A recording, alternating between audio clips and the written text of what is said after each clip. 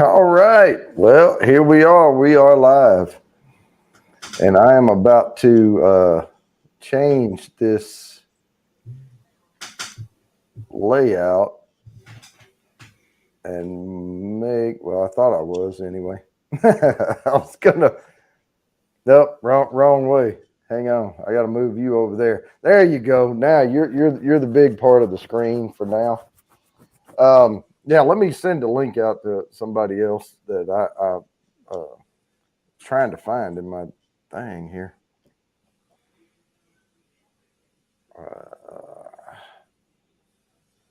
Got lost in the shuffle. Oh, there it is. Just in case. There. A few people have it. Just in case people want to join up here. And we're going to add Jimmy. What's up, Jimmy? What's up, boys? Hey, Jimmy.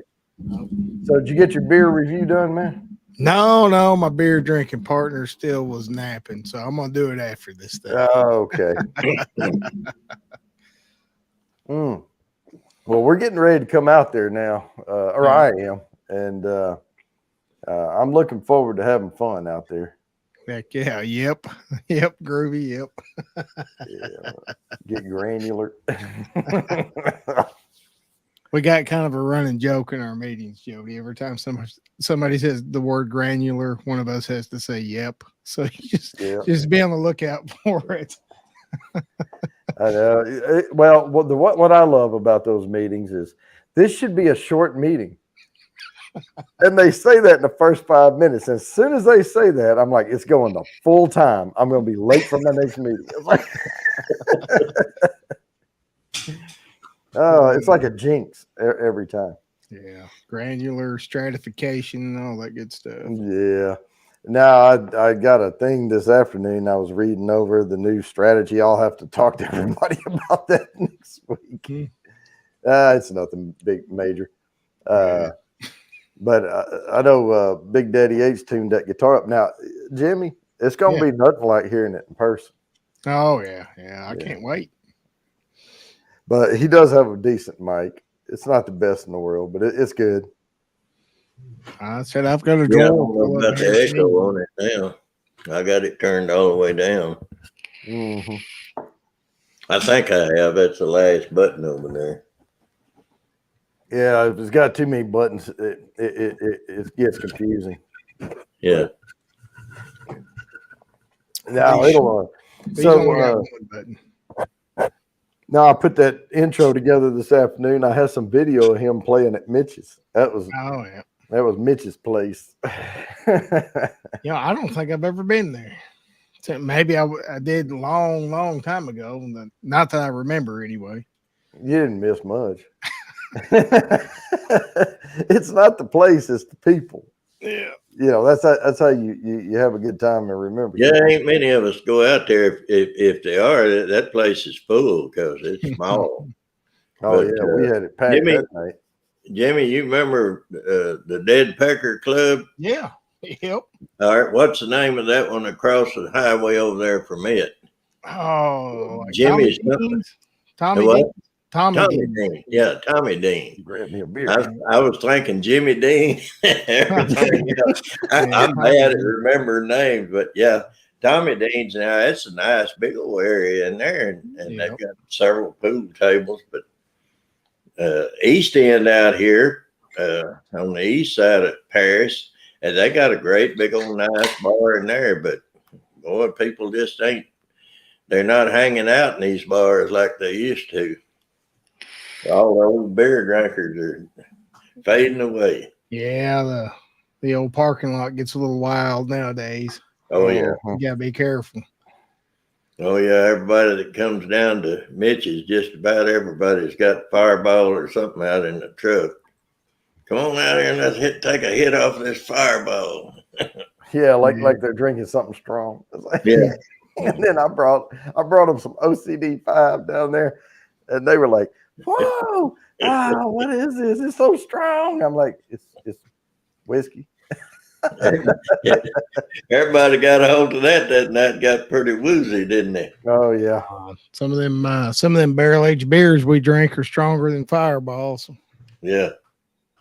Oh, there's Crazy Ann. I know what she's been doing all afternoon. She's been playing Minecraft with my wife. The crazy girlfriend. Boy, Yep. look at it. Smoochy. I don't stand a chance when you're up here, though. Oh, yeah. Crazy Ann's enough a woman for a whole bunch of us. What's up, Crazy Ann? How you doing? All right. So, Big Daddy H, you going to play something for us? Yeah, you want me to? Yeah, go ahead. Let's get this thing kicked off right here. I'm gonna mute up so I don't hit a big vape right in the middle of it. I'll see what I can do.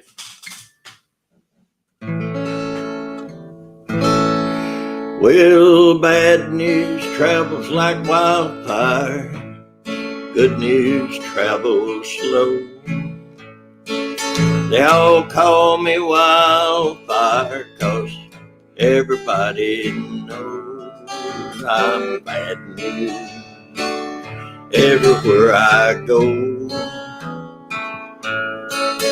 I'm always getting into trouble, leaving little girls that sure hate to see me go. Well, they tried to hang me in Oakland, they did in Francisco. I wouldn't choke, I broke the rope, they had to let me go, 'cause I'm bad news. Everywhere I go, I'm always getting into trouble, leaving little girls that sure hate to see me go. From east to west and north to south, the story's all the same. Every town I go to, I have to change my name, 'cause I'm bad news. Everywhere I go, well, I'm always getting into trouble, leaving little girls that sure hate to see me go.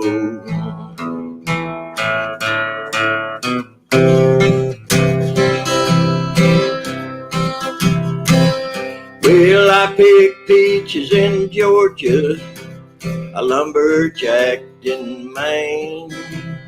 I've been hired and fired and jailed in every town you can name, 'cause I'm bad news. Everywhere I go, well, I'm always getting into trouble, leaving little girls that sure hate to see me go.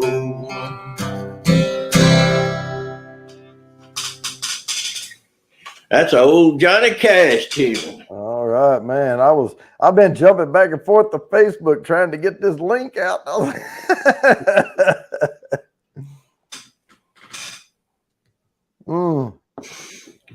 Yeah, I was sending it out to folks, and I haven't messaged one person in a while, and it was buried down there. Oh. And I was trying to scroll, and then finally I was like, what the hell did he call himself? It's not his name. It's not his other name. I think everybody's You name. figure out who it was? Yeah, I figured it out. I got it to him. Oh, there we go. That's better. Yeah, now. Oh, I figured something out, Jimmy. What's that? I got a dimmer for my lights over here, and right now they're on about 20%. I mean, that's how bright these little frickers are. But you see how my cheeks have this little shiny spot right there? Yep. Well, that's the best I can do. And I had adjusted them earlier, and I had on this light colored shirt or sweater. Yeah. And that goes away. When this is not dark down here, the camera readjusts. And then I look normal, but when I put the black shirt on, it goes bing. my big old shiny forehead. If I don't use like a damn yellow light, I look like I'm just glowing. But I mean, it's the best it's going to get. But I think it's doing pretty good for live stream because I like sitting up here. I like having all the space behind me when I'm up here on these lives. But now we'll get to another song here shortly. But I sent the link out to a few people. I didn't want to overcrowd us. I sent it to Chatio earlier too, and guess what he's doing tonight? What's he doing? Another date. No, I told him. I had to get that gum sweater off. I told. There's old Chatio too warm. Yeah. Hey, Sandy. Oh, what's up, Cindy? Yeah, Chatio said, I would come up, but I haven't. I said, don't worry about it, Chatio. I said, that date is way more important than hanging out with a bunch of hairy guys. Yeah, we ain't going to get you nowhere. Yeah, block. Yeah, Crazy Ann's got 3 of her boyfriends on this panel. Mm-hmm. I told her if she ever come to Arkansas, she wouldn't leave not single. Yeah. Crazy Ann. I don't know if Arkansas could take Crazy Ann. Nah. She would be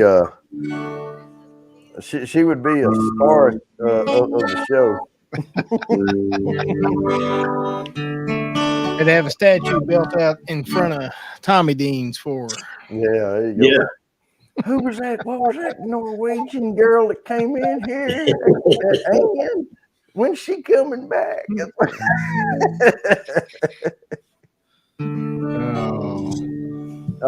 will be passing through here before too long, too. So.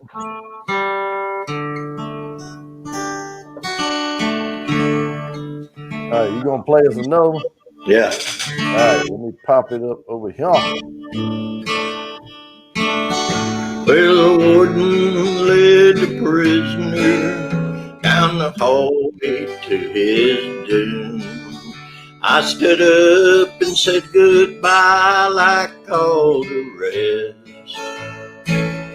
And I heard him tell the warden just before he reached my cell, let a guitar playing friend do my request.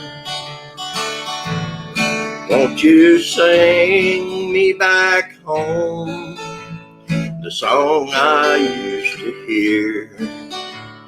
Make my old memories come alive. Take me away, turn back the years. Sing me back home before I die. I recall last Sunday morning, choir from off the streets came in to sing a few old gospel songs. And I heard him tell the singers, there's a song Mama sang. Could I hear it once before you move along? Won't you sing me back home the song I used to hear? Make my old memories come alive. Take me away, turn back the years. Sing me back home before I die. All right. Woo. All right. We're gonna be having conversation and songs every once in a while. Jimmy, let me tell you something. What's that? After being monetized on Bourbon Bounty over there, I come over here and I start trying to mess around on this Bourbon Bounty After Dark, and it's like going from a Harley to a big wheel. It's like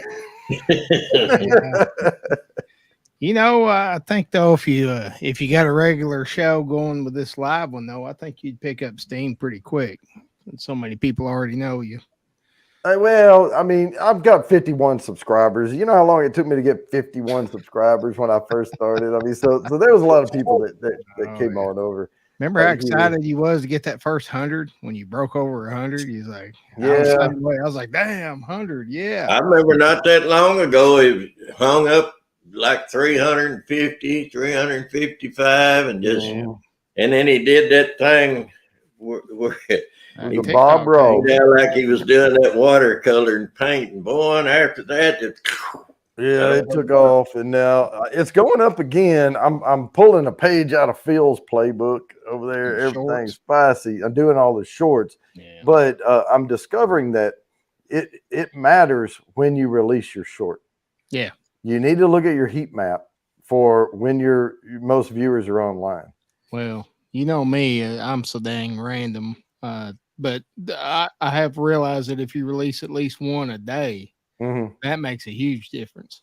Well, and it's easy if you go back to your old videos. Yeah. And like, you know how I do the slide bar on there? I've just been releasing that piece of it. Yeah. Well, let's go ahead and slide the thing. And then, while that's sliding, I just want to say blah, blah, blah. And then I cut it off at like 43 seconds or something like that. And people are digging that stuff. Yeah. Yeah, I went crazy with the shorts. I still do a lot of them, but mine are just like I said, they don't drive towards anything. They're just whatever random crap's in my head at that moment. Well, and what I get is I get 1,000, like 1,600 views on a short. Yeah, I'll pick up 5 or 6 subs off of it in that short amount of time. I thought you were going on a date. She delayed it.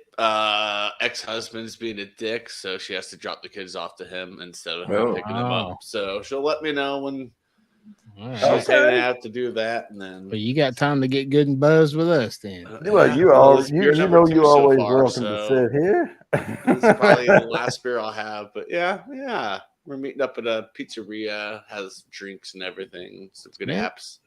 Been a little bit of a hot minute since I got to hang out with Chatty-O. So. I know. What the hell happened to what happened to Uno? You guys killed it.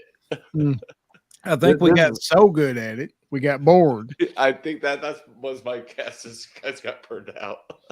Hey, Chatty-O, this is gonna be the last beer I have before I walk over that refrigerator and get another one. There you go. I don't know if I should. I mean, this is second beer, and I don't want to.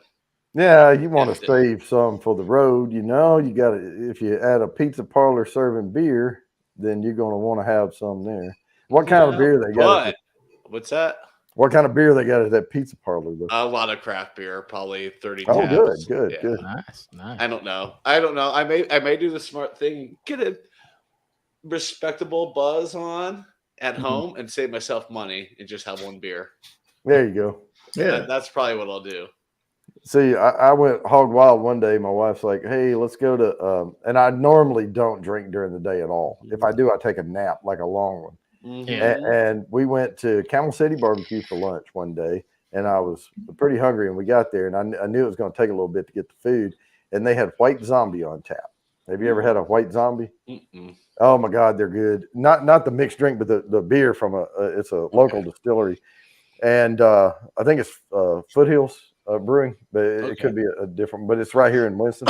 And man, they're light and airy, and it is kind of milky looking in the glass. It's not a real yellow beer. It's a very pale ale, and they're only about 5.2 or something like that. Before I knew it, and I was drinking them on tap, and before I knew it, I was like, come to drink it. I don't know how many. Yeah, I don't want that to happen tonight. Yeah.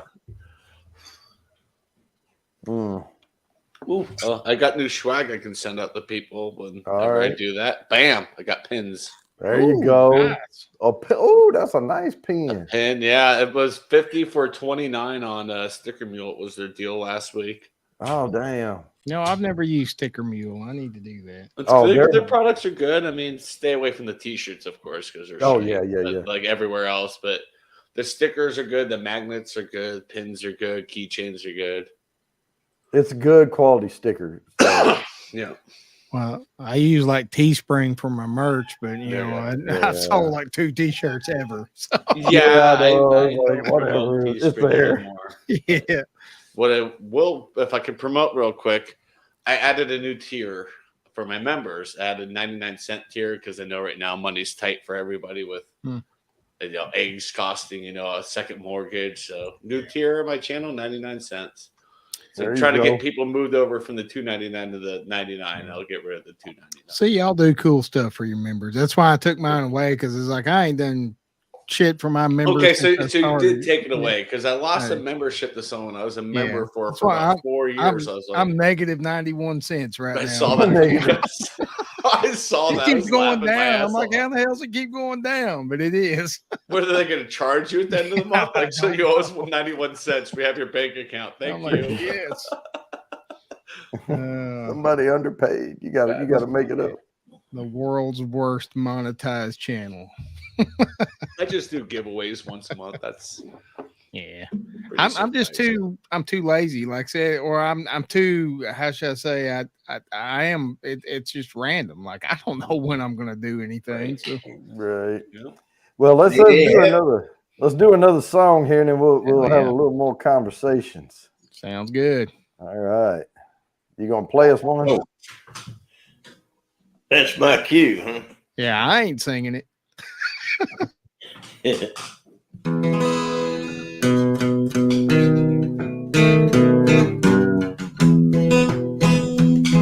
I hear the train coming, rolling around the bend. I ain't seen the sunshine since I don't know when. Lord, I'm stuck in Folsom Prison. Time keeps dragging on.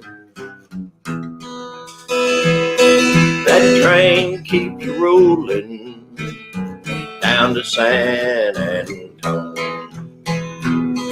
When I was just a baby, my mama told me, son, always be a good boy and never play with guns. But I shot a man in Reno just to watch him die.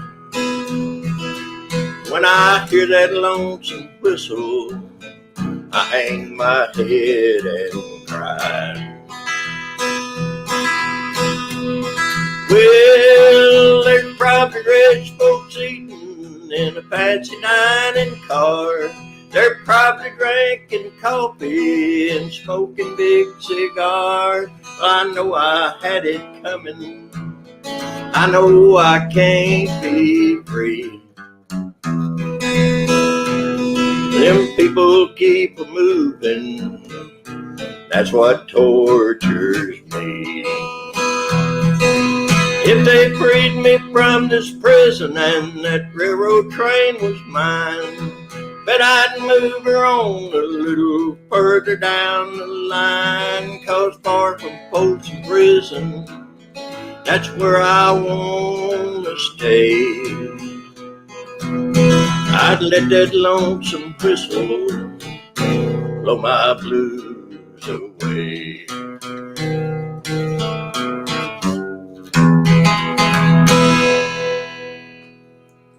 Thank you very much. Thank you very much. Right.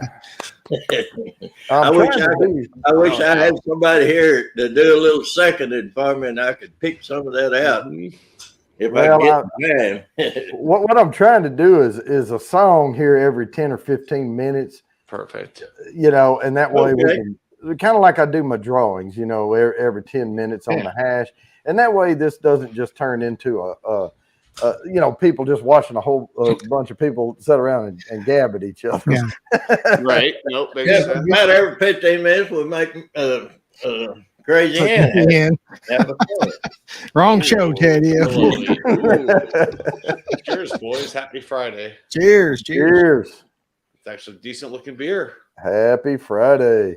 Jimmy's got that best beer right there. I do. Nice. I just Mountain Dew, McCormick's. Oh, yeah, the Outlaw. McCormick's vodka and Mountain Dew. That's that concoction. Tell you what, you suck down a few dude drivers, you're right as rain next time. Yeah.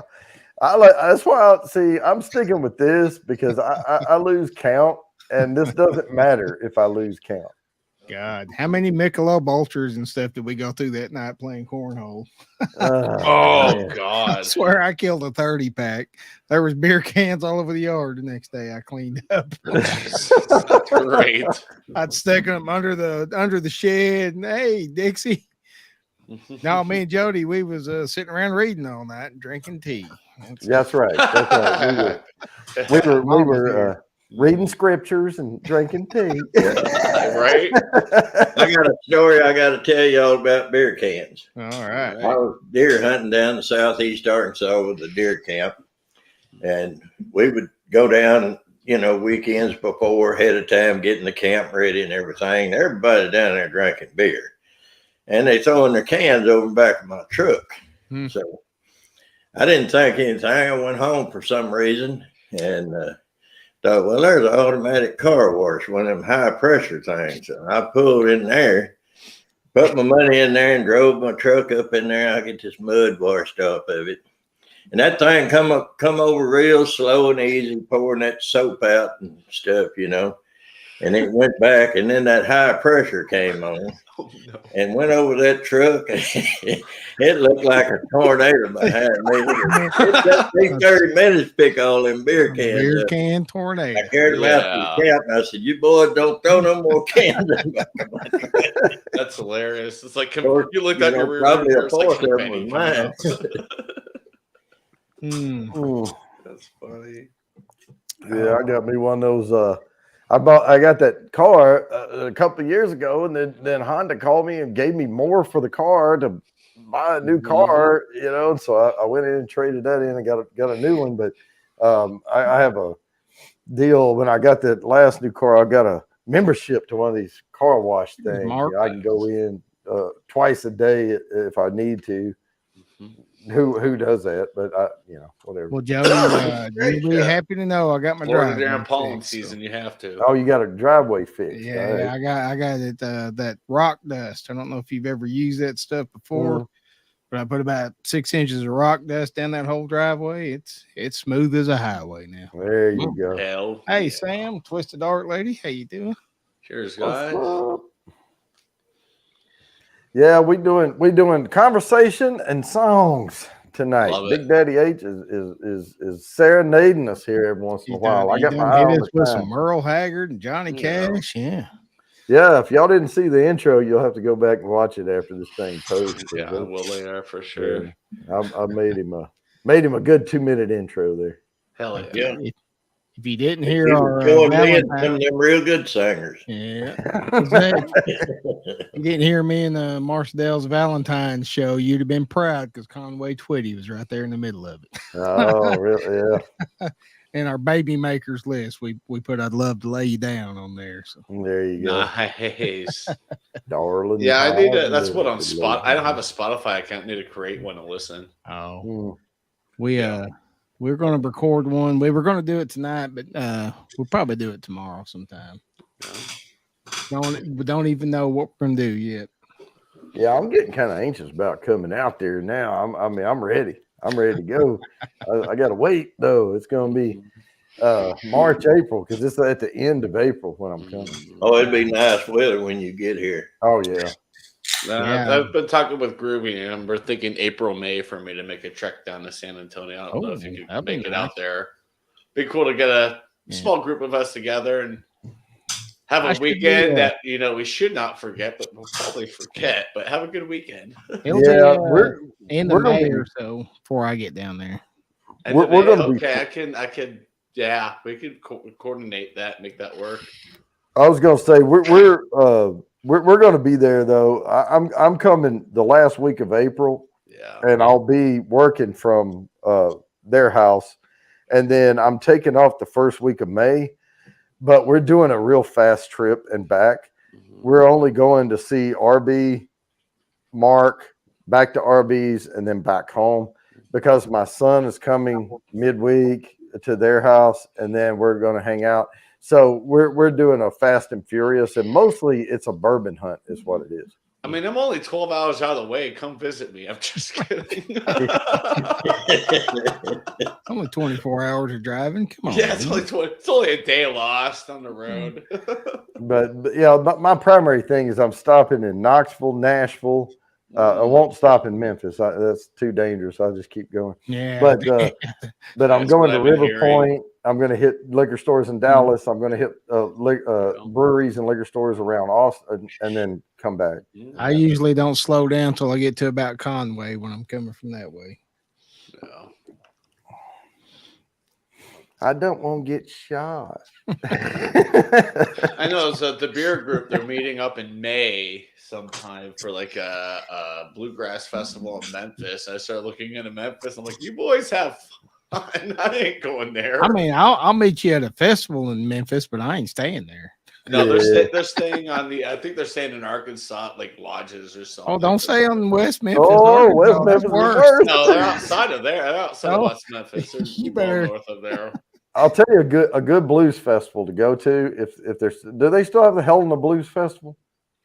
Maybe, I don't know. Helena, West Helena. West Helena's on the Arkansas side. Helena's on the Mississippi side. That is one of the best. When I was growing up, that was one of the best blues festivals they had. And it was, you talking about soul food, fried chicken, barbecue. Woo, you can get anything you want. Collard green. Yes, sir. Oh, sounds good. Remember, as a kid, I hated collard greens, but now I just eat them by the fistful. Big Daddy H waking up. He just waking up. He's got to get his motor running. It takes a little longer. Yeah, I got to get a little beer in and settle my nerves down. There you go. Sneak up on you this time of year. Well, when you're ready to sing another one, we ready to listen to it. All right, I gotta get my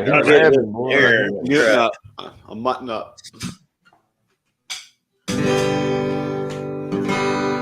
Well, I'm lying here with Linda on my mind. Next to me, my soon-to-be, the one I left behind. Lord, it's killing me to see her cry. She knows I'm lying here beside her with Linda on my mind. Now I know I once loved her. I place no one above her.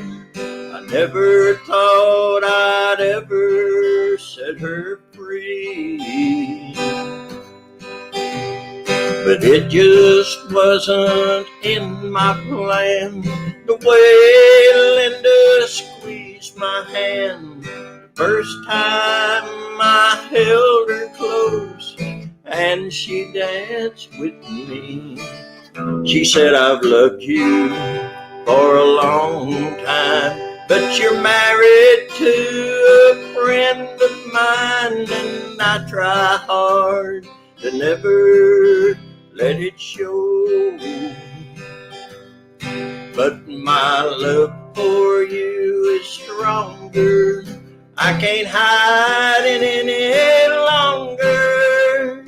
So I thought I'd better let you know. Now I'm lying here with Linda on my mind. Next to me, my soon-to-be, the one I left behind. Lord, it's killing me to see her cry. She knows I'm lying here beside her with Linda on my mind.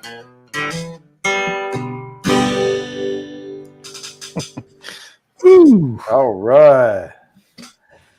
Yeah, you need to get my mother off your mind.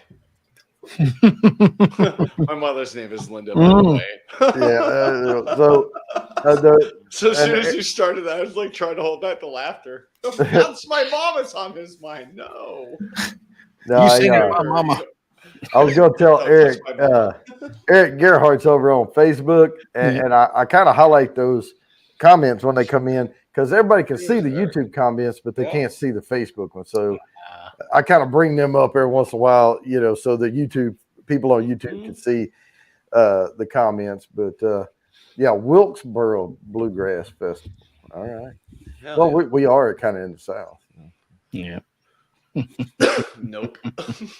I don't know where I stand. We're in a weird spot. We're more north. You're in a hub cycle over there. It's like I think the altitude gets to everybody. It does. Denver, you're definitely in the north. You go east outside of Denver. It's more like southern life out there. It's nice. Yeah.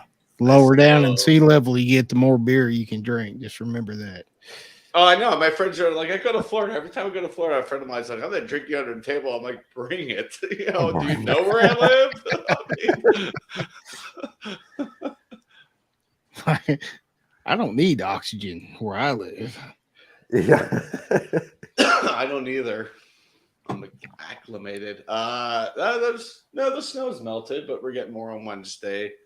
After it being 65 degrees on Tuesday, we're getting snow on Wednesday. I'm like, we had some hail and lightning the other night, but that's about as close as we got. Yeah, dang. Well, it was 70 degrees yesterday, and then today, well, it rained and then cleared up, and it was in the 70s. Jimmy, when did you get that lightning strike? That was night before last when those storms come through. Yeah, I caught you on Facebook out there showing it. Boy, I mean, that stuff can rip a tree, can't it? Yeah, it hit all three of them big old trees right by my driveway. I may have to cut them out. I'm just going to kind of wait and see this spring. If they leave out, then I won't worry about it. If they don't, then I'll have to cut them down. Yeah, that's firewood, though. Yeah, that's sure enough. Yeah, it is. Get that fire pit ready for the summer. You're good. Also, well, I tell you what, I heard stood up straight up. This boy cut some oak one time and it wouldn't hardly even burn. He said it's because it'd been lightning struck. So I don't know. You get it hot enough, it'll burn. Oh yeah. that thing shook the whole house, boy. It was just kind of. I imagine that was right there close. Yeah. I got out of bed and I was like, I better check, see if anything's on fire.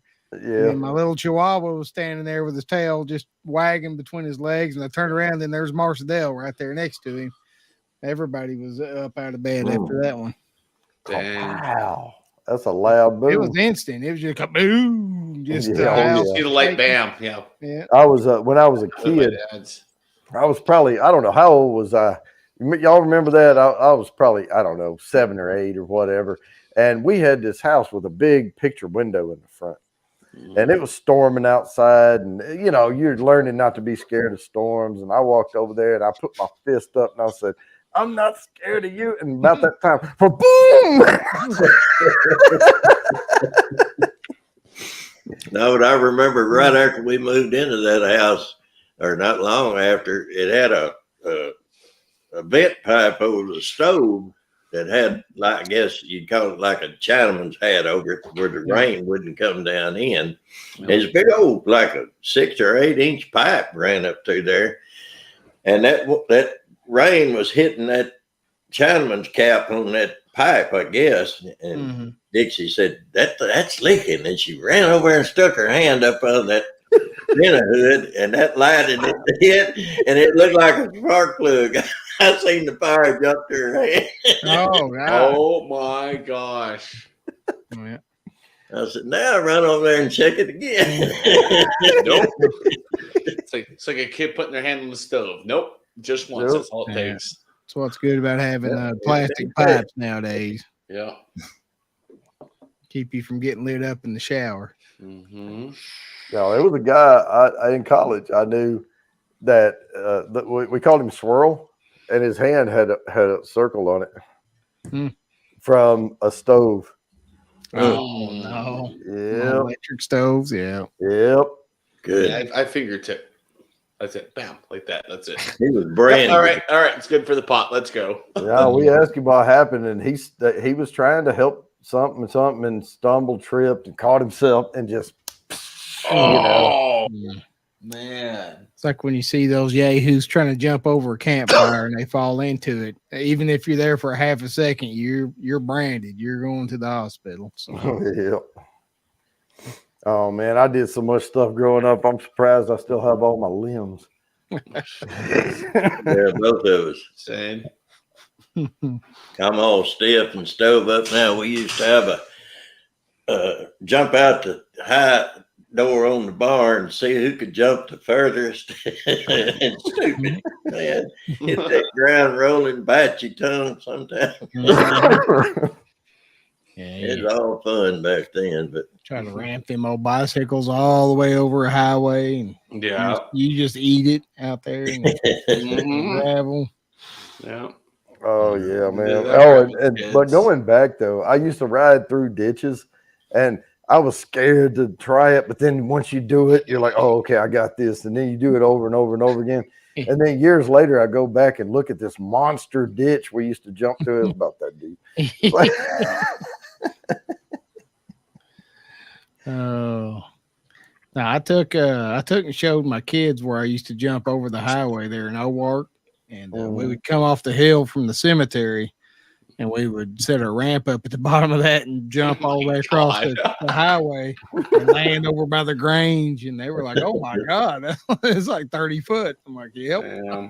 If you screwed that one up, it was. And you would always know. Wheels were still under you when you got over there. Like you would be in midair and you'd know, oh hell, here I go, leaning too far forward or whatever. Yeah, they were putting in a sewer plant. You remember that, Dad, across the field? Yeah, by the canal. Well, this was back when they were building it before they fenced it off and all that stuff, and they built all the levees up and everything, and we would go out there and ride bikes on that stuff and all that. And this one dude, he got going and jumped, and they had this. It wasn't active sewage, but they were prepping it for whatever. And he jumped on top of the hill and realized he wasn't.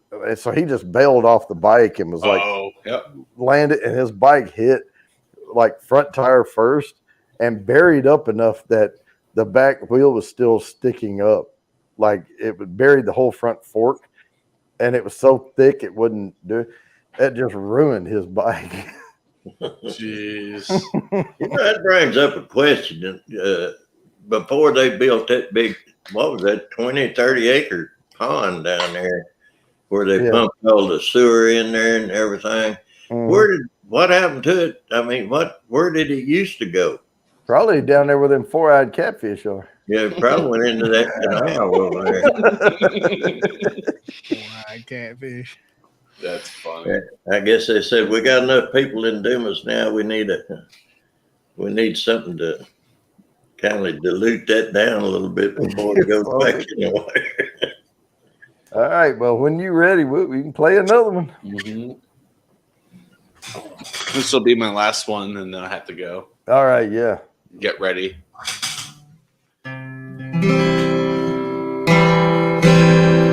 You're cheating hard will make you weep. You'll cry and cry and try to sleep, but sleep won't come the whole night through. Your cheating heart will tell on you. When tears come down like falling rain, you'll toss around and call my name. You walk the floor the way I do. Your cheating heart will tell on you. Your cheating heart will pine someday and crave the love you threw away. The the time will come when you'll be blue. Your cheating heart will tell on you. When tears come down like falling rain, you'll toss around and call my name. You walk the floor the way I do. Your cheating heart will tell on you. There you go. All right.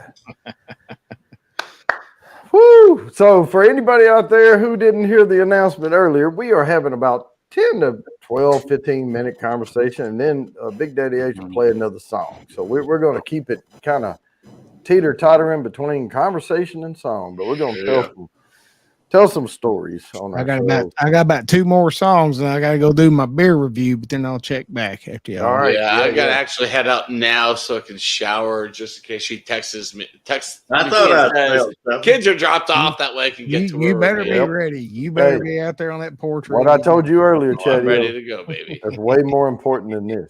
Oh, I know it is. It was nice having a beer with you guys. Get the nerves cut down. I'm good to go. Yeah, So good We got our Yeah. significant other, so you need to go find you one. there you go.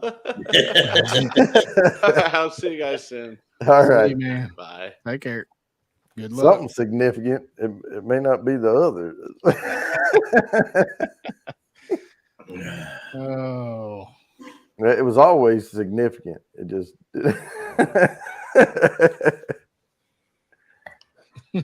yeah. Not that I remember. It's been so long.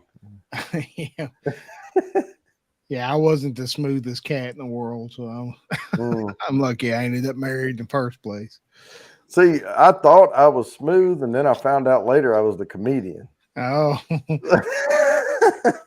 It's like, well, why did y'all like hanging out? Oh, he made us laugh. That's what. Turns out she just liked my little short legs and them BDUs. That's all it was. There it was. The way the boots looked like they were way too tall for you. Yeah, Jimmy, it makes you wonder, and then you look back at them old photos when you and your wife was young. Now I see what she saw. Yeah, I was a good looking boy. Look at that. Yeah, I didn't have all this gut. Yeah. Oh, it's funny looking back on them old pictures. I was about 150 pounds. She was about 89 pounds. Yeah, ain't that the truth? Yeah. We both looked like skeletons when we met. All the hair was still growing in the normal places. Yeah. Put a ball cap on. I'd have that big floof of hair coming out of the front. Yeah. Now when you go to the barber shop, or if your wife cuts your hair, whatever, she's got to cut about as many off your ears. Oh, ain't that the truth? That lady, she'll take that and go zoop, zoop, zoop, zoop, all around my ear. I know it.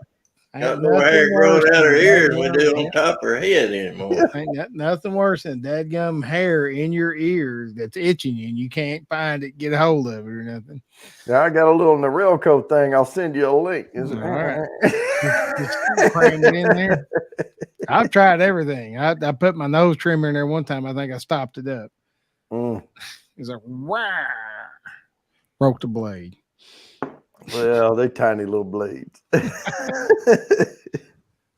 remember goodness. like the nose hairs when I was in like my mid 30s, and it's like one nose hair. Then the next day you wake up and you got a dadgum bush growing out of your nose. Yeah. Yeah, I got one of them things you run up in your nose, and I try to do that at least before I go to the doctor, because you lay back there and you don't know where they're looking. Oh, look at there. Look like a possum nest. My kids are trying to talk me into waxing my nose. I might do. Oh, hell no. No, just I shoot me. I don't like crying that much. Could you imagine that? Though? Just you can overdo it. You can overdo it. Try to get one, just jerk it out. Oh, snot and tears. It's probably like my left eye would sink in or something if they did it too hard. Well, what they used to say, the hair on the top of your big toe is connected to the base of your spine. You don't believe me? Jerk one out. Yeah. It's connected to your eye. It goes. You jerk one out, there's a tear fixing to come out. Yeah, it's connected right here.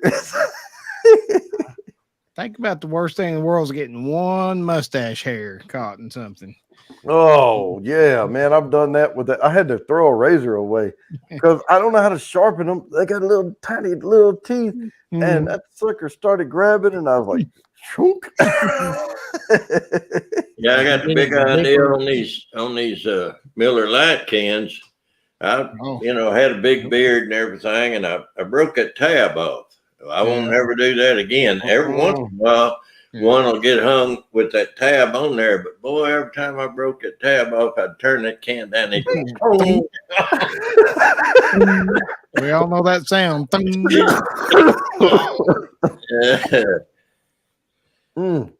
Yeah, you hear it. Hang on, I gotta. Yeah, I understand. Now that's one that you hear it. Two guys down, and you turn around, somebody's over there going, "Oh." And they're froze up for a second. And you can see that little tear welling up in their eyes. Yeah. Oh, don't worry, it's the music. He's thinking about some old gal. Woo. Man, I don't know what hit me, but it sure did. Mark said he had to go take a shower. I bet he was working today, Jody. Oh, probably. Yeah. He going to take a quick shower. He may jump up here. I'll send him the link, so he's got it. But yeah, we'll keep this thing moving. I'm trying to remember. I think it was, we got a few more minutes. If I'm trying to watch for 7:55 is what I'm looking for. All right. Because it's tough because when I do my spin, you see it only takes 30 seconds or so to do the spin. Yeah. And then I set the next one up, but it takes like 3 minutes to play a song. Yeah. So I can't just say, well, every 10 minutes. Yeah. Because then we're running. Well, you can take a countdown counter and save it as a GIF and then put it up there as your brand icon in the corner. Yeah. And then it'll have your whole countdown going. But then I won't have TVMA up there.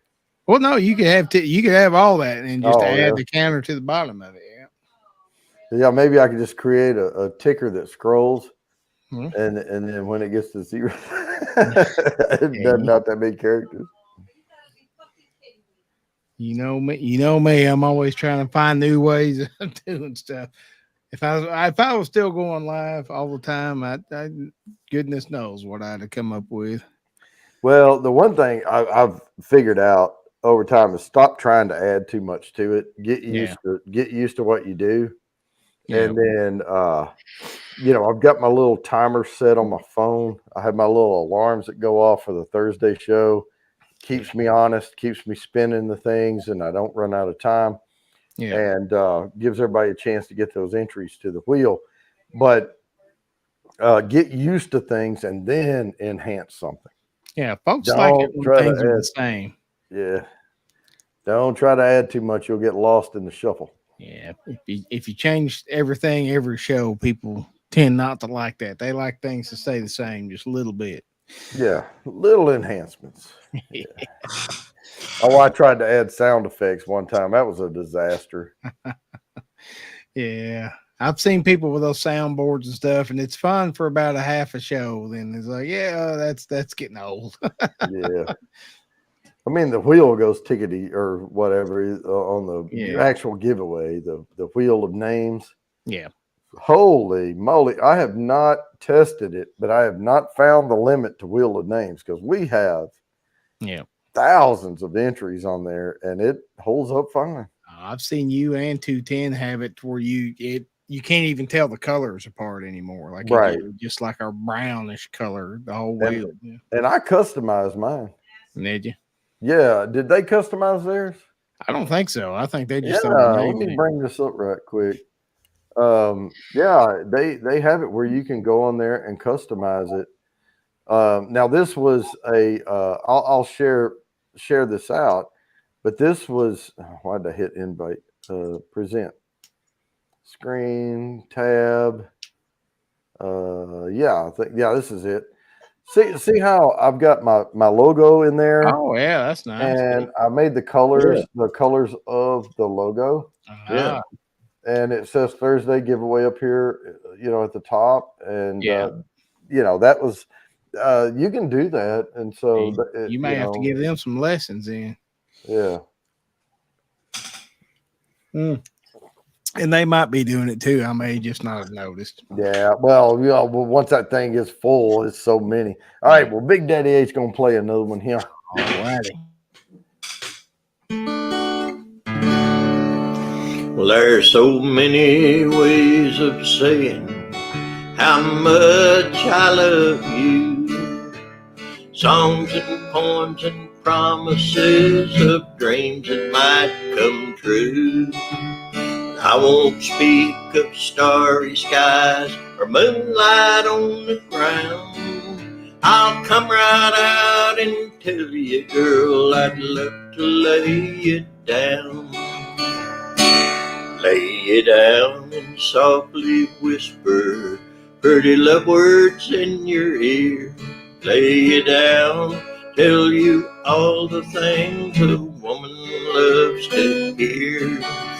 I'll let you know how much it means just having you around. Oh, darling, how I'd love to lay it down. There's so many ways your sweet love made this house into a home. You got your way of doing little things that turn me on. Like standing in the kitchen in your faded cotton gown, with your hair all up in curlers, I'd still love to lay it down. Lay you down and softly whisper pretty love words in your ear.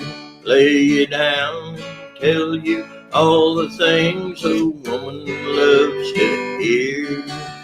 I'll let you know how much it means just having you around. Oh, darling, how I'd love to lay it down. When a whole lot of Decembers are showing in your face, your auburn hair has faded and silver takes its place.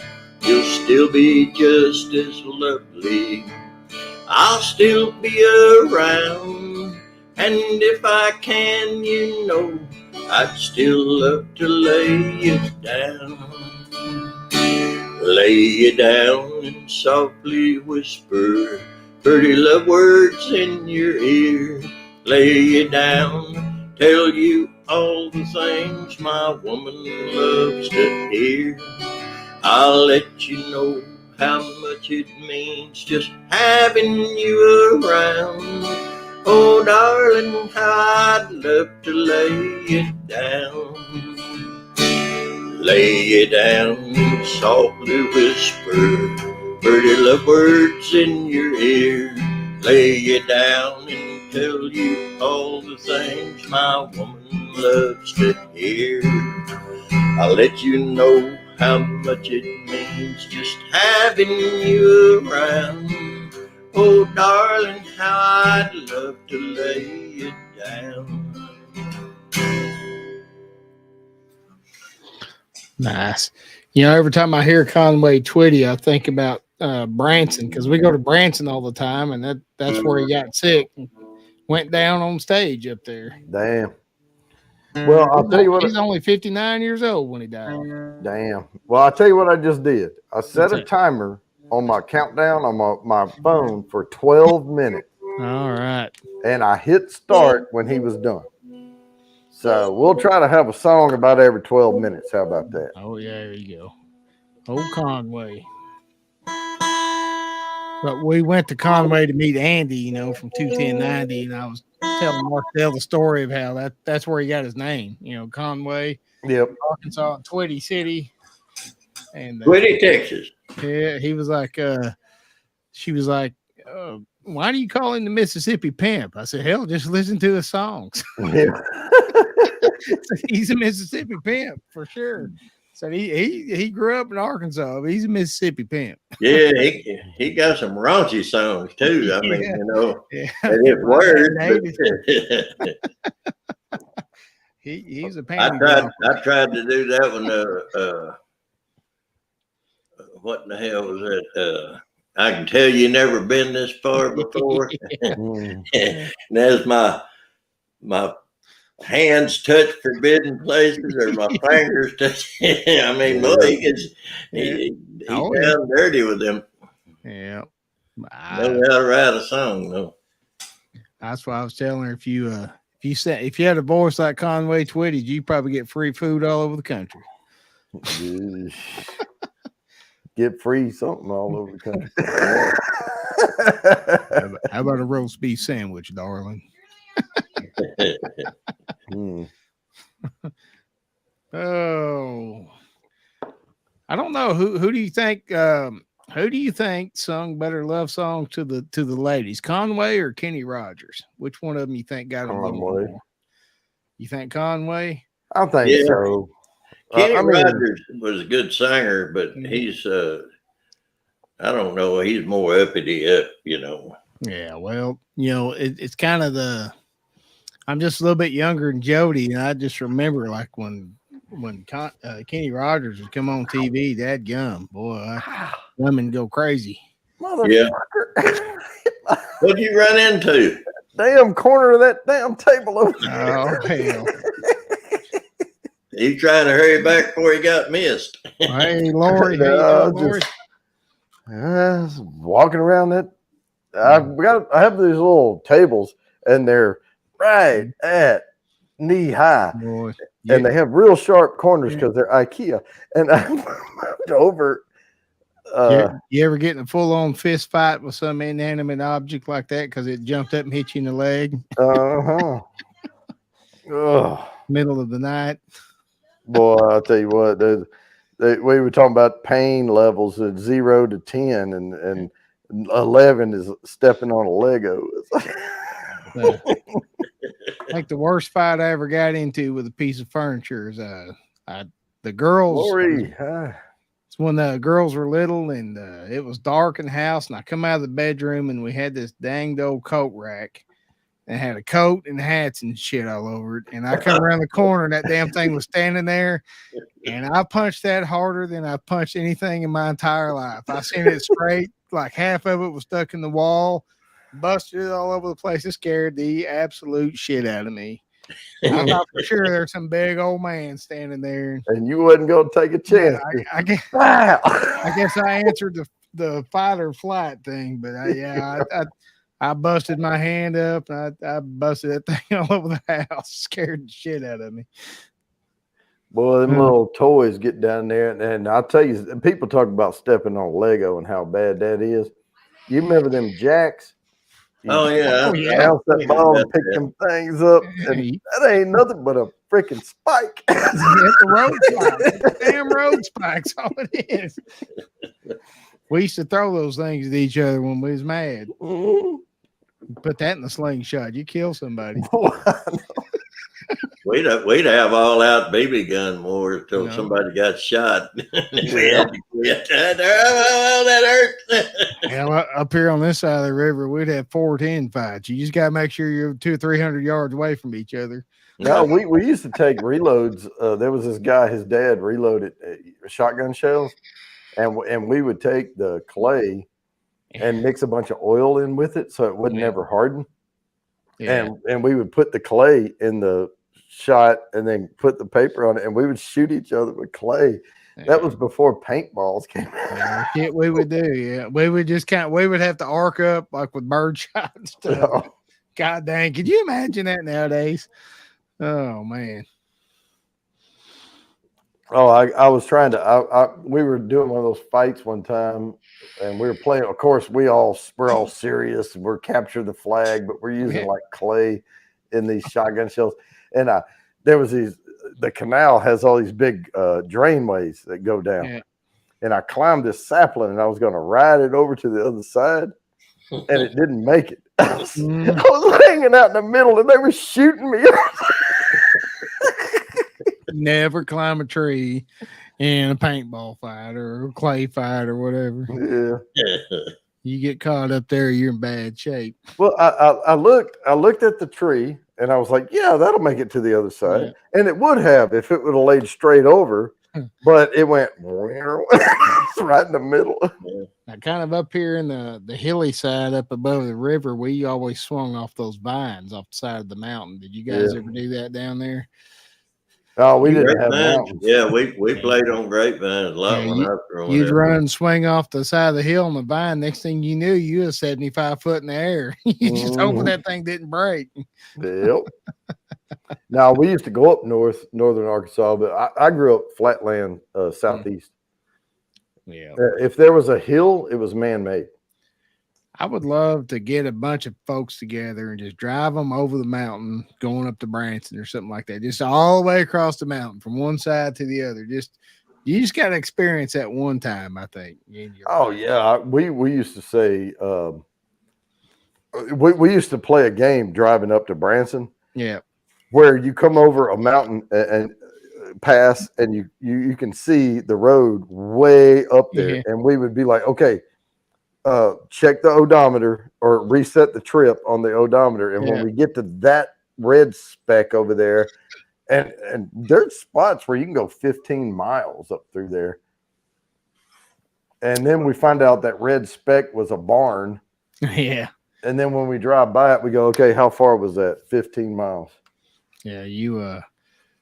The old way, like where you would go through Jasper and all that, and then over the Harrison and then up to Branson. That's still fun, and the Arkansas Grand Canyon's there and everything. But we always take the shortcut through Ponca, and you would be amazed at how touristy and how built up that is now. There's just big resorts and stuff all through there now. Oh, they're always going to take advantage of that. Same thing with hot springs. Yep. You used to be going to hot springs and what was it, Lake Catherine, and because there's 3 lakes there. It's what are the 3, Dad? It's Washita, Catherine, and Hamilton, ain't it? Hamilton, Lake Hamilton. That's one. Chris's house is on Lake Hamilton. Oh, there was down there 2 dams. Yeah, you remember when we went up to Selig's and spent the weekend up there? Yeah. I think that's Lake Catherine down there. And then the big one is Washita, Lake Washita. When I worked for the shoe plant here in Clarksville, we had a factory down at Lake Catherine, and I would always have to go down to Lake Catherine, then over to Mount Ida. Yeah. And then all the way back up. That was my routine every day, 5 hours of driving. So. But that Arkansas River makes a lot of, I know that's not affecting that down there much, but up where y'all are in between you guys right now. Yeah. There's a lot of tributaries coming off that Arkansas River up through there, and there's nice lakes up in there. Well, I grew up on the Little Mulberry, and you can follow that thing all the way down, but I think you can run it all the way through Alma. That's a beautiful little river, though. Yeah, that's when I die and I get cremated or whatever. That's what I've always told people: just dump my ashes in Little Mulberry, because that's where I come from. So let me float. Don't tell nobody. You get in trouble if you tell somebody. Just dump me in the water up there by Owark and let it go. Well, all right. Yep. I'm gonna listen to this song. Now I'm gonna go do my beer review. Then I'll swing back to see if y'all. Okay, sounds good, man. Sounds good.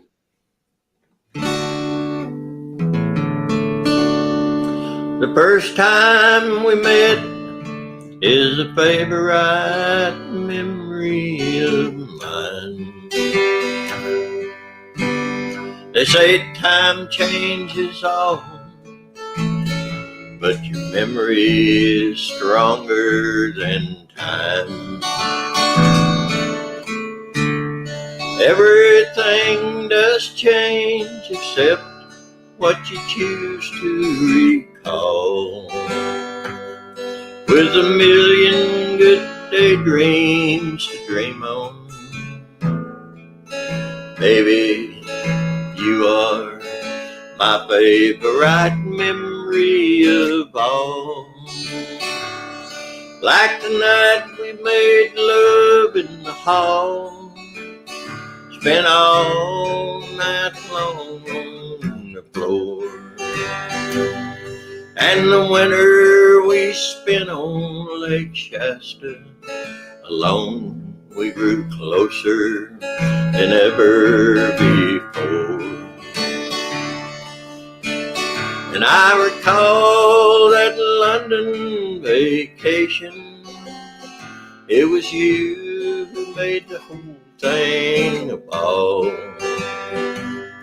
With a million good daydreams to dream on. Baby, you are my favorite memory of all. And the first time we met is a favorite memory of mine. They say time changes all, but your memory is stronger than time.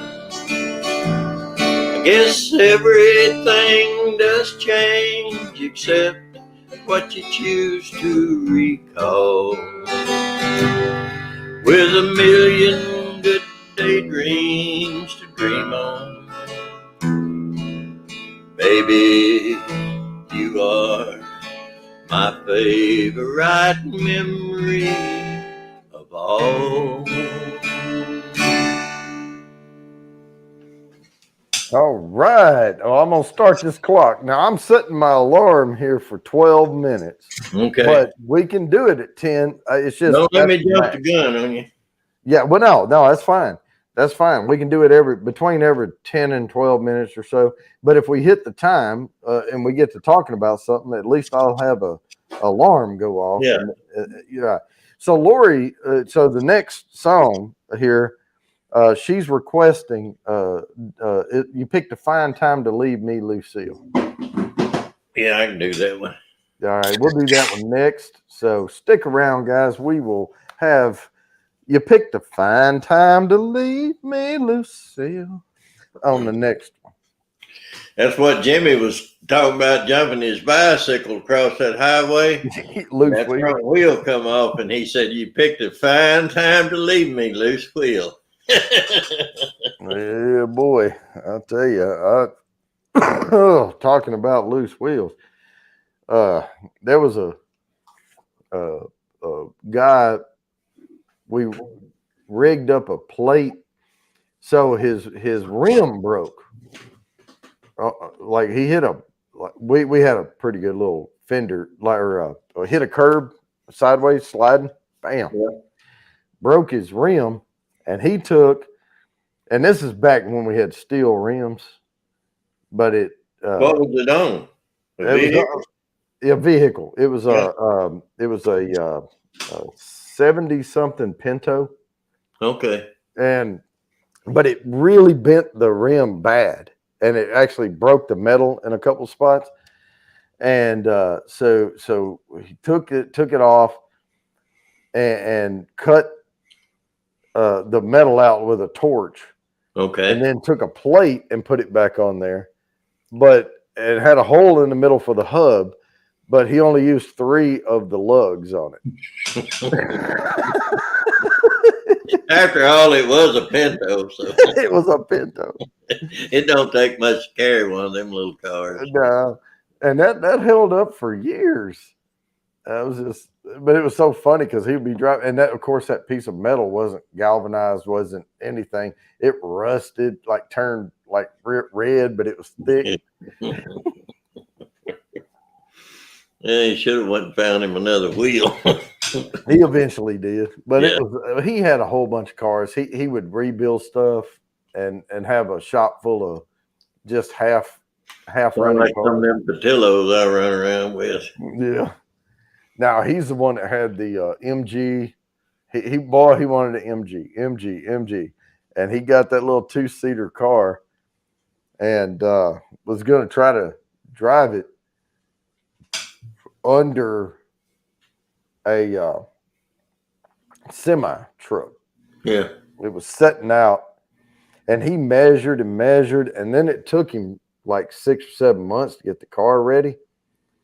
And he's like, no, it'll fit, it'll go. And he drove up through there, and at the last second he ducked, and it took the whole windshield off. Well, what happened was that truck bed sat there so long, it sunk in the ground, and the tires went flat. Should have remeasured. And he's like, no, I got this.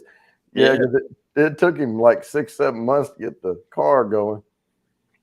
And he's like, no, it'll fit by 2 inches. And that was the thing, is he wanted it to look scary. Oh, it looks scary. All right. I'll be right back.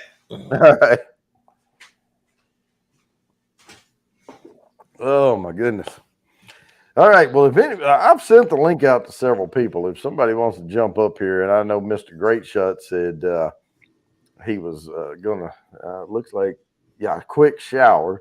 I did send it to some more folks. No Groovy got it, and some other folks. So if y'all want to come up, I'm keeping my Facebook open just in case I get a bing. But yeah, we got a few people here. We got seven more minutes to show or so. What's up, Mark? Hey, how you doing? All right. Still get hair still wet from the shower. Yeah. And I'm out here in the garage where it's nice and cool. There you go. That's all right. It's gonna be next week. I think it's supposed to be in the 80s or something here again. Yeah, we're making a pretty quick trip of it when I come down there. But Mom had a little tumble and then another little tumble, so we don't want to leave for too long. Yeah. But just in case. But now there's family and stuff around in the area that she'll be fine. But that's good. Yeah, we'll. But now but my son is also coming, and I want to not just spend my whole week off driving either. Yeah. And but like I said at the beginning, this trip is mostly about bourbon hunting. I need to get several bottles and put back on my, build my shelf up some more. Well, what are you looking for down here? Is what I don't have. So no, I'm going to pick up another TAH rye. Hello, Mark. Hey, man, how you doing? I'm doing tolerable well. There you go. I'm fair to middling myself. TAH is Tawakaro. Okay. And it was made in Grapevine, Texas, and now they say somewhere else, and I don't remember the exact name, but they just kind of moved their operation. They got a distillery in Grapevine, Texas? Yeah, that was Tawakaro. That's my favorite rye to use with an old fashioned.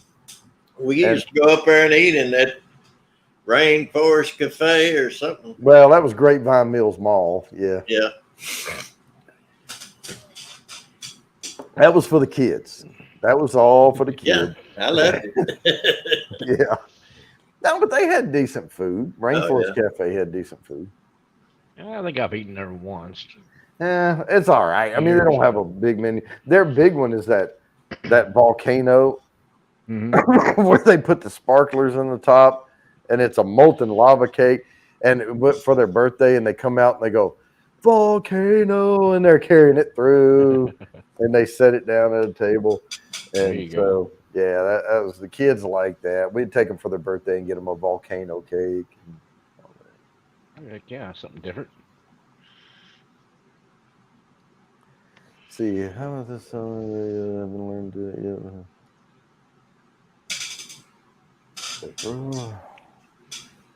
Oh, goodness. I'm not sure what. Yeah. All right. So I'll have to chat with Lori behind the scenes or something. But you got 4 minutes to get ready for. Okay. Find time to leave. Drink a beer then. There you go. Yeah, I'm watching the stream on an Apple iPad. Yeah. It's got its limitations on some stuff. Oh man, I was getting ready for this stream, and I have that Bourbon Bounty After Dark channel, and it has 51 subscribers or whatever, and it's not monetized. And I was like, wow, I don't have any of the bells and whistles.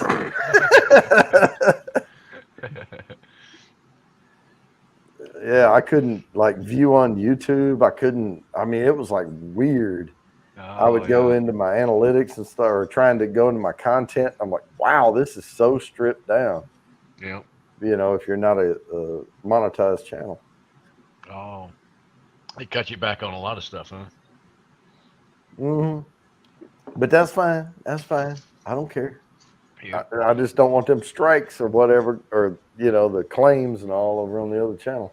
There you go. Now, if you did you see the intro? No, I missed it. I was still working. Once it posts, I'm telling people go back and watch the intro again, because I did an intro for him, and I put it together this afternoon. Okay. Like an hour before the show, and I got it all ready. So it's not like fantastic, but I've got it fading in and out between him and different country singers pictures. Oh, cool. And I found a picture of the Bellamy brothers, because he likes to sing that old hippie. I'm just an old hippie, and life is just a bust. Well, but the Bellamy brothers was the only picture that was in color. So I did I black and whited the picture in Adobe, with the overlay, or it's a effect setting you can drop in there. But I thought it looked good. I wanted to keep it consistent. I didn't want it fading out and going into a full color picture. Yeah. You were talking about some of those lyrics earlier that were kind of raunchy and stuff, one of the raunchy guys that I remember listening to was David Allan Cole. Oh, well, yeah. Oh, yeah. He's tough. He had that one album, boy. Oh, that one's rough. Beer penis. Well, that's different there. What's that? That's Rodney Carrington. Rodney Carrington, but hey, close. Someone got that one song that says, "If that ain't country, I'll kiss your ass." Yeah, but I like that one. That's a good tune there. Yeah, Rodney Carrington, man, he was a comedian. Yeah, and that was his whole shtick. Is he wasn't a country singer; he was a comedian that would sing spoofed ass country songs. Yeah. On there. Titties and beer.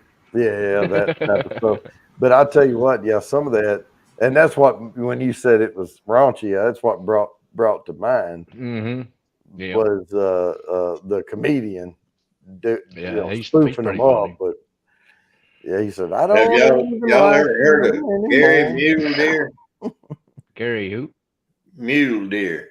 Gary Mule Deer. No. Google it sometime. Pull up. He got a little axe. He does.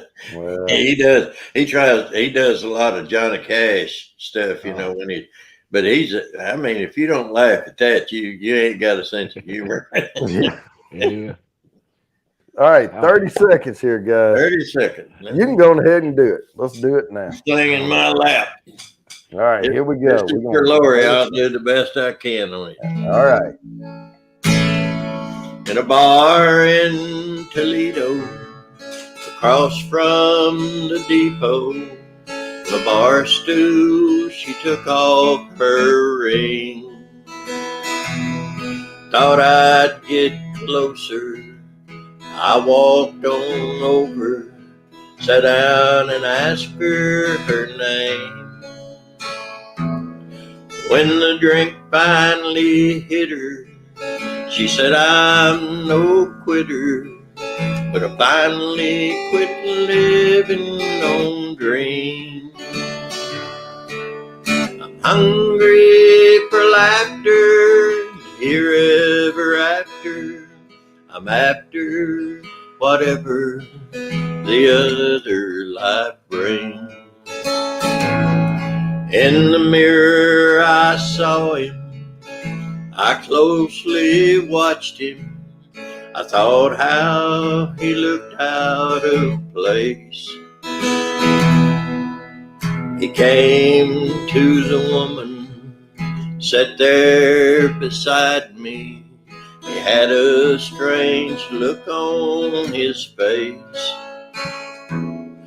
His big hands were calloused. He looked like a mountain. For a minute I thought I was dead.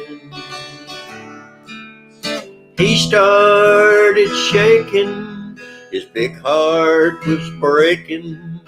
He turned to the woman and said,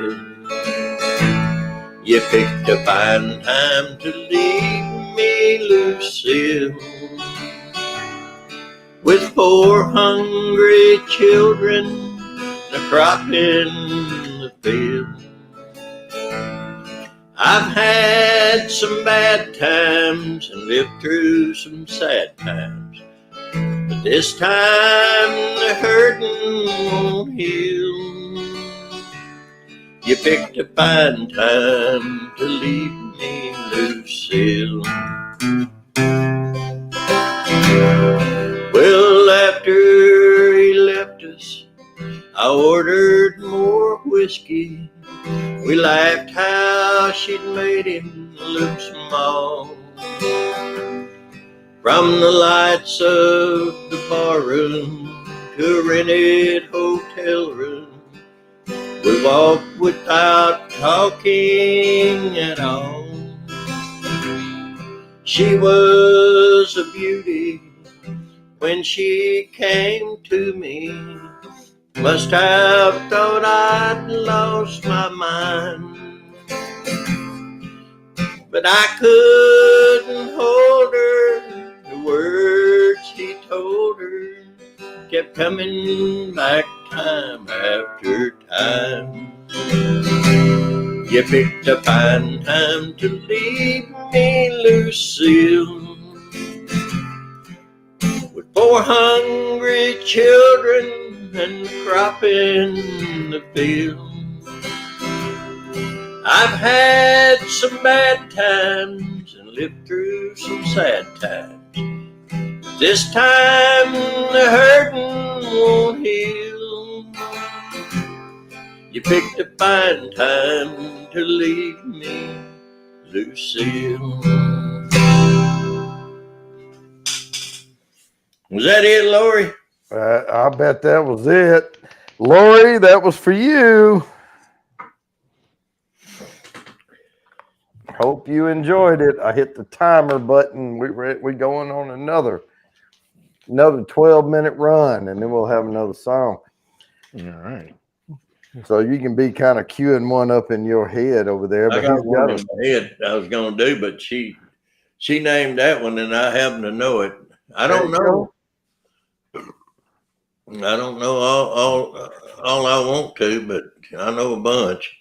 Yeah. But a lot of songs I know other people and they don't know them. I played 2 songs out at the bar one night, and I said, I'm going to play a couple songs. Y'all tell me who wrote and sung them. And, neither one of them didn't know it, and they were both Hank Williams songs. Senior or junior? Senior. Okay. Well, and sometimes it's good when you play stuff that people haven't heard before. Yeah. And you put your twist on it or whatever, and because then they're not comparing you to anything in their head. Yeah. You're just singing a song.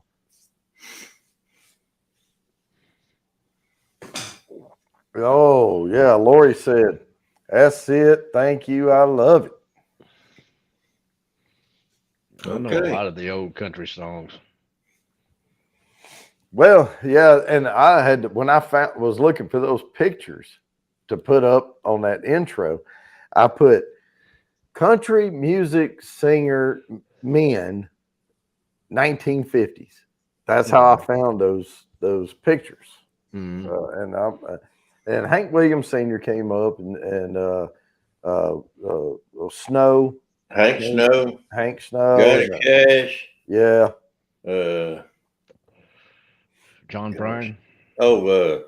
Ernest Tubb. Now I never did like his. We used to call him the old Bull Moose. Bull Moose. He had his unique way of singing, but I never did get into a lot of Ernest Tubbs. No, it came up with a bunch of stuff in black and white, and then Bellamy Brothers. But I knew because I searched for. I'm just an old hippie because you sing that song. Yeah. And so I found out, oh, that's Bellamy Brothers. So I got a picture of them, but they didn't have a black and white, so I had to make it black. Yeah. Remember hearing anything from the Everly Brothers? Yeah, but never did get into much of it. They got a lot of songs that you got to do a lot of quick chord changing, and I know my boss at AVA, he loved to play, just sat around. And in fact, he came over to my house one day. Me and him, Jody, sat and played and sang. He wouldn't sing nothing. He just said, "Cecil, do you know?" Yeah. He let me sing it, but he told me one time. He said, "I would love to get into some Everly Brothers." And I said, "I'm willing to learn," Yeah. But yeah, they were just down the road from where I was raised. Well, at one time, if I ain't mistaken, the Beatles, they didn't call themselves that, but they said something about they were the 4 Everly Brothers. So, yeah. But Ringo, he beat them drums. He didn't sing much, but then after they broke up and everything, he came out doing some country stuff. If I'm not mistaken, I think he did that song about the movie. They're gonna put me in the movie. Yeah, they're gonna make a big star out of me. The problem with Ringo Starr, and I read a couple of articles, not just one, but one of them was Rolling Stone, and I read a couple of other ones on him that he was the rudest son of a bitch you ever want to meet. Really? I figured he'd be the cool dude of the bunch. Nope. They said all the rest of them were gentlemen, the English gentlemen, just they would take time. And he was rude. And he was rude. He didn't want to take him around behind the cook shed then. Yeah. we learn around there and do an attitude adjustment. Yeah. Yeah, but we can learn. What's that? At my age, I guess. Well, all of them. I tell you what, all of the Beatles. In one thing I read, they dogged on the hippie culture in San Francisco. Yeah, they're like, wow, that was too much for them. They're like, no, these guys are just.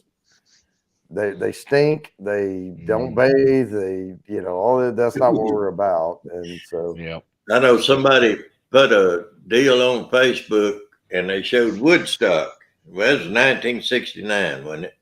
And they showed all them people out there, and they said that their quote was, "There's never been a time when so many people were in one place." And they all were, like at peace with each other. And I said, "Oh, I imagine there's a few ass whoopings took place there." Yeah.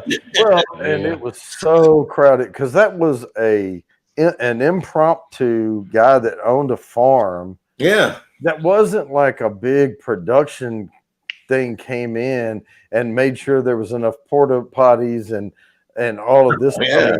People were starving out there. I bet that's a stinking place too. All that free love and no bathing. You can keep that free love. Yeah.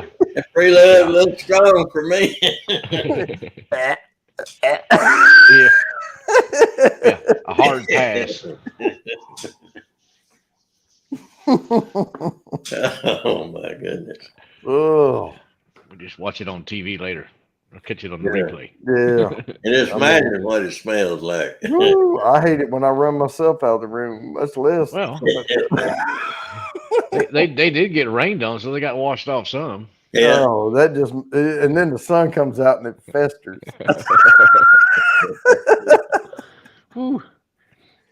all that They go down the creek and take a bath. It'd be like, you see that movie Cold Mountain? And that old boy had a dead bull in his creek, and it was fouling his water going down to his house. And that one old guy, he had a crosscut saw, and he said, "Well, we'll cut." They sawed that old bull in two and drug him out of that creek. Ooh. I imagine that water'd be pretty foul down below Woodstock there if they got in the creek and took a bath. Yeah, know it. Oh, that would, yeah. Woo. I'm glad we passed that phase. Yeah, we had a place between it was between Monticello and Warren, where the Saline River runs down through there, and about once a summer, Daddy would, he'd load all us kids in the car.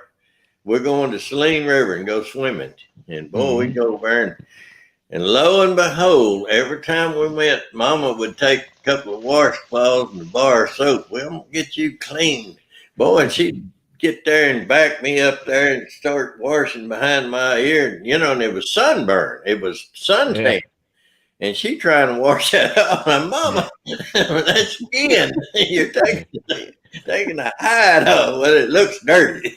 That's suntan. Leave it alone. Yep. I want you to look milky white. Oh, yeah. That ain't gonna happen. Well, okay, for me, yeah, you can see. What's her time look like? 3 minutes. All right, that's good. No, I'm hardly ever milky white.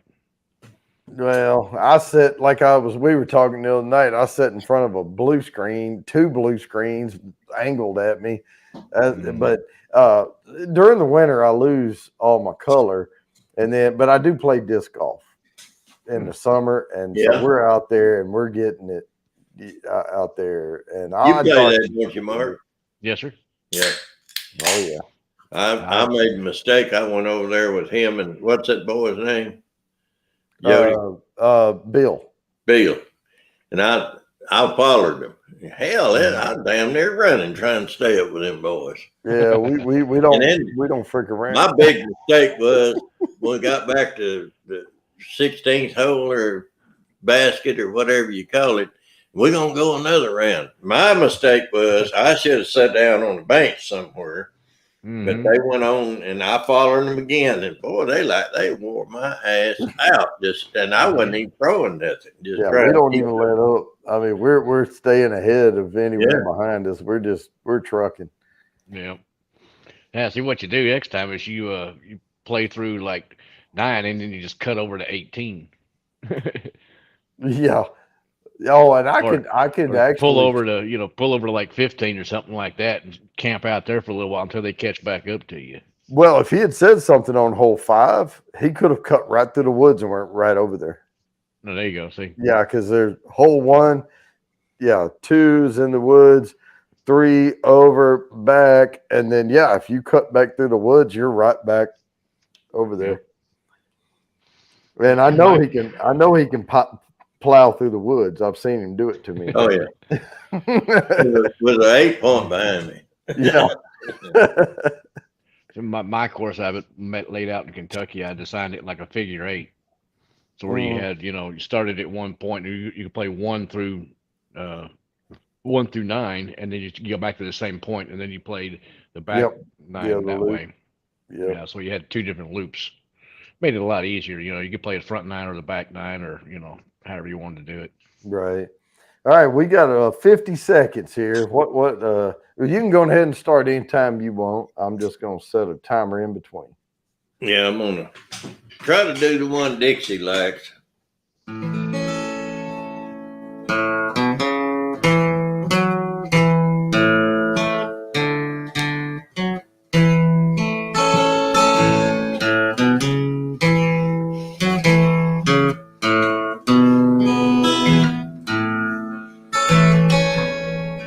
Well, I've held it all in words.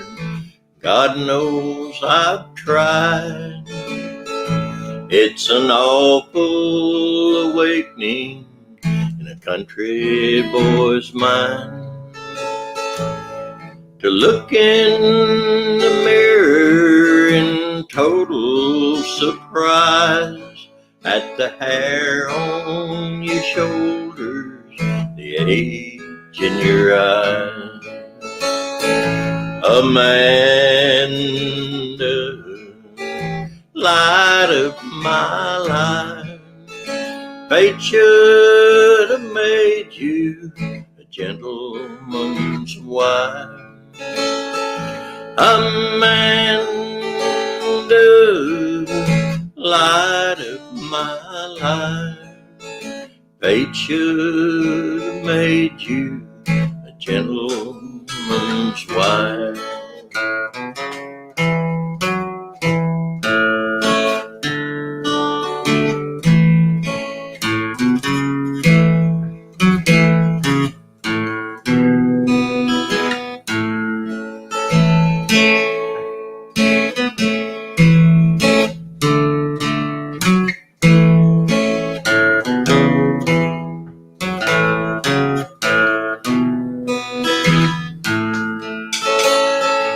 It's a measure of people who don't understand the pleasures of life in a hillbilly band. Got my first guitar when I was 14. I finally made 40 and I'm still wearing jeans. Amanda, light of my life. Fate should have made you a gentleman's wife. Amanda, light of my life. Fate should have made you a gentleman's wife.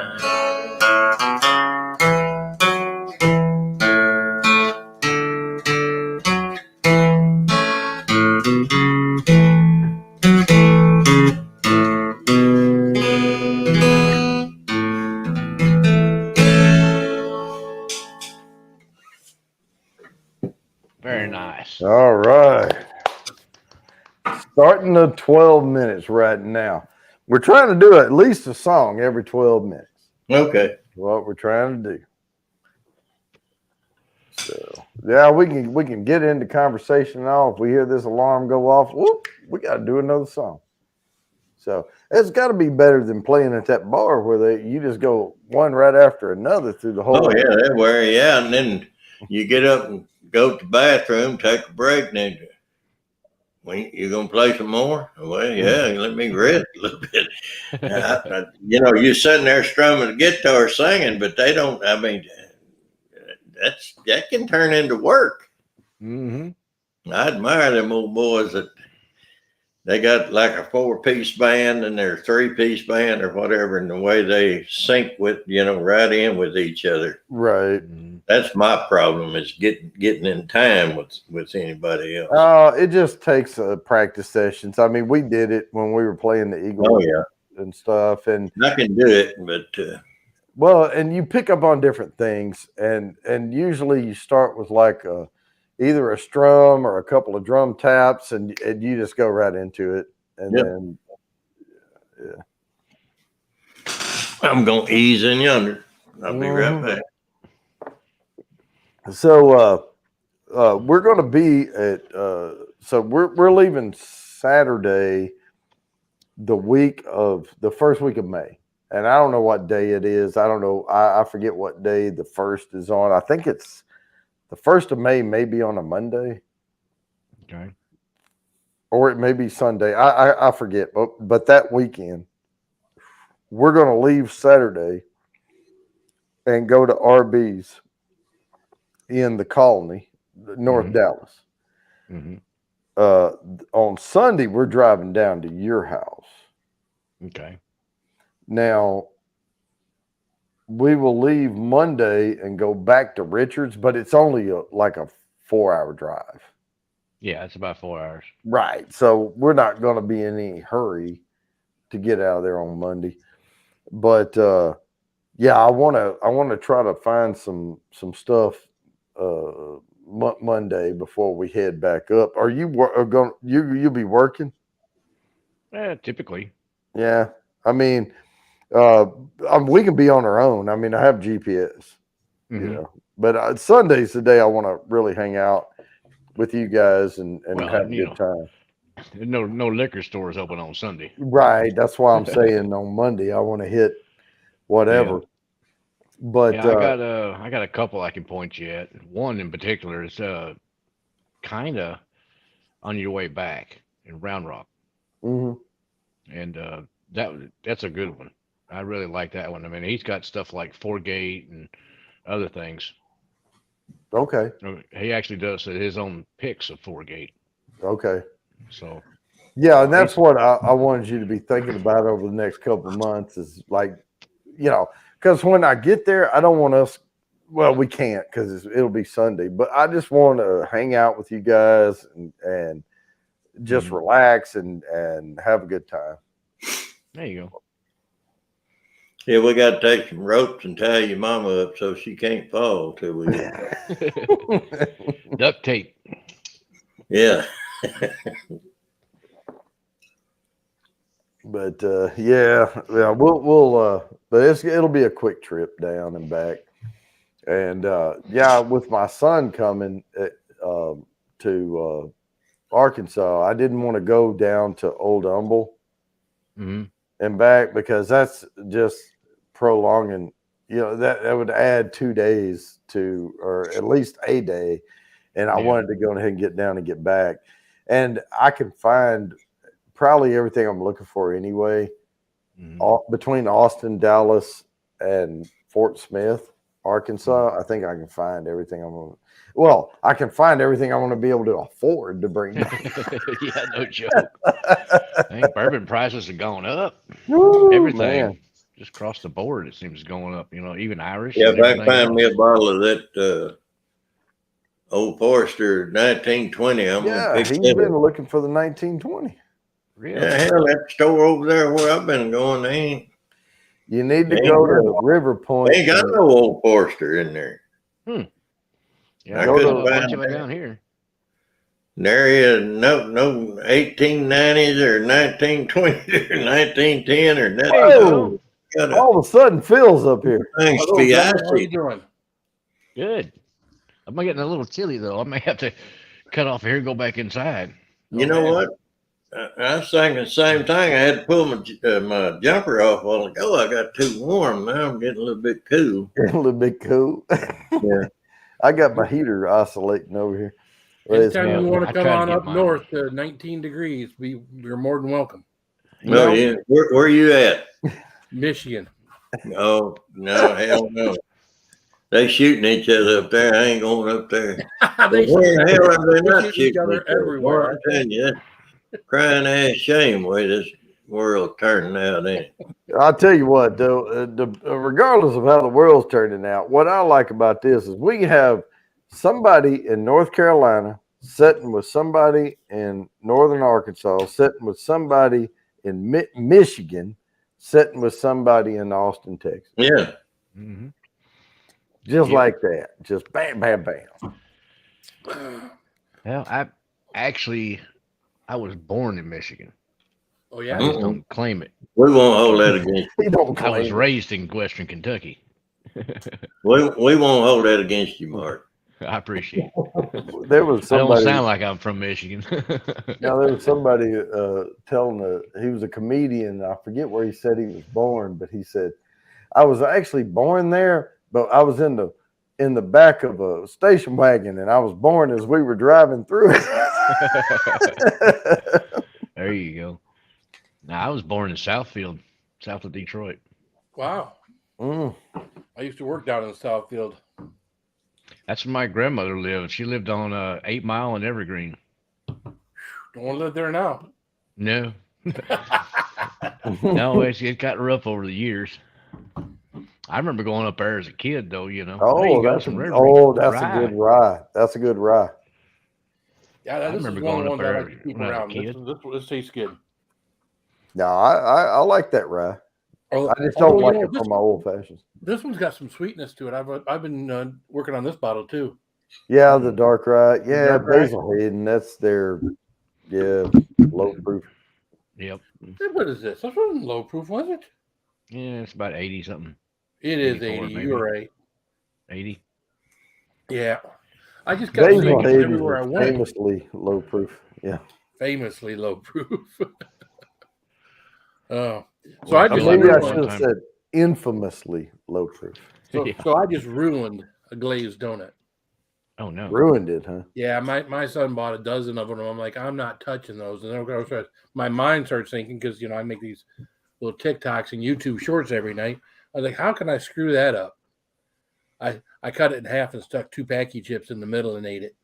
Oh, Worse. My mouth is still tingling a little. yeah. Yeah, they had the Dunkin' Donuts or Krispy Kreme or somebody came out. I think it was Dunkin's or something came out with that didn't last very long. It was a donut cheeseburger. Oh, well, we've got a place here in Michigan that does that. Ugh. Yeah. But they actually did a ghost pepper donut at Dunkin' Donuts. And there was no heat to it whatsoever. Matter of fact, it didn't really taste like ghost pepper. It was that's been about 2-3 years ago.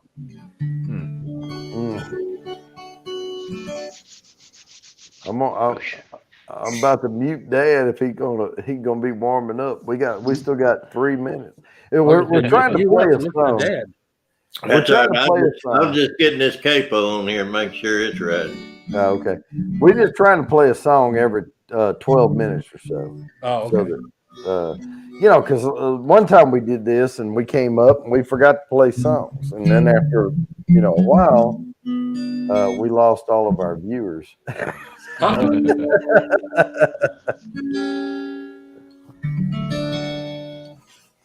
were expecting you to play music. No, but he's got he knows plenty of songs, but he's got his little playlist. But yeah, we were talking earlier about. I ain't got no playlist. Well, in your head. I'm just working out between my ears tonight. Well, that's all right. But you have 12 minutes in between songs to come up with a new one. So plenty of time. I've been playing with one of them old Statler Brothers songs. I'm gonna try it. Okay. Y'all can let me know. Whatever.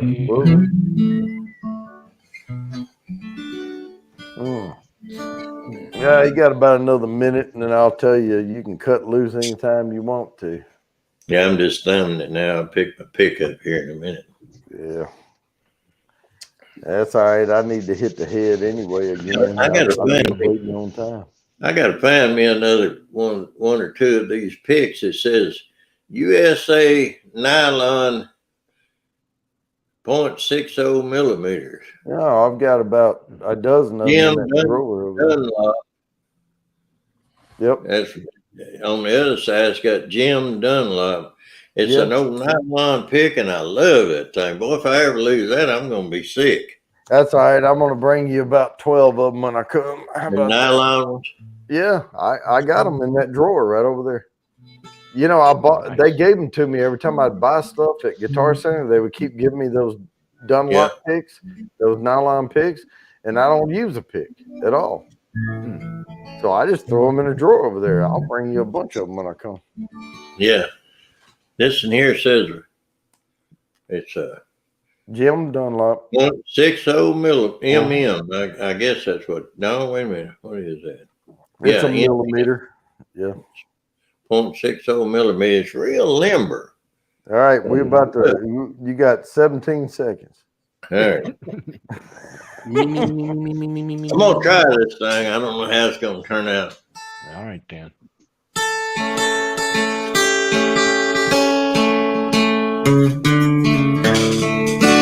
Well, I keep hearing you're concerned about my happiness. All that thought you're giving me is conscience, I guess. If I were walking in your shoes, I wouldn't worry none. While you and your friends are worried about me, I'm having lots of fun. Counting flowers on the wall don't bother me at all. playing solitaire till dawn with a deck of 51. Watching, smoking cigarettes and watching Captain Kangaroo. Now don't tell me I've nothing to do. Last night I dressed in tails, pretending I was on the town. Long as I can dream, it's hard to slow this swinger down. Please don't give a thought to me, I'm really doing fine. You can always find me here, having quite a time. Counting flowers on the wall don't bother me at all. Playing solitaire till dawn with a deck of 51. Smoking cigarettes and watching Captain Kangaroo. Now don't tell me I've nothing to do. Well, it's good to see you. I must go. I know I look a fright. Anyway, my eyes are not accustomed to this light, and my shoes are not accustomed to this hard concrete. I'll just go back to my room and make my day complete. Counting flowers on the wall don't bother me at all. Playing solitaire till dawn with a deck of 51. Smoking cigarettes and watching Captain Kangaroo. Now don't tell me I've nothing to do. Don't tell me I've nothing to do.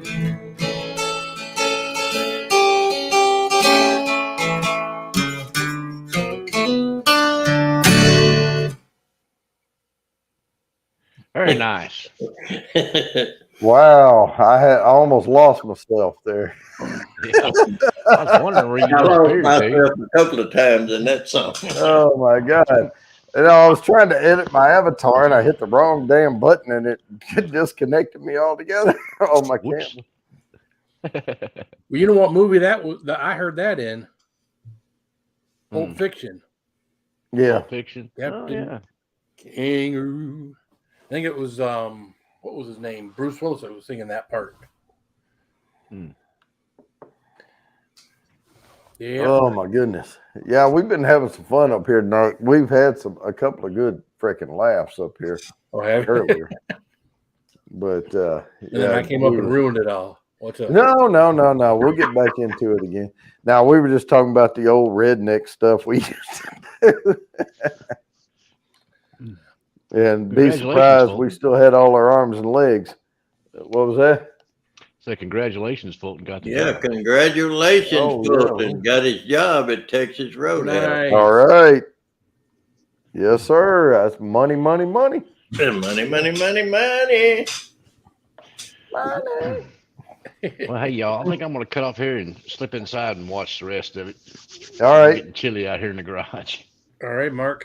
Yeah, But if it'll you warm find a up here place next to week. join back in later, join back in. You always welcome back up.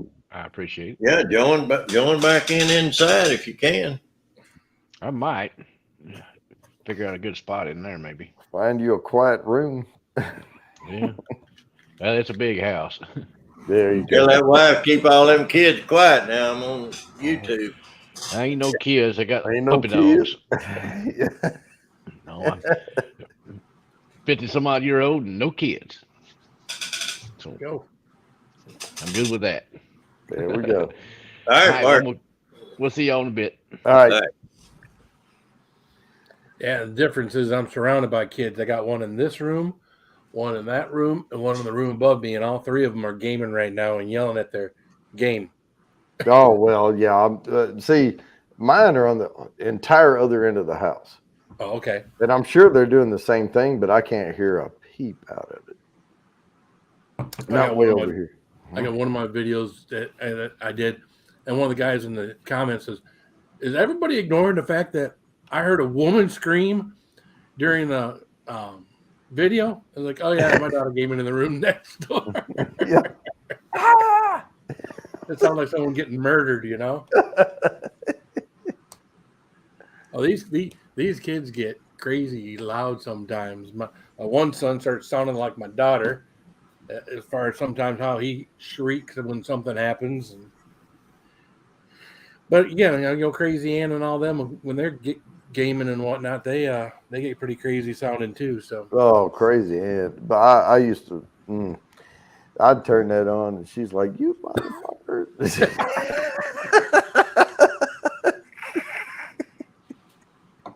They don't realize how loud they are because they got their headphones on. Right. So they don't realize how what their volume is. So there Oh my God. Oh, and her and Marcel and Teresa get going.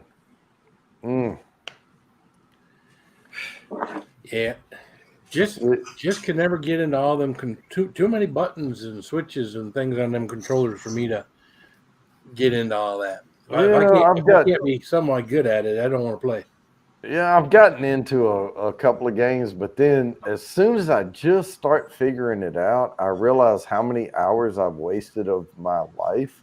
And then I'm like, oh, in order to get good at this, I have to not have a life. And then exactly. You talking about wasting time. You remember when that damn old Rubik's Cube come out?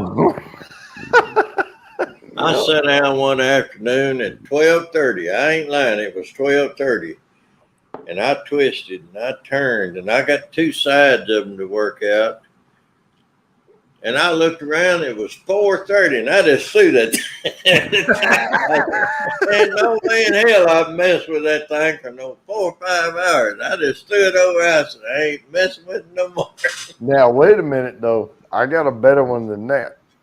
We got an Atari, and you were sick, and I was sick, and Mom went to work. Yeah. And we were up early in the morning. 8:30 we started on that. And the next thing I know, I looked around, my wife was coming home from work. And he's like, "Why are you doing home so early?" And she's like, "This is what time I get home." 4:30, what do you mean early? We done sat there and played that thing and never even got hungry because we didn't stop and eat. Shooting them damn no Martians down. Face him, baby. So were you doing something? Were you alternating or were you playing together? No, we're together. We played together. You pick. Then we'd play a little bit of ping pong or tennis or whatever it was. But we'd always go back and them things. And every time they'd get lower, we'd stand there. They'd always get you on the end. No, we would start off with you take one of the shields there and you shoot a hole straight through it, and you just start picking them off through that, and then eventually they eat your shield up, so you move to another shield and eat a hole through that, and then at that last one, that's why you want to leave one up high. Don't kill that one up there, and they'll still move slow. Yeah. You kill that one, and all of a sudden this one goes,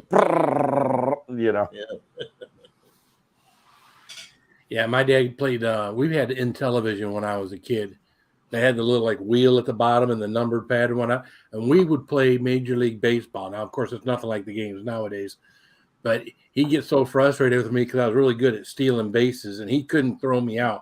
And I would steal a base, and he'd miss it, and he'd try to, and we both of us sit in that living room, get to laughing, and heck, this was, I was it's probably 1980 when we were doing this. Yeah. So, man, wow. I played Castle. It was some kind of Dragon Quest or something on Atari. Okay. Gosh. And it was it wasn't the first, because Duke Nukem was like the first scrolling, like you figure the map out type thing. But Castle Quest or whatever it was called with these dragons, and it was very pixelated. You were a square, and the dragon would come in, and it was crude and very rudimentary, but yeah, you had to find keys and open gates and get the goblets and all that stuff. It was just enthralling because I'd never seen anything like that before, but I got over it.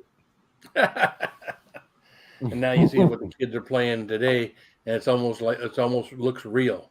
Oh, I know. I see commercials for it. It pops up all the time on my Facebook feed.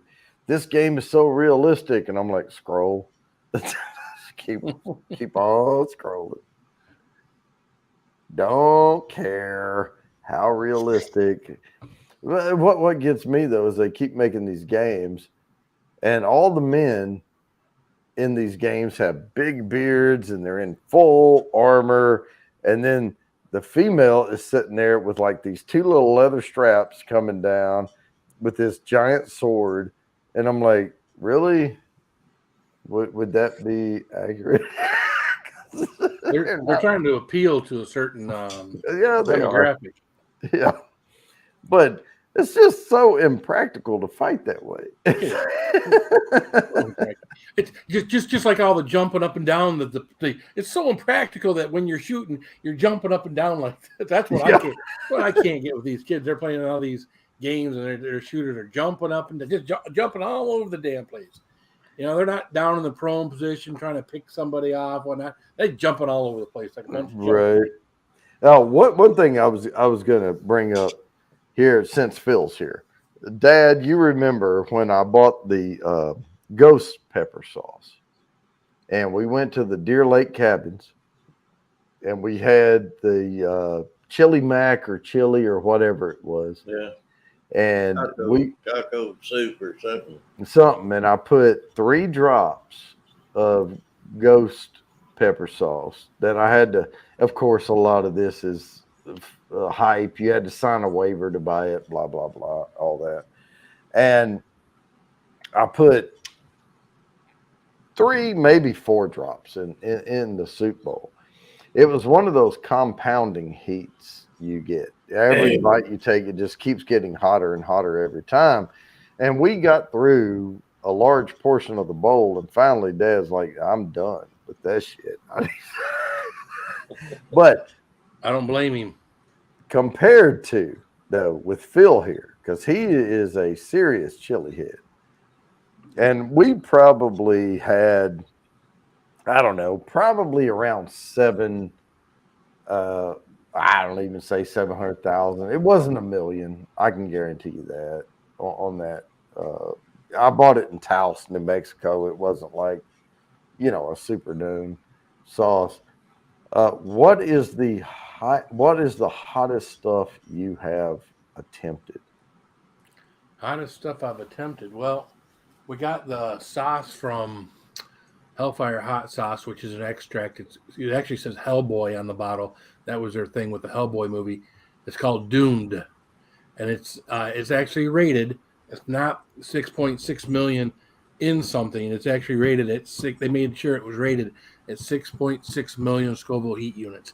It's a hot sauce with extract, and it is, even at my peak of doing what I do 3 years ago, I could sit there and take a tablespoon of that and do that, and within 20 minutes, it'd be hitting my gut, and I'd be down in the ice cream because it was like, nope. Now that is exponentially hotter than what we had. I know it. I think I put 2 drops in my soup, and I said, "Oh, it's just stopped at 1." Stopped at 1. Well, it was good, but the more you eat of it, it was relentless. Well, it's time to play another song. Okay. Okay.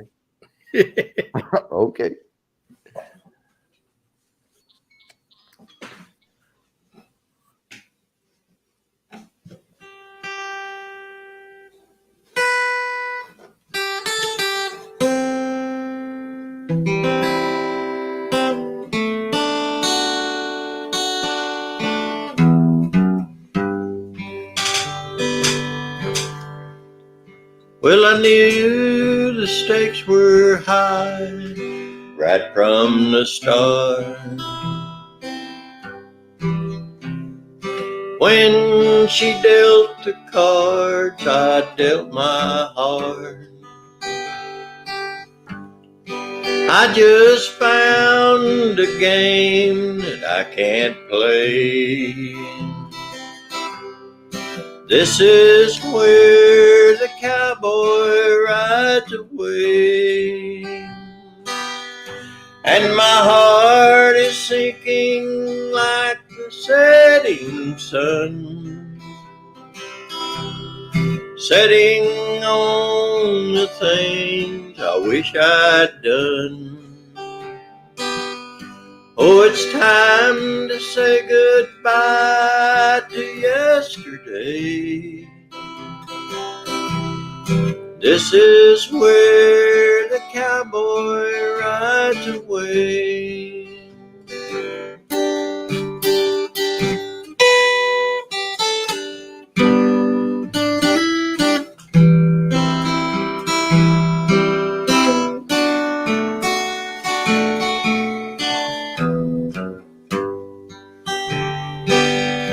We've been in and out of love and in between. Now we play the final showdown scene. As the credits roll, a sad song starts to play. This is where the cowboy rides away, and my heart is sinking like the setting sun, setting on the things I wish I'd done. Oh, the last goodbye's the hardest one to say. This is where the cowboy rides away. Yeah, the last goodbye's the hardest one to say. This is where the cowboy rides away.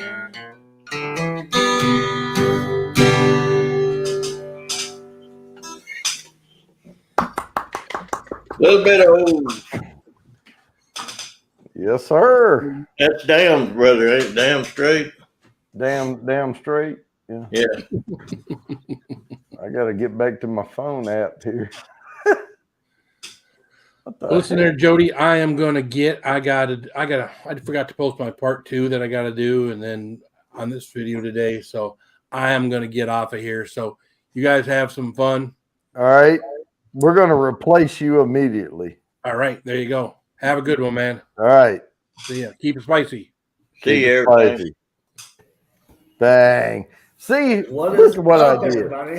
I did an immediate flip from Phil to Green. Look at that. And then guess what? We have a bonus.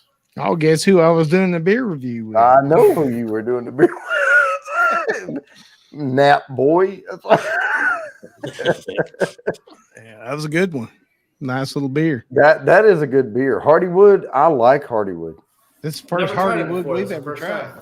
Yep. Now I had the Hardywood gingerbread.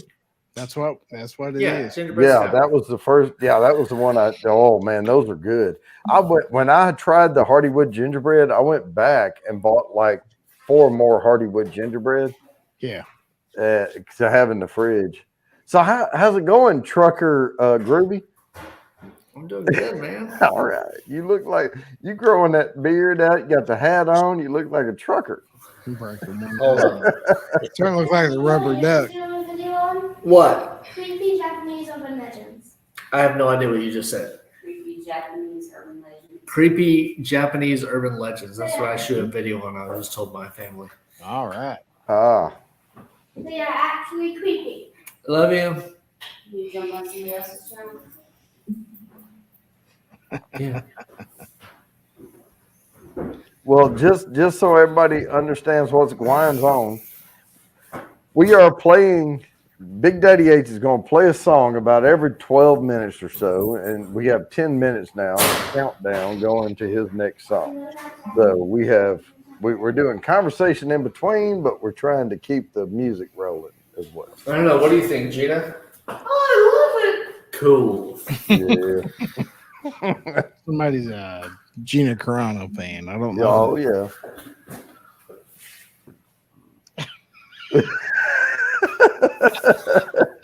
Every once in a while, you just have to caress the back of the hand down. Oh, man. If I had a life-size cardboard cutout of Michelle Pfeiffer in the Catwoman suit, oh, man, that'd be a rough time. You know, that cost you all of $46. Jimmy and my dad had probably piled up in the backyard and burned. Oh, it probably would be. And I'd have a black eye, probably. They had to put butt pads in her suit. I don't care what they have to do because she is. I don't care. Just keep the suit on, baby. Yeah, what was that song? Michelle Pfeiffer, White Gold. That who sang that? Michelle Pfeiffer, that white gold. That's who was? Uptown Funk. Don't give Bruno it to Mars. Yeah. Yeah, Bruno Mars. Oh yeah, Michelle Pfeiffer. So how you doing, boss? I'm doing all right, man. I'm doing better every beer I drink. Up crazy, Ian. Oh, I had a barrel aged sour that we did a review, and that's. Remember back in the day when it would be like 9 barrel aged stouts and like a half a gallon of whiskey just to get us started? I don't even drink Yeah, that that much day's anymore. gone, Now baby. I'm just like, man. Well, that was only a couple years ago. I never did mix much whiskey with my beer, but I used to get up, like 7 o'clock in the morning, start drinking beer and drink beer to midnight that night. I mean, I don't know how many beer I drank. Have you ever drank? That's that Michelob Ultra, though. That's that Michelob Ultra, Big Daddy. Nah, he was drinking Bush back then.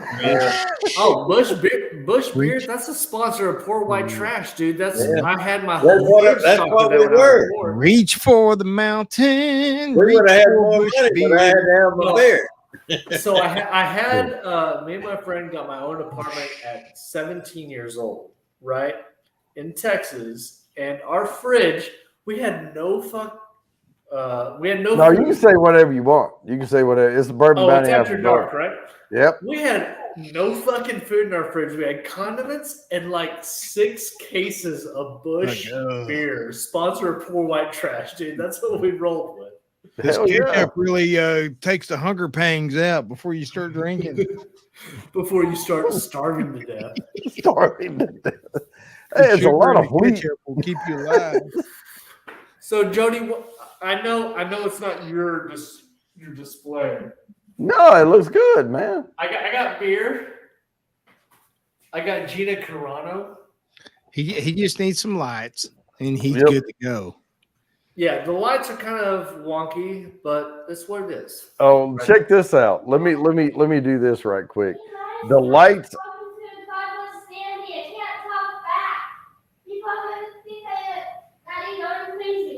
They said don't touch the cardboard stand up because people think I'm crazy. Okay, so let me show you my lights. I have a remote here. Let me show you what it looks like when I don't dim them. All right. Bam. Yeah, I'm blind. Yeah, so I go down, and then I go down, down, down. I have like 2 lights right here, and that's all I have. Which you went down in a burning ring of fire. Look like that's it. That might be your next song. The ring of fire. I had to adjust my lights. I was telling Jody earlier because my forehead reflects so much light. My 5 head. The 5 head. Well, that's because you're just losing hair. I mean, don't be jealous, Jimmy. I hate when you like find a hair in the middle of your forehead and you're like, where'd that come from? And you just realize that that's just a survivor that's left over. Now, Jimmy, I don't have that problem as of yet. You see that, Jimmy? You see how Travis still has a widow's peak going in the front, And I see yours receding a little bit there. Yeah, it's definitely coming up here. Yeah, but no, I'm talking about right in the front. Yeah, right there. Yeah. Right there. Right there. Look at this. Look at this. This that's a reverse widow's peak. It just gets bigger and better, Jimmy. Hey, that's what have you ever he's seen Eddie Munster? Think about Eddie Munster in reverse. That's Jody's hairline. That's it. I'm just laying the clippers down on that if I get that. It's going to get worse. And that's the thing. That's why very rarely, unless I'm live, that I wear a hat. I just let it go because I don't want to go bald forever. Yeah. Well, and when I'm at work, I have to like move shit over like this. Oh, when I'm at work, hold on, Jody. How familiar is this? Oh, hold on. Yeah, it'll get there. Damn, he looks like old what's that that sang on Brooks and Dunn? Oh yeah, Ronnie, yeah. Ronnie Dunn. Yeah, Mama Maria. Yeah, that hair hanging out.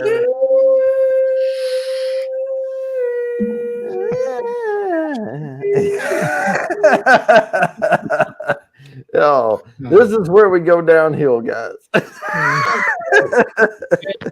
tell you the truth, I'm not going to stick around for long because I have not drank in a long time. I don't drink that much anymore. And I did a beer with my partner, my neighbor, and then I did the beer review, and I'm buzzing pretty good. So I'm not drinking anymore tonight. I'm just. We did chug the last half of those beers. That's fine. That's fine. But that loosens you up a little bit. It did. But see, here's the problem. I don't want to go back to the old days, so I'm not going to be doing that. Nah, we have 3 more minutes for the next song. All right. Is that Lori? Our Lori? Lori? Mm-hmm. Sheba B. That's Lori. Oh, Sheba B. That's not Lori. It's not Lori. No. This is the other Lori. No, this Lori is visually impaired. Okay. She's blind, and she uses special equipment to do. That's why on my giveaway show, I give her anytime it lands on me, it goes to her. Because she can't do the hashtags right. I have to hide my liquor. My mother comes around and tells me I'm turning into an alcoholic like my father, and I just don't listen to her. So I hate it when she comes up and come up that often. See, here's the problem. Alcoholics. There's a difference between someone that enjoys alcohol and someone that's an alcoholic. Yeah? Everybody agree with that? Mm-hmm. Yeah, you'll know. Like Jimmy, me, Jody, Big Daddy H. I'm sorry, I don't know you that well. I don't believe that we're alcoholics. I believe that we just enjoy certain alcohols and we like to put it out front. Because here's the thing with alcoholic, can't go without it. I can easily go without it. Yeah. I just enjoy and I like to review and have a good time and relax. Mm-hmm. But I can go a week, 2 weeks without even drinking any alcohol. So it doesn't make me an alcoholic. I just enjoy beer or reviewing beer or bourbon or whatever. We just really got good at it for a while. I'm with that guy right there. Yeah. I'm a functioning alcoholic too. Functioning.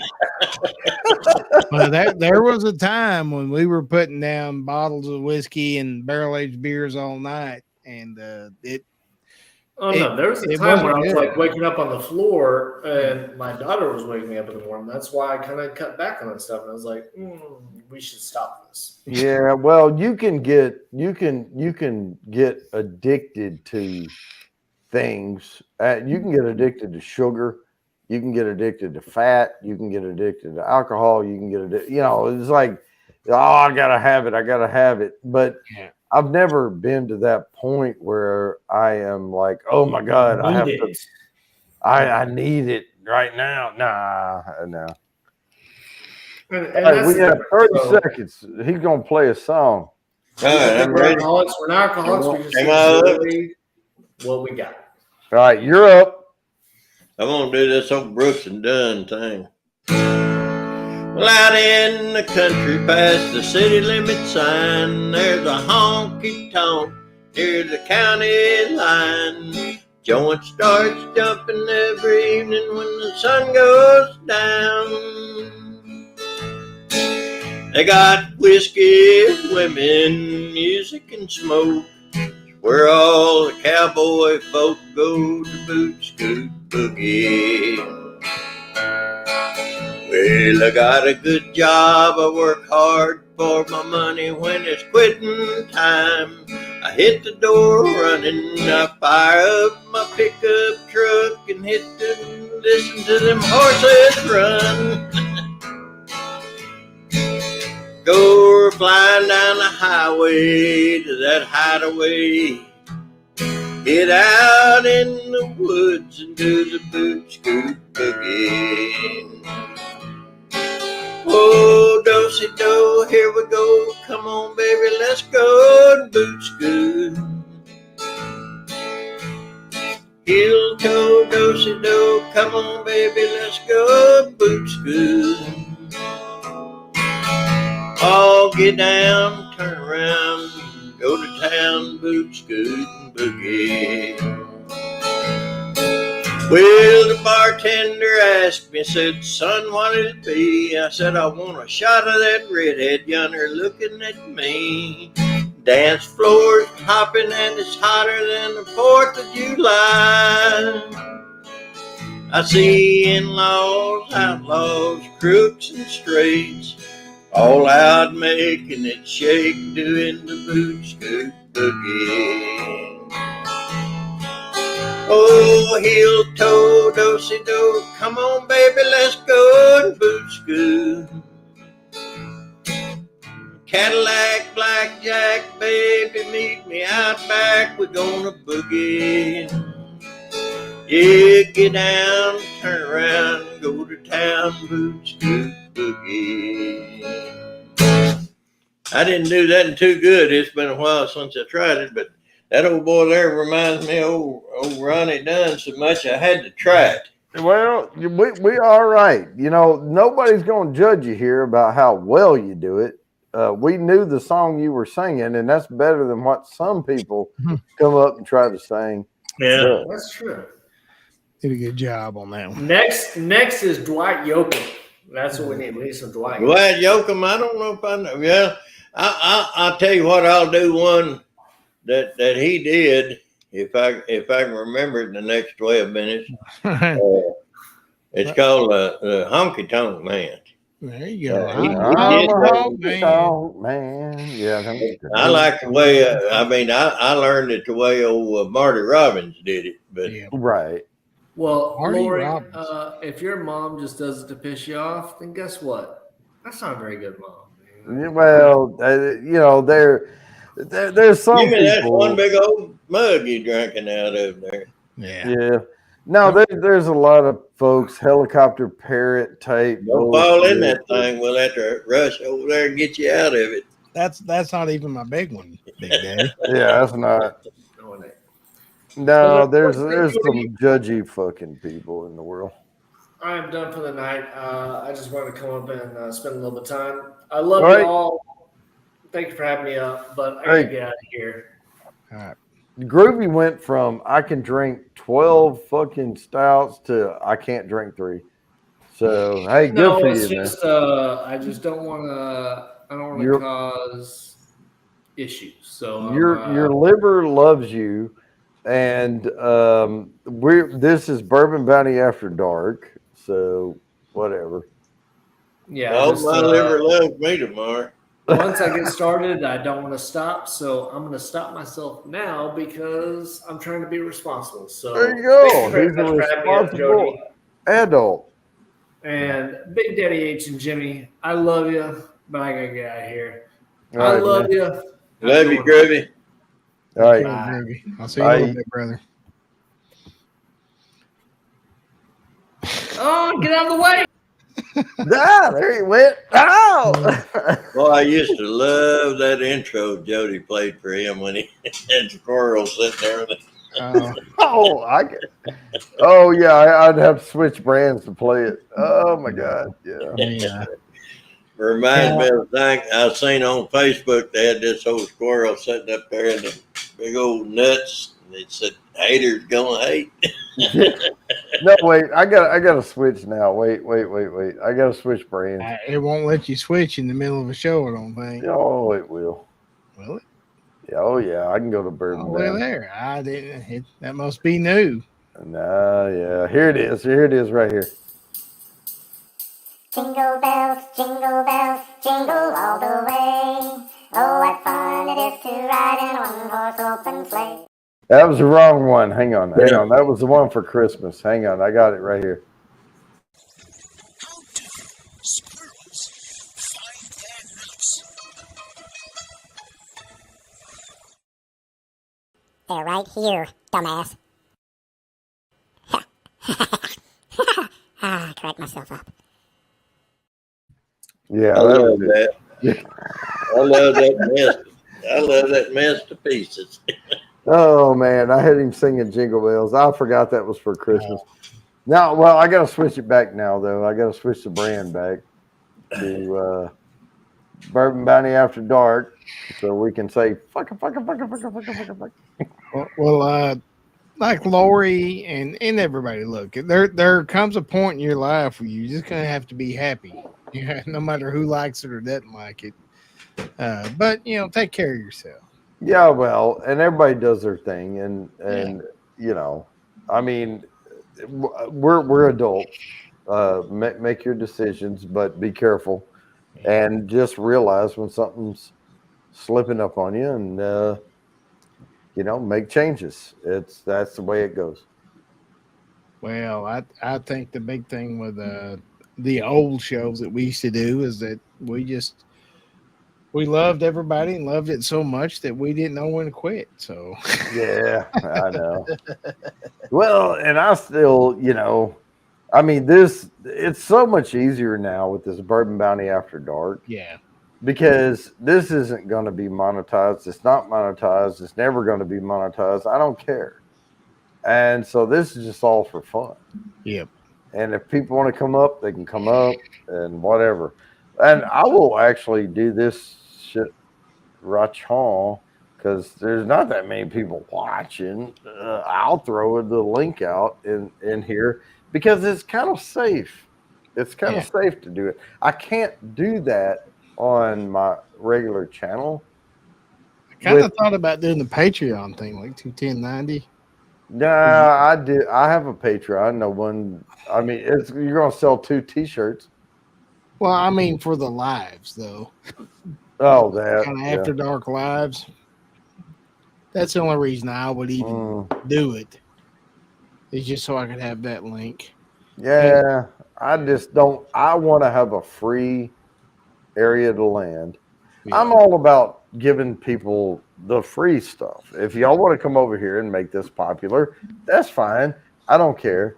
And I really don't care if this has 30,000 subscribers over here or whatever. I'm going to keep trying to build the other channel. That's the monetized stuff. Well, you and maybe 1 or 2 other people, the only people I'll ever even go live with anymore. So right, I know. Yeah. Because this is just, it is what it is. This is just hangout. And I don't have to worry about copyright claims. I don't have to, because I'm never going to monetize this anyway. I don't care. So let's just have fun. Yeah. But I'm gonna let y'all like talk. Hanging out with people I like. There you go. We got 5 minutes till the next song. I'm gonna let y'all talk a minute. I have to go wee. Oh, Twisted Art Lady's got a charger earpiece. That gum. My dad was big into like Hank Williams Jr. and Merle Haggard. The Way I Am was kind of one of his favorite songs there toward. Yeah. But he died. I can almost do that the way I am. Yeah, he was my dad was only 46 when he died, so he was way younger than I am now. But I always thought of him as some old man, and it's weird when you get to. I know my dad died when. If he died on like December the 7th, and if he'd lived to the 23rd of December, he'd been 48. Oh yeah. Yeah, he had cancer. Got him. My dad tried to quit drinking and drove off a cliff. He had a blackout, drove off a cliff. You know, my dad was he was pretty heavy drinker for years and years. And, well, that's what folks did back in those days. Yeah. You drunk and you smoke and you fought. Yeah, that was your entertainment. Yeah. Well, my dad didn't smoke no pot, but he smoked half and half cigarettes. And you remember them? Old half and half pipe tobacco and a cigarette. And I remember when his grandfather died, we lived down in Dumas, down south of Dumas, out in the country. And he came up to Paris here when his grandfather died, my great granddad Heiss. Yeah. And he was gone for 2 or 3 days because he came up and everybody up here then, you didn't rent no motel room. Hell, there wasn't no motel room. Yeah. And he stayed gone 2 or 3 days. And one day, it was on Sunday, me and my older brother, he had driver's license, and we got in the car and drove, went somewhere and came back, and we pulled up in the yard, and he said, "Daddy's home. You can smell them half and half cigarettes." Yeah. Yeah. my dad smoked them old Winstons, with a filter about that long. Yeah. And he drank Falstaff beer because that was the cheapest thing he'd get his hands on. I've seen my daddy drink Falstaff, Stag, Miller, Budweiser. I remember when Bush was the fancy stuff back then. Yeah. Like Falstaff, that was the fallback. That was some nasty. Well, beer. They said people that were diabetics, they drank Falstaff because it didn't have no sugar in it. Now I don't know that. It didn't have much in it but alcohol. Yeah. Yeah, but like if you was one of them young men curious about smoking and you whipped one of them old Winstons out of his pack and tried to smoke it, you'd be sick as a dog out there rolling around in the yard. Yeah, that's what I smoked whenever I quit. I quit in 71. Jody was born in 69. He got going around with matchsticks in his mouth, like he's smoking. And I told my wife, I said, I got to get off them cigarettes because hell, that boy. And then if you quit back in 71, that's a hell of a price. Well, and then he went to dipping. Well, I still dip today, but it ain't near as hard on you. I mean, I guess it'll loosen your teeth up and they fall out because I got all false teeth. What? Oh, I was just waving to Groovy. Oh. Smoke. My dad smoked Winston's and drank cheap beer. Well, there you go, Sam. We're kind of all in the same boat. I think me and Sam's pretty close in age. Yeah. No, I remember going to my aunt and uncle's house, Malcolm. Malcolm smoked Winston. And I smoked at the time, but I smoked like Marlboro Lights or whatever. Yeah, and I ran out of cigarettes, and I was like, man, I need to go get some. Oh, here, just take a pack of these. Frick, boy. I was like, oh, that's the real deal right there. All right, I think he's ready. Them our things will get you. Yeah, you know what? If my daddy was alive, man, y'all would love him. But he had his faults like everybody else. But Jody, you don't know what a lucky guy you are. And I tell a lot of people, if you think I'm a jokester, you should have been around him a little bit. Wish a buck was still silver back when the country was strong. Back before Elvis, before the Vietnam War came along. Before the Beatles and yesterday, when a man could still work and still would, is the best of the free life behind us now. And are the good times really over for good? Are we rolling downhill like a snowball headed for hell? with no kind of time for the flag or the Liberty Bell. I wish a Ford and a Chevy would still last 10 years like it should. Is the best of the free life behind us now? Are the good times really over for good? I wish a Coke was still cola and a joint was a bad place to be. It was back before Nixon lied to us all on the TV. Before microwave ovens, when a girl could still cook, still would. Is the best of the free life behind us now? Are the good times really over for good? Stop rolling downhill like a snowball headed for hell. Let's all stand up for the flag and ring the Liberty Bell. Let's make a Ford and a Chevy that'll still last 10 years like it should. The best of the free life is still yet to come, and the good times aren't over for good. Little hag there. Oh yeah. Hell yeah, I'm gonna start that timer. I'm just trying to keep mindful of the, because one time we did this and we did an after party, and somebody complained to me 2 days after the after party and said, Big Daddy H didn't sing enough songs. Uh-oh.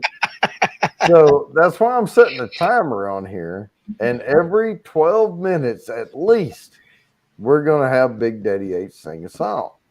But this is also a hangout, so we're just here to have fun. Jody, back in the 70s, when me and you was kids, back in the 70s, what's the country song that sticks out to you? My God. Just give me one country song that just sticks in your head from that era. Oh, everybody asks me this, and it's the worst. I hate this. But the one song. Yeah. Now, aside from Hank Williams and remember my the beer and all country. No, but it started hopping into the disco country and all that bullshit. Yep. The one song that I always and I hate that this is stuck in my head. These boots are made for walking. That's just that's the one song, and I hate that song. But that's not. Yeah, it just floods in my head. That's so weird. Well, that Merle Haggard, Big Daddy H is saying like that. That's definitely one of the ones that stuck in my head from that period. But then like everything started going kind of poppy, and that's where the Kenny Rogers, like I talked about Kenny Rogers earlier. Right. He was definitely, him and Dolly Parton were pushing that pop country movement. Well, Dolly Parton's written so many songs. Oh yeah, but now if you go back and listen to that, you're like, man, those are some good country songs, and compared to what they do today. That is what we are. I think that was written for like Air Supply or something. You know who wrote? No, you know who wrote that? Who wrote it? Them freaking Bee Gees wrote that. Oh yeah, that's right. It was Barry Gibb, and I think he did write it for somebody else, but Kenny just picked it up, and Dolly happened to be there, and there you go. Yeah. They did it right well too for remember Dolly Parton 9 to 5 and all that stuff. Oh yeah, well that was a movie, working 9 to 5. Yeah. Any which way you can, every which way but loose. That's that kind of stuff. Or or even Waylon Jennings singing the theme song to Dukes of Hazzard. Just the good old boys. Right. That's what sticks in my head from And my mama loves me. Well, I hate. You don't understand to keep it showing my hands and not my face on TV. Well, see, the problem was as much as Big Daddy H likes to sound like he had this wholesome life. I was drug around during the 70s with him and Mom going to other people's houses, and I would hang out with the kids while they partying and stuff and playing cards and everything. I remember them damn 70s parties as a kid too. Heck yeah, man. Yeah. The adults, like, you didn't dare walk in that living room when that stuff was going down. Hell no. You gotta wave a flag first. A couple cigarettes in the back and maybe a half an old I didn't know it, but we'd all be out to deer camp, and of course I had an ice chest full of beer. My brother-in-law had an ice chest full of beer, and my brother over there had an ice chest full of beer, and these knotheads was going around. Oh, we were stealing beer. Two out of each one. They won't miss it. No, hell no, we didn't miss it. No, they never missed it. We was. You can take a half a pack of cigarettes and a y'all would have six-pack of loved beer. my dad too. Oh, I tell you what, Twisted, anybody that loves their dad, if you loved your dad, I mean, what's not to love? Everybody's gonna love it. Well, look here. My dad messed my whole childhood up. He screwed up the whole situation with my mom, but I still loved the guy. Like, he was still my dad, and he still very much is a big part of me. If you met my dad, like, you would understand why I am the way I am. But you ain't gonna not love your dad, and my sense of humor 100% come from my dad. Yeah, that's 3 words I never heard my dad say was "I love you," but you knew it. You knew he loved you. My dad said it to me one time, but it was in a bad situation that I don't even want to talk about. But it was like right towards. That was one of the last times I ever talked to him. But at least he did say it. Well, I'll tell you this. I've tried not to fuck up my kids. And the harder I tried not to fuck them up, the harder I fucked them up. And so I just quit trying altogether. If there was one gift that my screwed up daddy ever gave me, it was that I raised the shit out of my kids because of him, because I did not want them coming up the way I came up. But you, Jody, are a lucky ass man, because you got this cool ass daddy that's still up here singing and picking and hanging out with you and stuff. And I am jealous as hell of that. Like, everybody gets dealt different cards in life, and we're just going to keep shuffling these cards around as long as we can. That's right. I mean, we all heading to the same gate, right? Well, yeah. I mean, we're all going to the same place, whether you like it or not. Well, yeah. We all pass through the park, lead to the same end zone down there. My uncle is the last of that bunch alive, and he's my dad's twin brother. And like, he is so old now. He's barely getting around and stuff. I'm just thinking of all the jokes my dad would have told about him. Well, we're gonna bring some. I got to tell one joke. My dad, you go right on. I got to tell this one joke, and I heard my daddy tell that thing, more than a dozen times.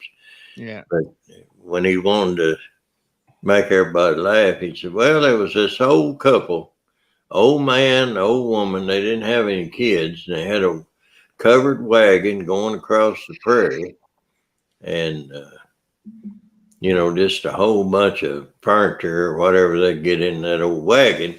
Yeah. And they run out of water, and they was trotting along, just an old team of horses pulling the wagon. And finally he said, "Honey, have you got anything back there you can cook?"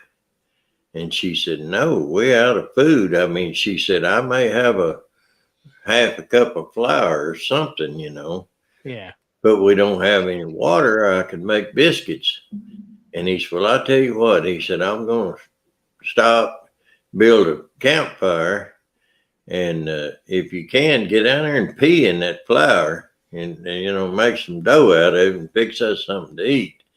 So she got the little old dab of flour in a bowl and set it down there, and she squatted down over that flour, and she grunted, she strained, she farted and blew all the flour away.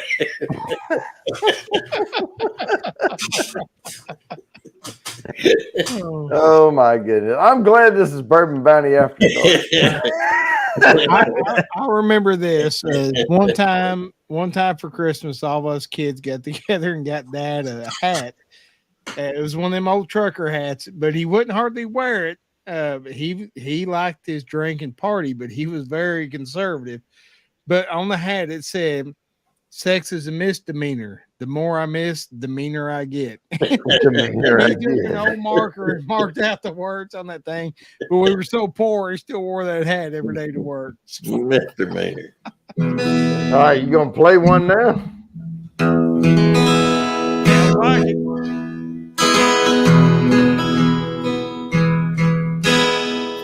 Well, little old things you say and do make me wanna be with you and rave on this crazy feeling, and I know it's got me reeling when you say I love you, rave on. The way you dance and hold me tight, the way you kiss and say goodnight, rave on this crazy feeling, and I know it's got me raving when you say I love you, rave on. We'll rave on this crazy feeling, and I know it's got me reeling when you say you're revealing your love for me. We'll rave on and tell me not to be lonely, and tell me you're loving me on and rave on.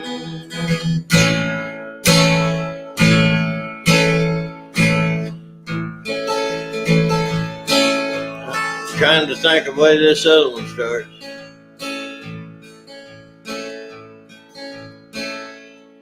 And I can't think of it. Oh, that's all good. Well, I was gonna go into another Buddy Holly song, but I couldn't think of it. Well, we still got another minute before you're supposed to play, so let me restart this. I'll start it back with 12 minutes. How about that? Big Daddy H, was you in the rockabilly and stuff back in the 50s, late, early 60s and all that? Uh-oh. We're getting our answer. Well, sometime you love me on a Saturday night, Sunday morning you don't look right. Been out painting the town, honey, been slipping around. Well, oh, honey, don't.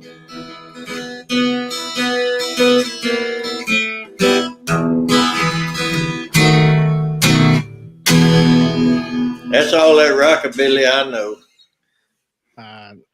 I love rockabilly. You're still muted up, Jody. Man, he messing me up with all this starting and stopping. I had to start the clock again. All right, we still have 11:50. There we go. What did you think about Jerry Lee Lewis, Big Daddy H?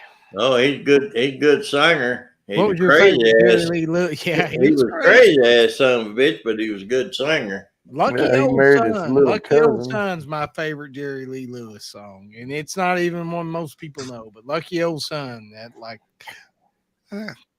well, my thing is, times in a row with Jerry Lee Lewis, I never want people to worship somebody enough to let them get away with shit. Yeah, I liked his cousin a lot better than I did him. Mickey Gilley. Yeah. Yeah, Mickey Gilley was good, but yeah, Jerry Lee Lewis, Big Bopper, all that late 50s, early 60s kind of rockabilly stuff, man. That was Oh yeah. Gold. I challenge folks to get back into that late 50s stuff. Go back and watch American Graffiti and get into that stuff again. Yeah. That's some good music right there. Yeah, rockabilly, and then that sprung off from the country, and then the outlaw country came along. Yeah. I'll do one of them outlaw country songs. What was your favorite outlaw? Mine was Waylon, with Willie kind of being right there with him. Yeah. I thought Twisted was gonna come up here. Where's Twisted? I can't fault either one of them, but the best outlaw singer that I like is Hank Jr. Yeah. Yeah. Hank Jr. legit outlaw like that. Son of a gun. That was the first concert I ever went to in my life, and he was so high and drunk. They had to prop him up a couple times, and he just I've heard. Was that in Little Rock? That was in Fort Smith. Oh no, I saw him in Little Rock. Yeah. I paid for tickets. We went, and he fell off the stool, and they ended the concert and gave us our money back. I'll put it this way: David Allen Coe was there, and he was the most sober and sane one of the bunch. Boy, that's saying a lot. It was David Allen Coe, John Conley, and Hank Williams Jr. Oh, okay. All right, Twisted. All right. I ain't trying to rush you. Yeah, I pulled one up on my phone. Yeah. See if I can find it right quick. You remember that super early 80s stuff too, Jody, like Alabama and all that stuff when that came out? Oh, yeah. Oh, man. The early Alabama. You don't get much better than that. That Old Flame. Yeah. Oh, man. Rose-colored glasses. Rose-colored glasses, yep. Yeah, so he sung Rose-colored glasses like 6 times trying to stall for Hank Jr. to get on stage. And there was so much I didn't even know, because I was only maybe 8 or 9. I may have been 10 years old. But I learned the smell of marijuana pretty quick in that concert. Because there was so much of that going on in that audience out there. By the time Hank Jr. showed up, I think everybody was in the same boat he was in when he got on stage.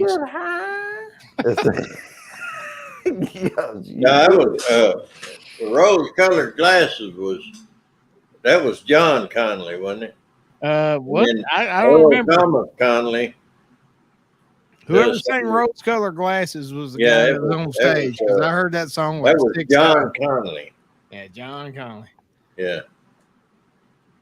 Who was your favorite? Who was your favorite singer from that? Who was your favorite 70s singer there, Big Daddy H? From the 70s, from that era?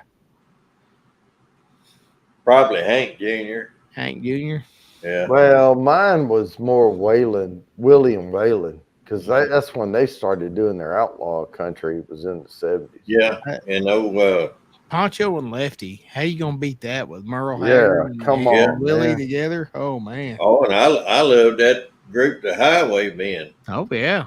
Yeah. Highwaymen. You know, Chris Christopherson's not a good singer. No, but he's a good songwriter. That son of a bitch can write a song now. Yeah, he can write the hell out of a song, but he's not the best singer in the world.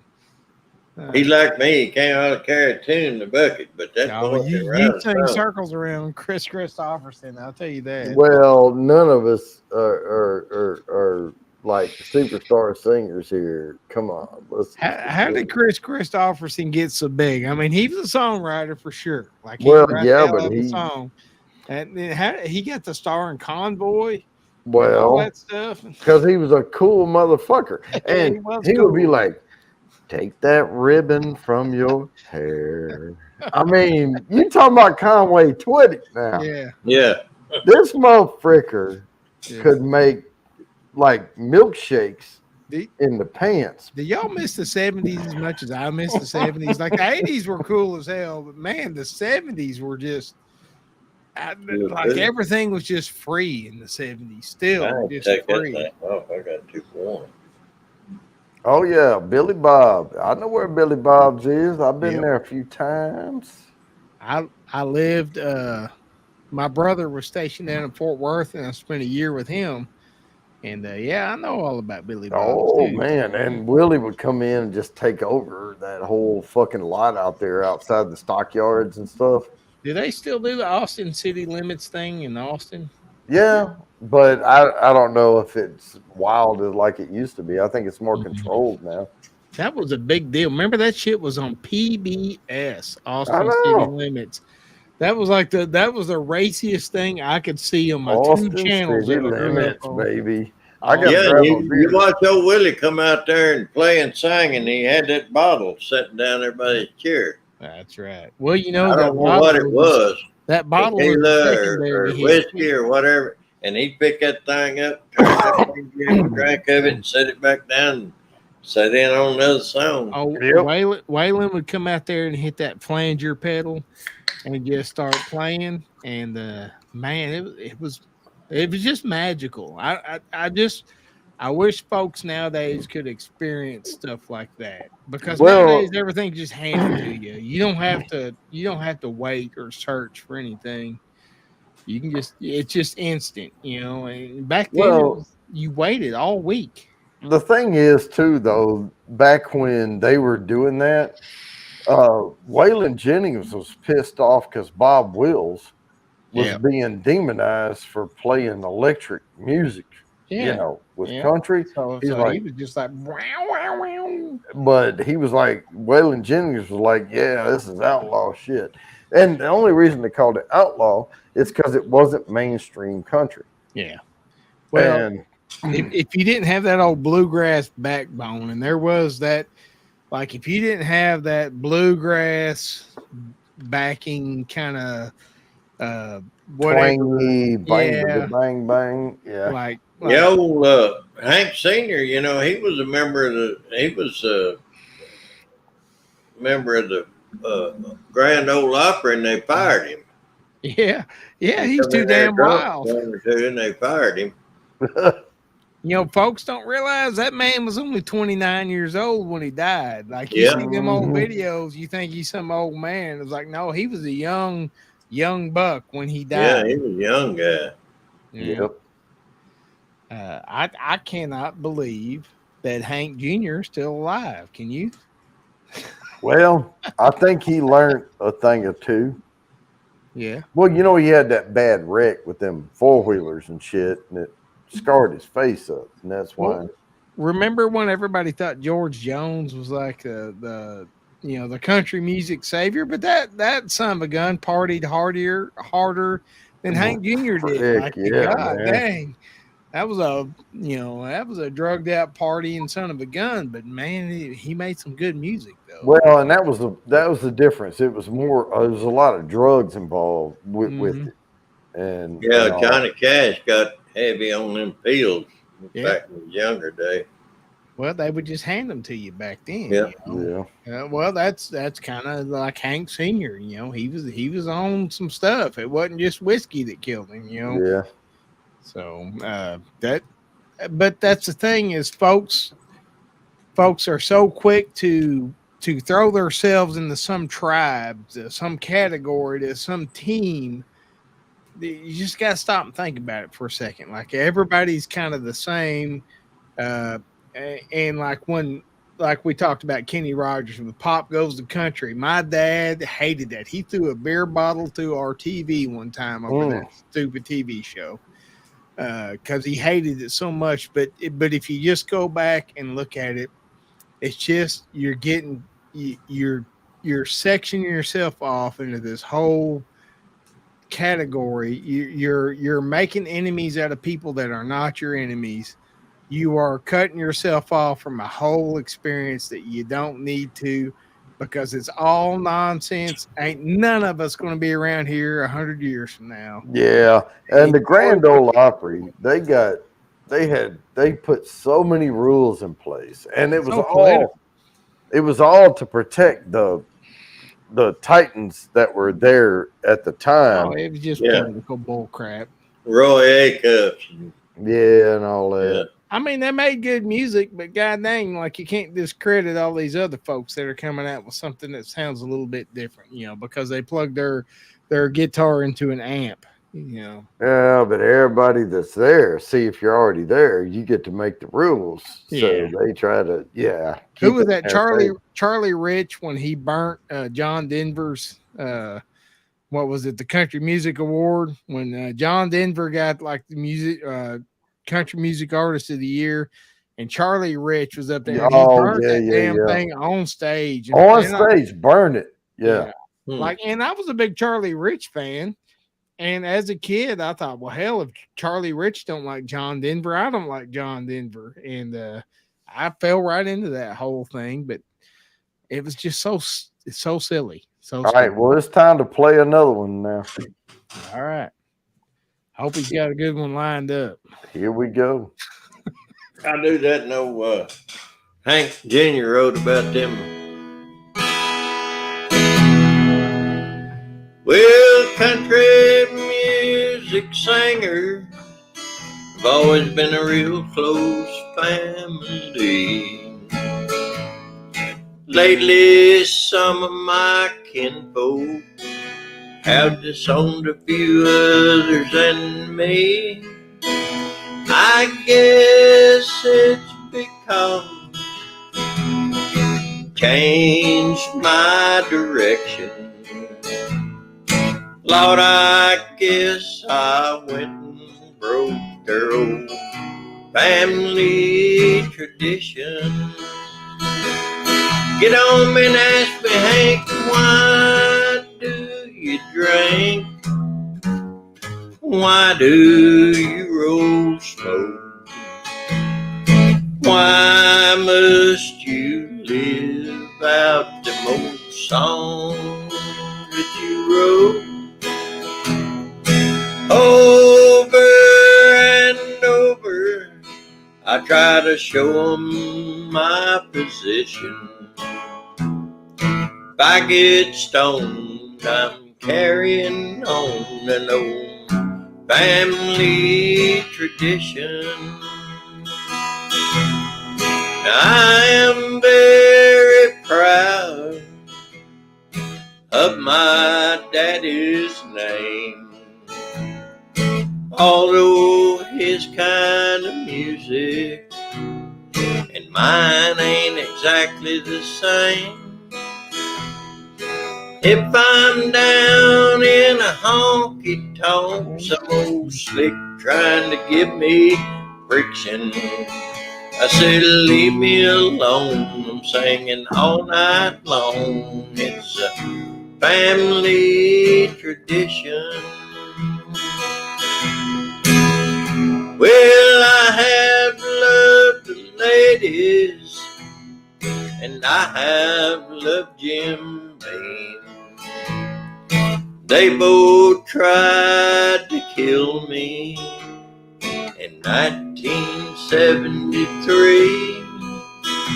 And when that doctor asked me, how'd you get in this condition?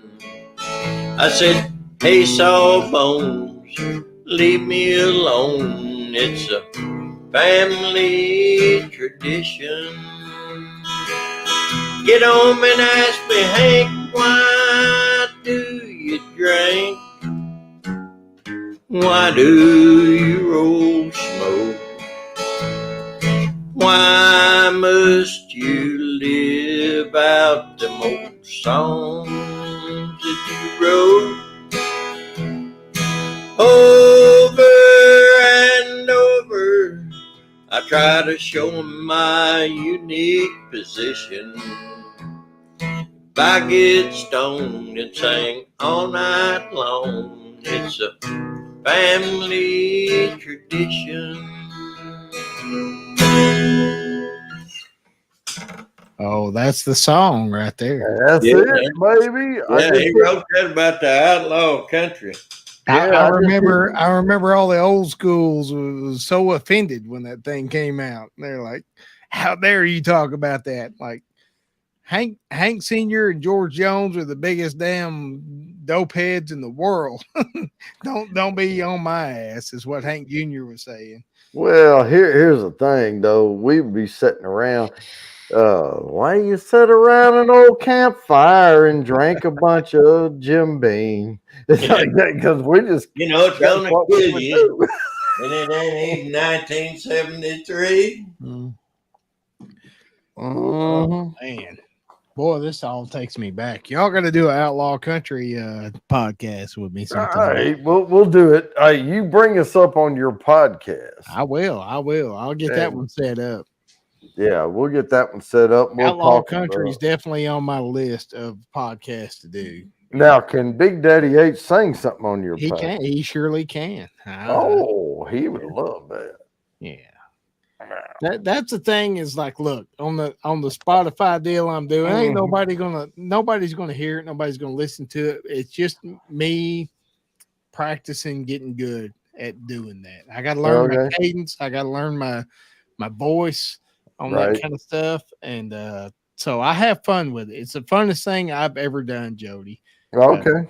It legitly is. It's funner than anything I've ever done on YouTube. I love just talking about music and then playing the whole damn song without worrying about copyrights and shit like that.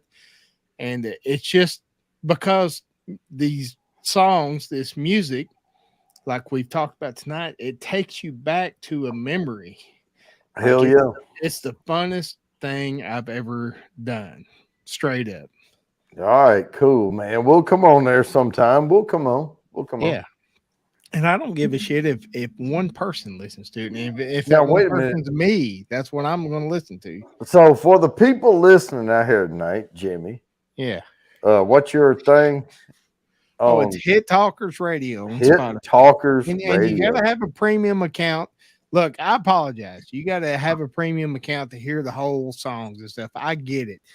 Most people ain't going to do that shit just to hear me and Marcia Dale ramble on or me and my kids ramble on about music.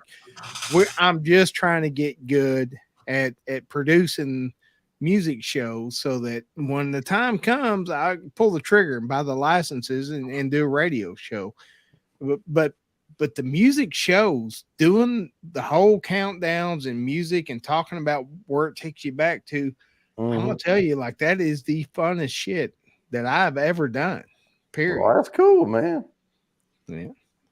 I like it better than my art shows. This is my fun show here. Yeah, when you start playing whole songs and you start singing and talking about it, and it's just it will take you to a spot in your life, take you right back there. I'll tell you what I like about Bourbon Bounty After Dark is I don't care. I don't care how many people are on the eyeball. I don't care how many people are going to. I don't care that I have to, like, as soon as it's over, I have to go monetize it. Because you get in that mindset of, oh my God, YouTube's got a way of sucking the fun out of everything. Man, but this is fun right here. This is fun. And we can say fuckity fuck, and we don't care because this is Bourbon Bounty After Dark. As long as Dixie don't tell me to shut up. And if Dixie tells me to be quiet, I'll be quiet. Yeah. Dixie said earlier, the last comment, the next to the last comment she made, she said, I look like a dead fish. Oh, Chatty-O, that sucks, man. Come on up here, man. You be all right. I married me a little fat woman. Chatty-O, man, get your ass up here. You didn't get stood up. You got spared from a bunch of bullshit. So. Yeah. Hashtag crushed. I couldn't imagine dating nowadays. Could y'all? Like, God dang. That would... Oh, he's still at the restaurant. Oh, okay. Well, my gosh. Eat a good old meal and get your ass back. Charge her. Eat a good meal and put it on her tab. I'm treating myself to a date. Oh my God. Oh, Chatty-O. You know what? And I'll tell you this about Chatty-O. Chatty-O should be who women are looking for, but they don't. They go for the bad boys. They go for the this and that. And Chatty-O Chatio is a stand-up guy. He's smart. Yeah. He's got a degree. He's got a good job. This is the guy right here. Well, look, that's the way life is, though. The bad guys, they're going to get the girl in the short term. I know. I played that game. Yeah, I did. Yeah. I treated women horribly for a while, and I got a lot of sex, but I didn't get a lot of partners. I couldn't ever do it. Like, I was just such a punk. I couldn't imagine. I'm super lucky. Marcel just snatched my ass up and be like, "Hey, dumbass, this is the way this works. We're getting married." And I was like, "Yeah, okay, yes, oh my gosh. No, when I met the right person, I was like, oh my God, because it's not just about this and this and this. It's about everything. It's about, how do we feel about money? How do we feel about spending things? How do we feel about travel? How do we feel about all that? You got to find somebody you can mesh with. This is what I would say to Chatio, and Chatio, I know you're listening, is you just stay Chatio. You stay the good guy that you are, and shit will work out perfect for you. It will. If you try to fake it and change just to get the girl, you're going to be a miserable fuck. So just be Chatio. Be that same good ass guy that we all know, and things will work out beautifully for you, my friend. We can piss a baby. We can piss it. Now, we love you, Chatio. The people on this panel love Chatio. Yeah. We got people watching on the eyeball that love Chatio. Now, we're behind you, dude. All the way. You didn't get stood up. You just dodged a damn bullet, dude. Yeah, dodged a bullet. You were, instead of being stood up, he was like Neo in the Matrix. He was like, I would rather go to bed with Angelina Jolie or Pamela Henderson tonight than I would be to meet some gal that you really want to meet up with me. So you're doing good, man. No, do you see what I did? The Matrix, dodging the bullet. Nick my shoulder. Yeah. Yeah, he dodged a bullet. That's Neo. And that's kind of the curse of life. Like, the older you get, you'll meet somebody that's perfect for you, but they're going to be somebody that's been with the bad guys and all that shit, and they're going to realize that's not what they want, and they're going to end up with a Chatio. When you're younger, it's hard. It's like, if you're a good guy, you can't compete with the bad guys because that's just the way nature works. Yep. Well, but and don't Chatio, worry. Don't worry. I know Chatio too. He people don't realize this about. He is a super, super smart motherfucker. Oh yeah. Fuck yeah. He's way smarter than I am. Yes, fricker. And you can't respect somebody that doesn't come up to your intellect.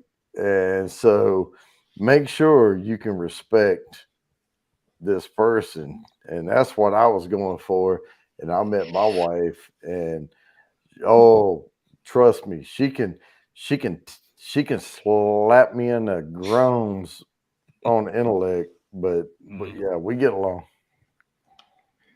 I had no idea anything was even going on until Marcel told me that we were fixing to get married, and I was like, "Oh yes, ma'am." That's Jimmy got a nose ring. She put that bull ring through there and said, "Come here, boy." She's like, "Hey, dumbass, come here. Oh, you're mine now, motherfucker." He's like, "Okay." Well, I was always an awkward, chubby, fat kid. Never had a chance, or I didn't think I did. Looking back on it now, I probably did, but I was so shy, and my life was so fucked up. I was so insecure about everything. I just never assumed that anything good was ever going to happen that way. Then she came along. She just slapped me around like, "Hey, wake up, motherfucker. Like, we're getting married." Yeah, she's a pretty girl too. Oh yeah, she's way prettier than I ever thought I was going to land. Damn. You married way above your head. When I brought her home, everybody was like, "What the fuck?" Yeah, you got that. Her. Yeah, well, see, that's what makes your cousins go. Oh, here's Yeah. Oh, Jimmy's bringing his wife home. Let's see this Whoa, shit. And they're what's like, what up with the What'd you do? Get her drunk? That's what old Norman Wise used to tell me. He said, "Yeah, you got your wife drunk when you married her, didn't you?" I said, "Hell yeah, it worked every time." All right, we got 1 minute. You going? All right, here we go. We're gonna play another song. Get my capo on here for this one. Make sure everything's right. All right, we'll give you a minute. You let me know when it's right.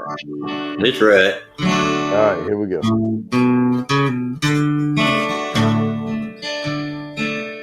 Took a double take out on the interstate when I saw her making eyes at me.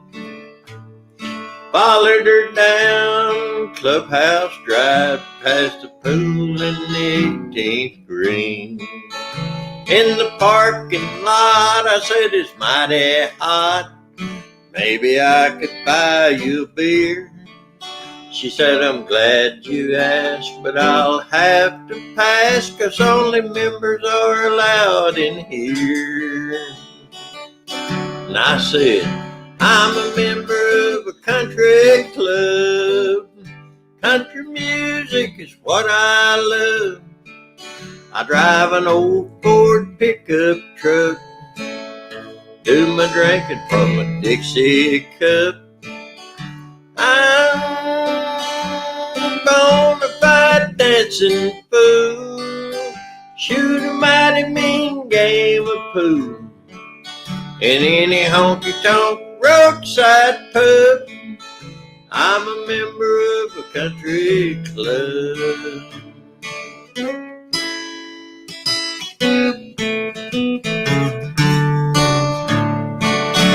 Lord, you look so inviting, I thought it might be exciting for a girl in a limousine to go bouncing around in a beat-up truck with a man in wore-out jeans. Well, it's 5 o'clock before Friday night. This is where the fun begins.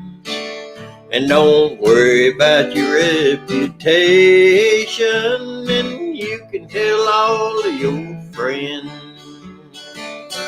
I'm a member of a country club.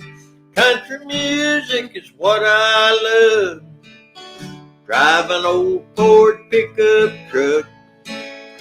Do my drinking from a Dixie cup. I'm a bona fide dancing fool. Shoot a mighty mean game of pool in any honky-tonk roadside pub. Yeah, I'm a member of a country club. I'm a member of a country club. Country music is what I love. Drive an old Ford pickup truck. Do my drinking from a Dixie cup. I'm a bona fide dancing fool. Shoot a mighty mean game of pool in any honky-tonk roadside pub. Yeah, I'm a member of a country club.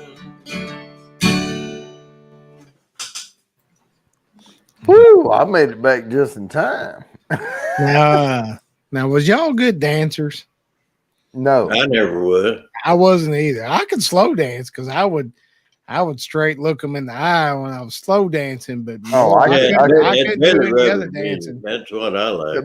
Belly rubbing. That's what. Yeah. You just rub your hand up and down their back. And have to make a fool out of myself out on the I couldn't ever dance, but boy, I could slow dance. I'd look you right in the eye.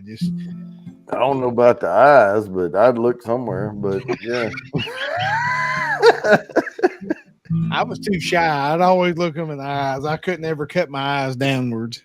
Oh, well, It's not where you cut your eyes. And Twisted said Johnny Cash. Now we played a couple of Johnny Cashes tonight, but we haven't. I don't think you played Ring of Fire, have you? No, not yet. Well, that may be the next one. I don't know all the words to it, but I know a line or two.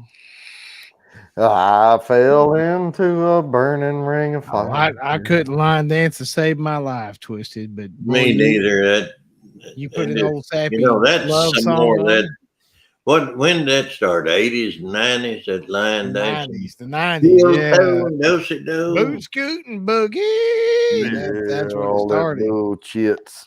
Brooks and Dunn started that shit. Yeah. Well, Cotton Eye Joe. Remember that? Yeah. Well, that's an old. Twisted educate us. What was the song that started line dancing? Twisted. I do remember it. I do remember trying to do it one time because Marchdale can dance. I can't dance to save my life. Like I know you look like a chicken out there with two left wings. Yeah, yeah, I tried to dance one time and I just got embarrassed and went home. I call it wiggling. I get out there and wiggle a little bit, and then that's about it. The electric slide. Yeah. But boy, I couldn't wait for the slow dances though. I was the guy sitting at the bar trying to look real cool. You gotta remember most girls were about 6 inches taller than me back in those junior high days too. So those slow dances were really good for me. Woo! You had face plant. Yeah. Twisted short though. Yeah.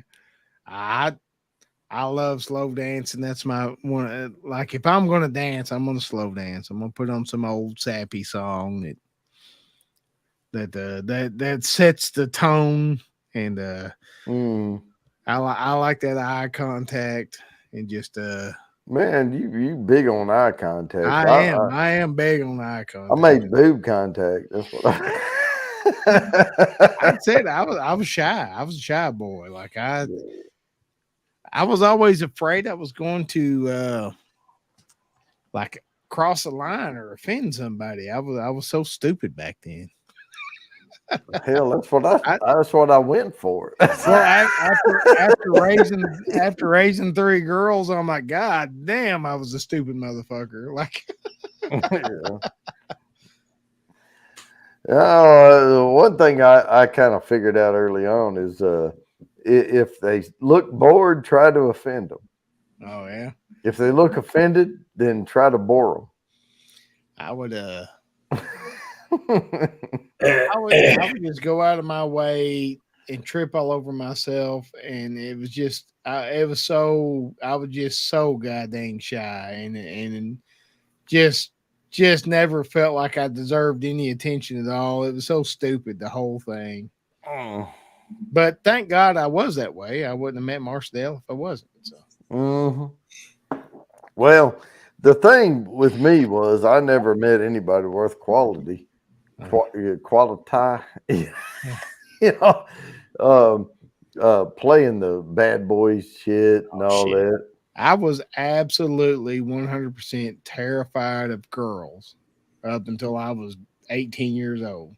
I was just trying to figure stuff out. So, I mean, some dude would come up and be like, "Hey, you're losing her.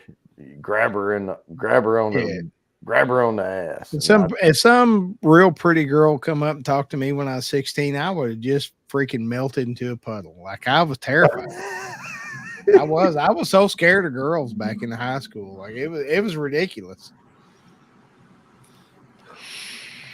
You know what's funny is back in high school, and I said this to I think Big Daddy H. I said this to you like about a week ago or so, or maybe a few days ago. I said, what's funny is when I was in high school, I looked like Tom Cruise.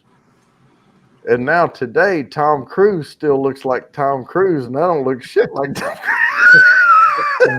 Well, speaking of pretty girls, there's Teresa Guerrera. How you doing? Oh, Teresa. Yeah, but like I was I was terrified of girls, and for the longest time, like I don't know why. There was just something, in my life experience. I was terrified of it. Like a pretty girl come talk to me. I had no idea what it was all about. Looking back on it now, I can look back on all those conversations and reminisce and think, "Oh, you're a fucking idiot!" Like you know, like God dang, dude, you had it made. Because I had a lot of friends that were girls. I just never called them girlfriends because I was stupid and shy. Yeah. Well, have you seen Teresa LaGuerra in her little Halloween costume? Oh, yeah, nurse outfit. Oh my gosh, that's the one right there. Teresa needs to wear that every year. Teresa's my bodyguard, Jody. If you didn't know, she's my official YouTube that's bodyguard. She is my little sister that has kept me out of so much shit. She has had my back from the time I started. Like I met her way before I met any of y'all. Oh and, yeah. She has kept me out of so much trouble and talked me off the ledge so many times. I can't tell you how much I owe Teresa. And well, let me tell you what's real about all this.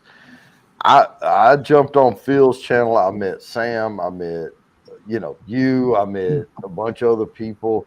You figure out after a little bit who's real. And let me tell you what, Teresa LaGuerra. Yeah. And I know your name. I know because we're friends behind the scene. But she's real. And she's not gonna let you down.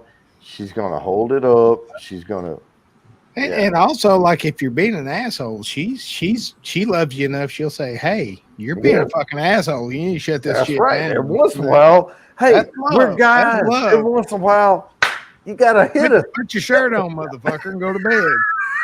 Yeah. Damn right. Big Daddy H. I don't know if he was around during those days. Like I would be up here shirtless with a wolf hat on, chugging a bottle of McCormick's. And Teresa would be the one to be like, "Hey, dumbass, shut that shit down. Go to bed. Go to bed." Well, it was her and Crazy Ann. Both of them helped me out. I had a bunch of them. I had a bunch of really good close friends that kept an eye on me. Jody, you've shut me down. I've shut you down. We've done you got to be a good friend. Somebody that says, "Hey, you're kind of being a drunk asshole. You need to fucking shut that shit and go to bed." Well, and my thing was always, oh man, there's too much dead space because you're like over here going, we're still here, and I'm like, hey, dude, you need to. I would legitly get to the point where I wasn't even drinking anymore. I was just pouring McCormick's all over my face. Yeah. And like it was bad. It was bad, Big Daddy H. Like I'm way 1,000% calmer than I used to be. So there for a minute it was. Yeah, I think age calms us all down. It wasn't age. It Teresa. Yeah, Teresa calms us all down at times because she's the voice of reason that comes in and goes, Mountain Dew Jimmy. Y'all need to cut me right now. Off. I got this much left, and I'll Mountain Dew it, Teresa. What we're looking like on time there, Jody? 3 minutes. 3 minutes till the next song. But if you ever need somebody to cover your ass, Teresa LaGuerra. Teresa's got she got it. Yeah. Now hey, you just got to take the criticism for what it is. It's real because she's gonna tell you reality. Well, we're there for each other. We all go through tough times, and we all fuck up, and we do stupid shit, and we don't judge each other for it. We're just there to help each other shut it down when it's time to shut it down, and I believe that's what we've all done for each other. And Twisted Art Lady is the only one playing them damn games when I peed out loud on channel. Teresa. Oh my gosh. But Teresa. I've met Twisted Art Lady in person. She is like the sweetest little gal you'll ever meet. I know. And my God, I probably got like 3 or 4 inches on her. She's I think she's shorter than Marcel is. Yeah. She makes Jimmy feel tough. Yeah, I felt like a big old man. I was like, God damn, let me get out of this truck and give this little lady a hug. Give this little lady a hug. All 5'7" of me. Let me march over here.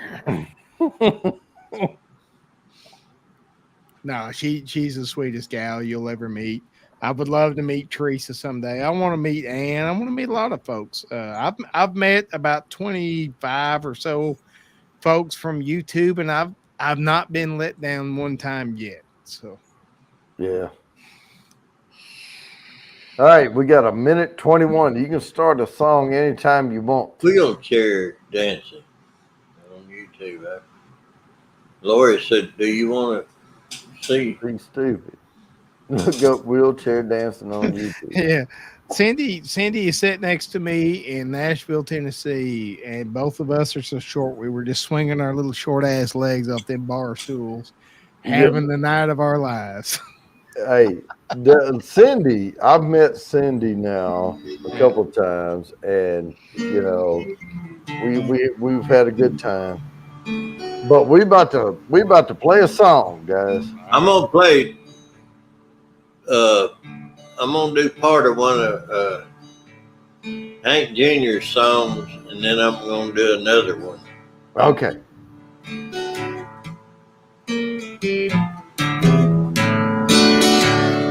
Preacher man says it's the end of time. Mississippi River, she's a going dry. Interest rates up, stock market's down. You only get mugged if you go downtown.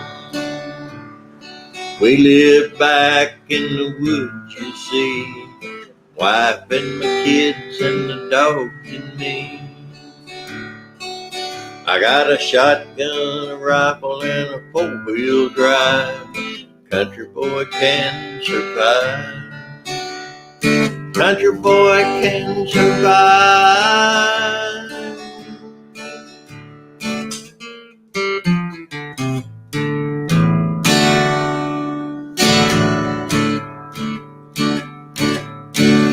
Well, it's a hot old summer sun. Make you beg for your next breath. You'd best be on the creek bank, laid in the shade, chewing on a hickory twig. Pass that bottle, I'll have me a swig.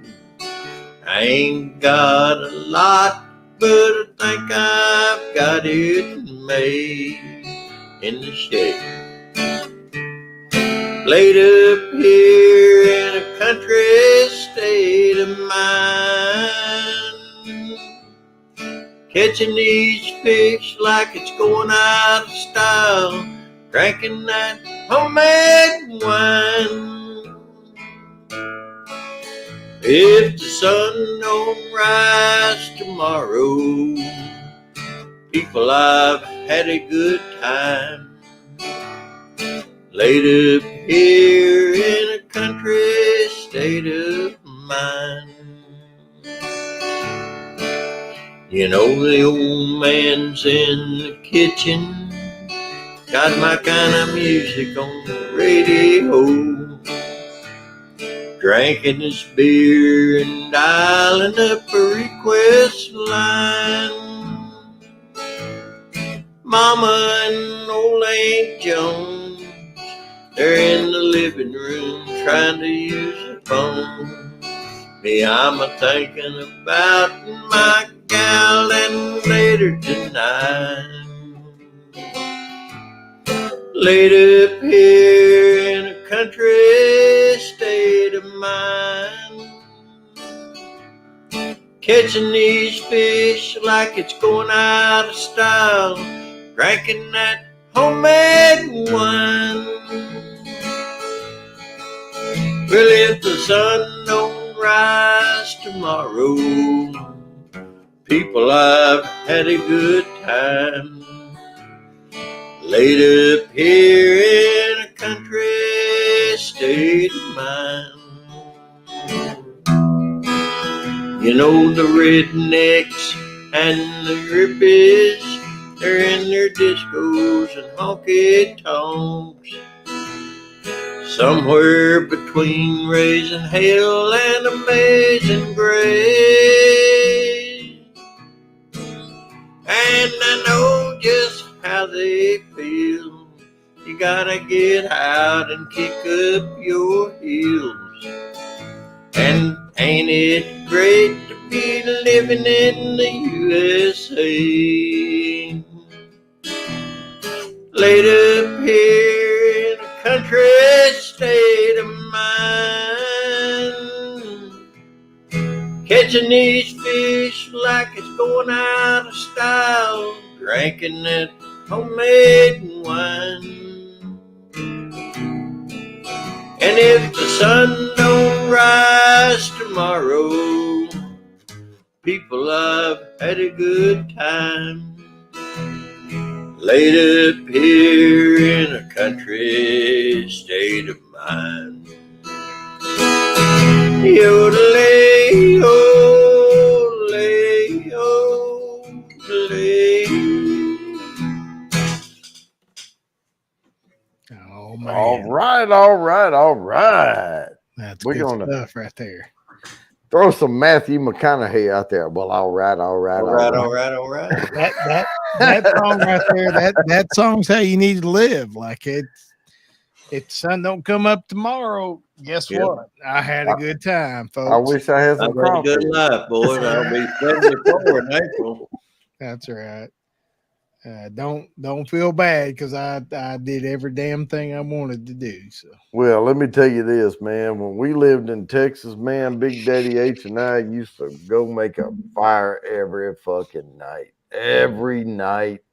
And we would just, and like he Drink said, beer and watch the wood burn. watch the wood burn, and he Then we'd go out on the next weekend. We'd gather up a whole bunch of wood. Well, boys, I got my fire pit built out here, so I'm ready for you when you show up. Man, I don't know how we kept melting that old tractor rim down, but well, I'll tell you this, and they said, you burn fire all year round. He said, yeah, but we just set back further from it in the summer. That's right. Summertime, that shit gets hot. You know, the fire's 20 foot over yonder. Somebody I'm just trying to stay in the smoke to keep the skeeters off of me. Yeah. We burned some wood up, but golly, that place Jody had out there, we didn't even dent it. We didn't even dent that wood. We could have went up and down what we call Blake's Trail. Yeah. Oh yeah. Shit, man, there was big ass logs laying up down there. Oh my God, that was the weakest trail. Yeah, just cut them and split them. It's already seasoned. Well, I can tell you, Twisted Art Lady, like October is kind of my favorite time to burn wood and sit outside around a fire pit. But there ain't nothing wrong with doing it 4th of July either. So I tell you what, I'd rather watch a fire burn than most any freaking like soap opera fucking shit on TV. Oh yeah. You just sit around and talk shit and reminisce, and if you feel up to it, you expose your soul. But if not, you just drink some beer and watch a fire. Well, or then you can just jump up and expose yourself. I don't know. It's like expose yourself and jump over that damn fire. Jump over. Yeah, you girls don't look over here. I gotta pay. Right, I'll help you mute. You want me to help you mute? No, you always got to have one big tree left around the fire pit so you can go pee over there. Oh yeah. He opening a beer. Just if you have to go pee, just kill your cam down at the bottom. Down at the bottom of your screen, there's stop cam and mute. Do that before I go pee again. Well, if I go to pee, I hit stop cam. Hear me in yonder, can you? Well, but we might. Depends on how good the pee just is. mute, If it's a real good pee, I might hear That'd be you. real We quiet. might hear it. Might be like, oh God, yeah. Twisted Art Lady taught me to mute. You did the whole Naked Gun thing. You did the Frank Twisted Drebin. Art Lady, you gonna Oh. buy you a house? I can't wait to buy my house and build me. Oh hell yeah! With some good snacks. Oh yeah. Oh, roast hell beef. yeah. Now, Twisted taught me to mute. She's the only one I've ever, because she plays them damn games. You got to hurry and hurry and hurry. And I forget shit in between. And she's got me like on audio twice, like pissing. Oh God. So good. Look, he listened. See, he cut his mic and he cut, you know. Is Big Daddy H frying chicken? No, he's going to the bathroom. No, he's talking to a guy about a dog.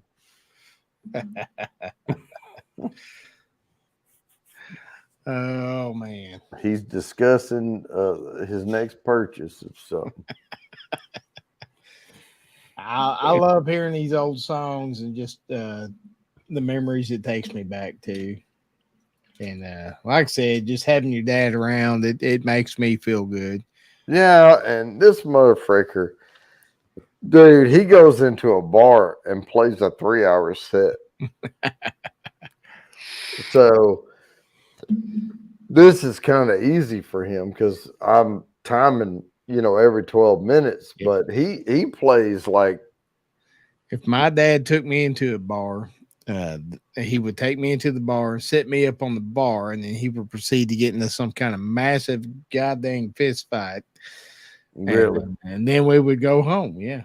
Oh, that's what everybody did for fun back then. My brother was even worse. My brother's 12 years older than me. And he's got a lot more tales about the old bar fights than I do. I've only witnessed it a couple times. So, but my brother, that was just what he did. He would set him up on the bar, and the barkeep would take him in the back, and it was over in Paris. And they sit him in the back, and they would have their big brawl, and then they would all go home and laugh about it all the way back up to the mountain. Oh my goodness, Lori! Gosh, I wish I could cook you for some fried chicken. Because is there anything better than just a good mess of fried chicken? Well, and she's saying her aide doesn't know how to cook it. They're trying to overcook it. It's dry. By the time, oh man, that's just they're scared. A good mess of fried chicken and just some homemade biscuits and some fried taters and some pinto beans. God, man, that's making me starving to death right now. That's man, what I tell you what, them purple hull peas, man. You get them purple hull peas going. Mm-hmm. You get a little collard greens on the side with a really good fried chicken. Oh, wow. Just a good mess of fried taters, and people don't have the patience to fry them up proper nowadays. Like that shit takes a while. You're gonna be frying them for an hour. Man, boy, that makes me hungry. Yeah, Twisted talking about working at that Billy Bob's. I know where Billy Bob's is. I lived in Fort Worth. I used to drive by there all the time. Now, most of the time it was over there dead. Well, what was that, Carswell back then? Carswell Air Force Base. That's where my brother was stationed. I don't know. I was working at hospitals when I was in Fort Worth. Yeah, I lived in White Settlement there. My brother was stationed at Carswell back when that was Air Force Base, and when I lived with him. I tell you what, I did school in Texas for a year down there in White Settlement, right outside of Fort Worth, and you talk about learning how to fight. You walk around with a Razorback jacket on back then, Southwest Conference days. Oh, man. Jody, you remember that little woman you gave that electric lawnmower to?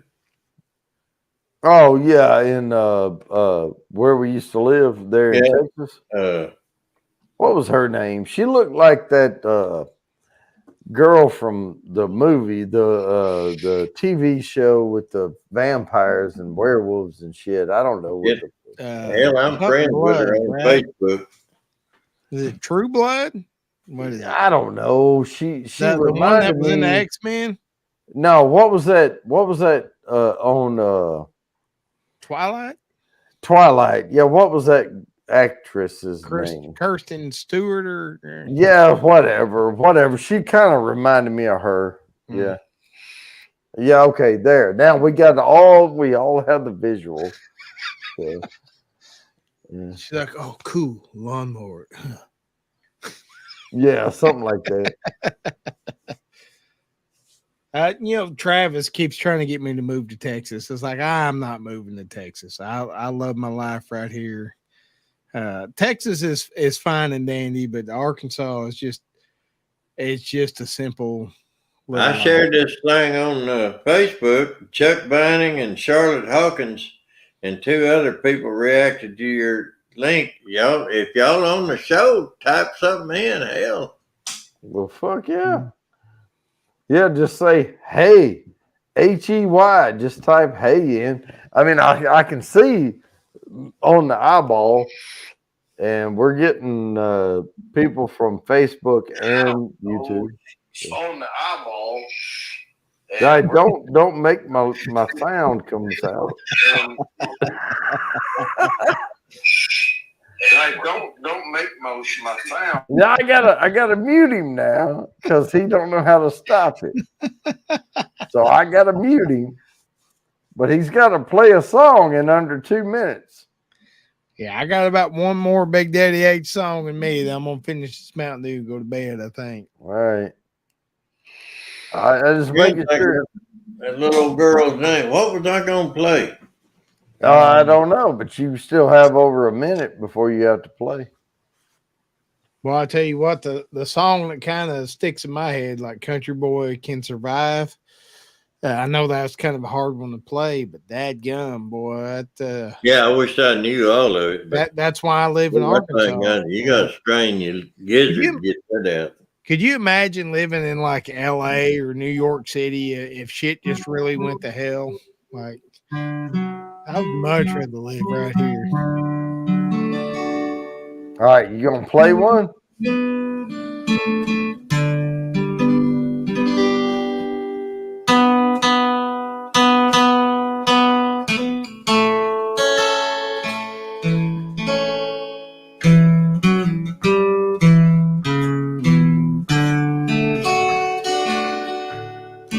Take the ribbon from your hair, shake it loose and let it fall, laying gently on your skin like a shadow on the wall. Come and lay down by my side till the early morning light. All I'm asking is your time. Yeah, really. Help me make it through the night. I don't care what's right or wrong.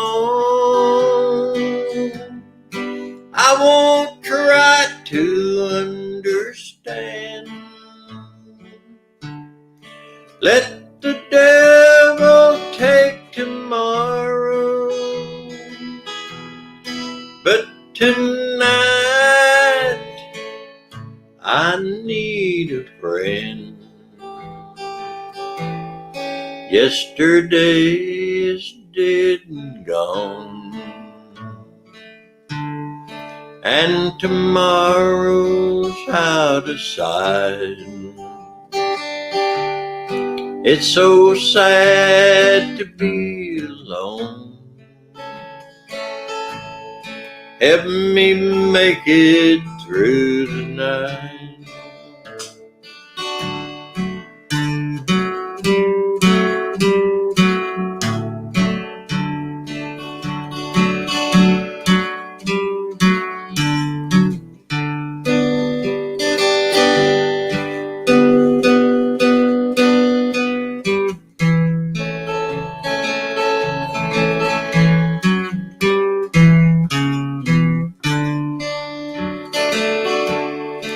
I don't care what's right or wrong.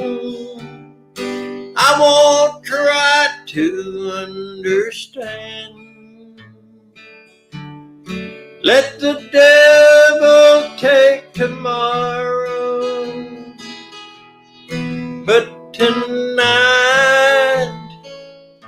I need a friend. Yesterday's dead and gone, and tomorrow's out of sight. It's so sad to be alone. Help me make it through the night. I don't want to be alone. Help me make it through the night.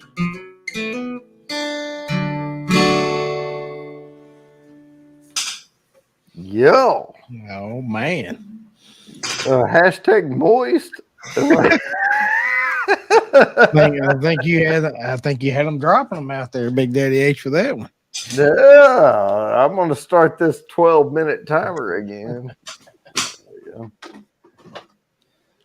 Yeah, he had some hashtag moist going on.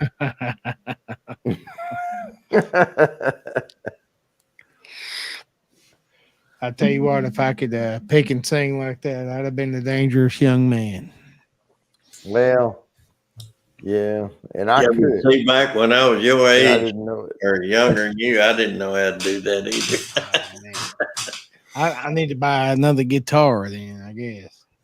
Man, he started teaching me to play when I was like 5 or 6 years old. Oh, damn. Buying him guitars for Christmas and shit. Yeah. Next month, I'll finally be 51. I can't wait to turn 51 because then I ain't 50 anymore. And I can quit talking about being 50. Yeah, I'll be 54. Yeah. Hell, I can't even talk about being 70 anymore then. Katie. Oh, Lord. No, but we having fun up here. I'm going to grab another beer, though. Oh, my goodness. I might have to send your mama out there to that storage room. Storage room? Dixie, you still on? Need to go out of the storage room. What you got out in the storage room? Beer. He's got a refrigerator out there. Yeah, he's done emptied his fridge.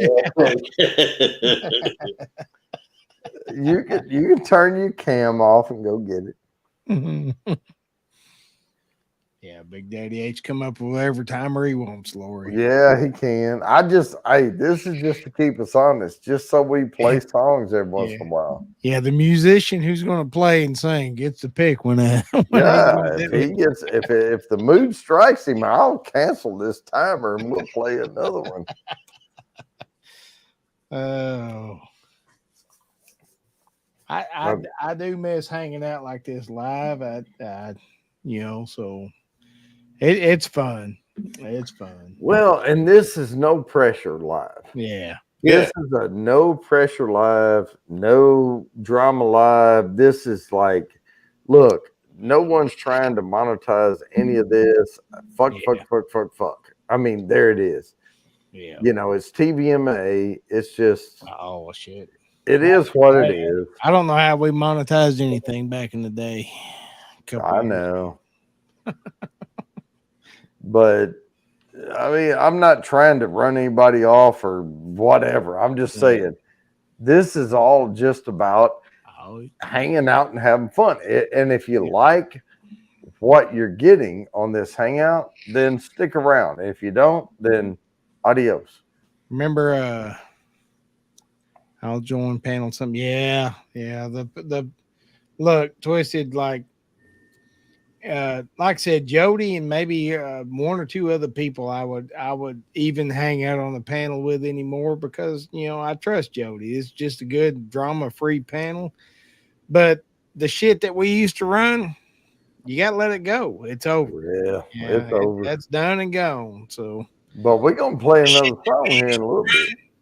You gotta let it go. It's over. Uh-oh, who's got shit going? Who the hell is That's that ass on your phone? I can hear him all the way over here. Yeah. That's that shit coming back at you. Yeah. No, but we're gonna have fun up here tonight. And that's what this is about. That's right. And not yet now. You still got 8 minutes. Don't pick it. We used to get them stadiums a rumbling and rocking, but it came with a pretty high price tag on that stuff. So yeah, but everybody was trying to like do what was supposed to be done. And there's nothing supposed to be done here. Yeah. This is Bourbon Bounty After Dark. I mean, there's nothing supposed to be done here. We don't care about this. It did, Twisted Heart Lady. It was a damn good time, and we all come into it at different periods. But but there is a time to let all that old shit go. Yeah, move on to something better.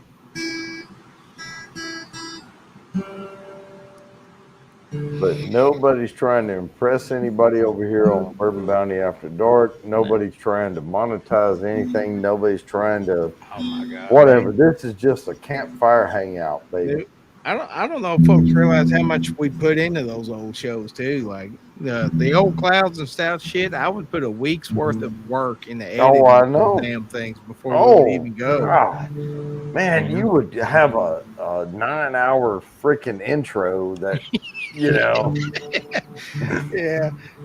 It was a lot of work. It was like some of the funnest times I've ever had, but god dang, like it was you just get burned out on it. Well, come on, Chatty-O, when you get up here, you come on right back. I'll wait till Chatty-O gets back. I'll put it that way. So Chatty-O, no pressure, but I'm gonna stay up here till you get back up here. Well, I'm about to have to take a piece out. Are you gonna play another one?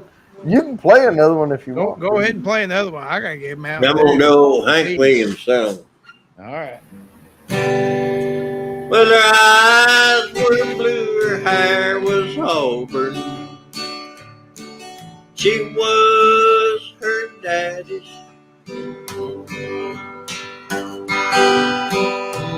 Shit, I can't remember the words to it. She was her daddy's only daughter. She was her daddy's only daughter on that Tennessee border.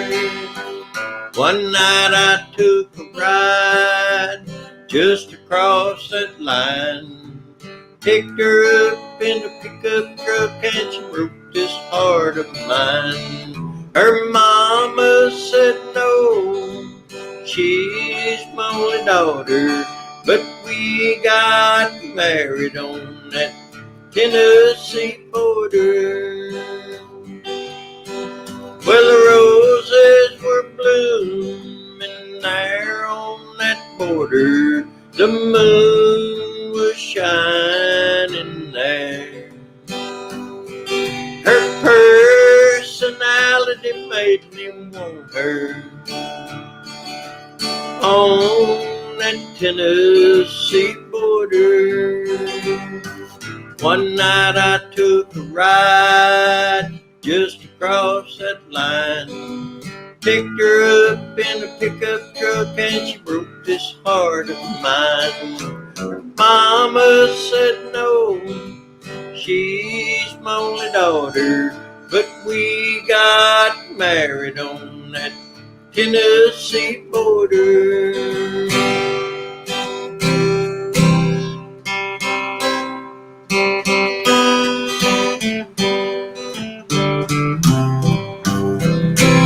Goodbye, Joe, me gotta go, me oh my oh.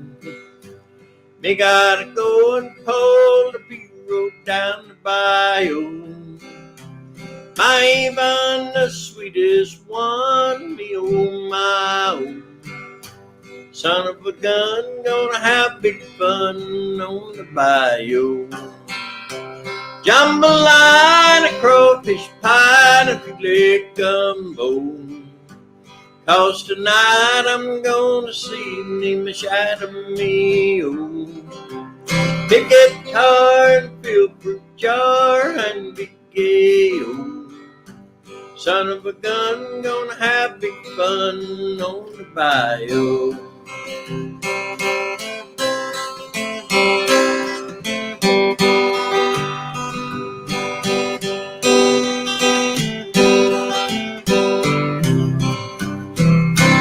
Tippy-do, the cotton-o, the place is buzzing. Can folk come and see Bun by the dozen? Dress in style like a hog wild, me oh my oh.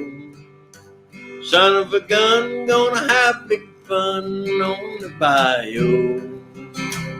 Jambalaya, a crawfish pie, and a filet gumbo. 'Cause tonight I'm gonna see me Miss Adam meal.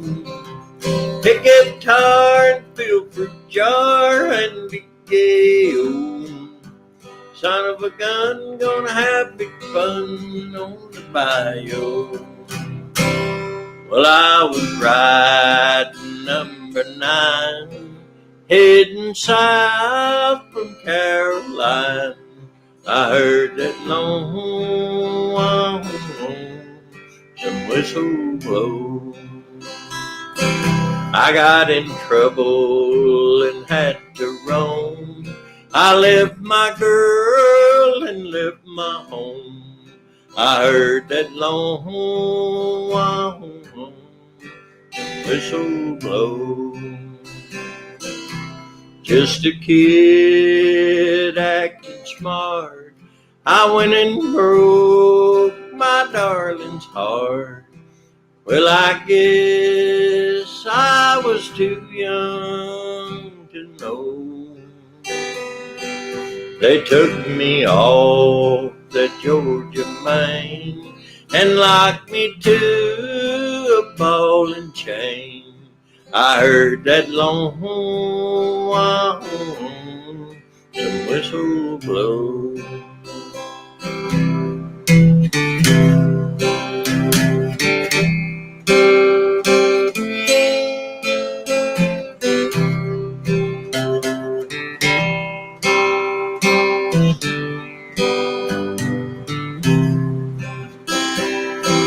Well, all I do is sit and cry when that evening train goes by. I heard that long some whistle blow. All alone I bear my shame. I'm a number, not a name. I heard that long some whistle blow. I'll be locked here in this cell till my body's just a shell and my hair turns whiter than snow. I'll never see that gal of mine. Lord, I'm in Georgia doing time. I heard that long some whistle blow. All righty. Oh, well, sorry. I'm trying to unmute somebody. Twist. Hello. There she is. There she is. Hey, Sam. Holy crap. I kept trying to unmute. Fuck! I should have just stayed here and hung out with you, old hairy bastards. God damn it. No. Hey. Sam's here now. You had zero chance with us, Chatty. Zero chance with us. But you had a shot the other way. I had a shot the other way. It was called $30 on Uber or a $20 bill. That's it. Yeah, well. Samantha is not a hairy old bastard. No. I'm not. I'm old. No. I can be a bastard okay. sometimes. I didn't see you there, Sam. I'm sorry. Well, Sam, it's good to see you, man. It's been a hot minute since we hung out together. Yeah. How you doing? I'm good. You still working on that house thing? Yep. All That's right. all I'm focused on right now. You just need to move up to Arkansas and get you a house. She said, She's like, Arkansas sounds cool, but I'm a little I scared. said no. she's like, Arkansas doesn't know anything about goth. Okay. What did Wyatt Earp's daddy tell him? Don't you ever come back to Arkansas. He's like, yeah, I don't plan on it. Yeah. Well, I did. I left Arkansas for 2 years, and I'm glad to get back. I've left it a couple times in my life. I always end up right back here. Most people, Yep, same. Most people, when With you Texas. get here, it's just like, no, you're gonna find out how easy it is.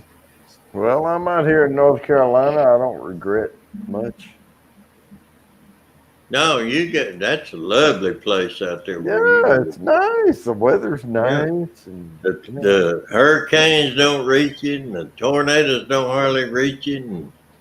And it's just a nice area out there. Boy, I was mad as a mad could be when that damn plane didn't take off from Fort Smith and get me out there. I know, Christmas man. party. I was so damn mad.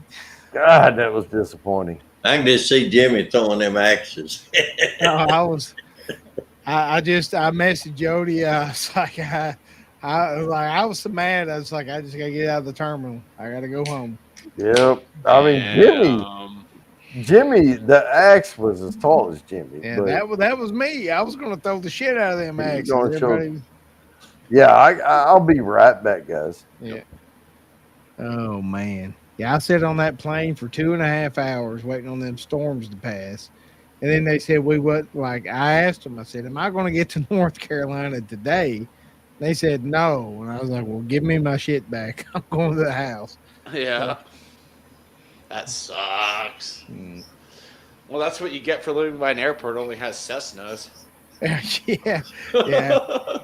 Like there's 2 gates in Fort Smith, and they're both American Airlines. So if that tells you anything, Aren't you near Northwest Arkansas International or no? I could have went if I went to X and A. I probably could have made it, but no, that's 100 miles for me. Oh, okay, yeah, that's like that's Little Rock down there is 110 miles. Yeah, I ain't going to Little Rock. It has to be some serious shit for me to go to Little Rock, like getting my face put back on or something. But I hate Little Rock. I flew over it, and that was more than enough. Yeah. I waved to Blake and waved to JV, and I'm like, all right, take me home. Come on. Anybody that says Little Rock sucks, I agree with them. I can't stand that city. I hate driving that. Looks like a vacuum cleaner. Yep. I hate it. That's fun. Anybody from Arkansas hates Little Rock. Like it's a horrible city to drive through in the mornings when that rush hour traffic hits. I finally learned how to get around down there a little bit, but shit, I don't like it. No. When we was coming back after getting my face fixed, it took us 2 hours to get out of Little Rock, and then 6 hours to get home. Give me what's the worst city you ever drove in? Dallas, Texas. Dallas. Well, I'm gonna tell you what. My worst. I've heard. My worst experience is over there in frickin' Memphis, Tennessee. Them son of bitches over there try to run over. Oh yeah, Memphis is bad. LA, I grew up. I did high school out in California. LA's bad, but god dang, Texas is like Mad Max shit. Like it's Road Warrior. Like it's every man for themselves. I know Jody lived up in Carrollton, and me and Dixie went out there to visit him when he went to work for that hospital out there, and we went riding around one day, and he said, "I'll show y'all around North Dallas," and I said, "What's in?" And my wife, she said, "Oh, I'm about to get diarrhea sitting back here." Dixie. And I'm sure she's going to appreciate I said, "What are them old tall buildings over yonder?" And Jody said, "That's sure enough diarrhea." when you get over there. Marcedale legitimately had a panic attack on me last year trying to get down to San Antonio going through Dallas. I think India has soul meat. Never been there. I've just seen videos of people in India. It's just beep, beep, beep, beep, beep, beep, beep, beep. Drivers don't give a shit. It's like, fuck that. Finally, I stuck my left tire in the lane and we just went. And that's how you drive in Dallas. We were going to Jody's house and we had to get off the 30 on the 630. And he said, you go around until you're going north 630. And then when you're going west 630, you watch for this and watch for that. And he told me Let me tell you something. 635 is the worst highway in all of Dallas. Hell, I was driving that old red truck out there, and I looked down. I was doing 80 freaking 5 miles an hour, and then car bitches blowing by me like.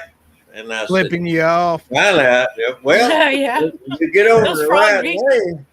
And you go a little ways and directly you see a sign, right turn only. Well, hell, I got to get over, and get back over and you go a little ways, right turn only. And I told Dixie, I said, hell, baby, shut your eyes or whatever you got to do. I just pulled up. I got way over the left lane over there and I was doing 90 miles an hour, and people I bet you were. The secret in Dallas is you just, if you got to get over, you know what, you just go over. Gotta be aggressive. Just do it. Yeah, because they're not gonna wait on you. You if you gotta get over, they will pass you and laugh. Yeah, you just cut it over there. Yeah, look at that idiot in that old red truck. Yeah, boy. I drove down to Groovy's house last May during Memorial Day, and I swore to God I would never drive through Texas during a holiday weekend again after that. It was bumper to bumper from Plano to San Antonio. Like there was no breathing room whatsoever. What do you think I bought that day-to-day life? Oh man! What do you think I bought that Lexus when I was down there? Because it has some oomph. I could. Yeah. The thing is, like, if you got to get over, you just put that left tire in the other lane. You get over. Go. Yeah. They'll park the way, or you'll get in a wreck one way or the other, whatever. And then when we came back through, there was like a car upside down spinning down the highway. Oh. In Dallas, and we weren't even surprised. It was like, oh yeah, cool. Yeah. We just. Yeah, and when we drove over to meet up with Jimmy and Marcedale, we were on our way back home, and there was a car flipped over. Yeah, you said like on the median and shit. Yeah, it was. I know when we would come back to Arkansas, and when we got ready to go back down to Hill County, we would turn south at what was that, Greenville? Yeah. Yeah, on I-30, we hit that 34 highway and go all the way down to. I mean, I don't know. I don't think we were going that much further, but boy, that was peaceful driving down to. The funniest thing is when Travis came up here to stay at my house for the weekend, he was so pissed off at the Arkansas drivers. He's like, them son of a bitches wouldn't get over for nothing. I know it. Drive real slow and go side by side. Yes. You think, he can go on now, and then he'd slow down and let that other son of a bitch catch up with him. Yeah, that left lane, that's like that's a slow motion rolling roadblock. Yep, rolling roadblock. He was so aggravated with Arkansas drivers. Yeah, Texans don't like slow driving. Well, in Arkansas, if you're going 64 miles an hour, and the other guy's going 53 and a half. What's up, RB? Hang on now. I gotta. Now, hang on. Let me. You ain't got to spin the wheel, have you? No, I gotta send RB a link. I would love for RB to come up here. RB coming up? Well, hang on. He might. Well, he's not RB on here, so I'm gonna. Okay. Well, I'm gonna go out to the storage room. My wife didn't ask me what we go. Well, you go to the storage room if you need to. I sent RB the link. He's like, you ain't gotta tell me twice. I sent you the link, RB.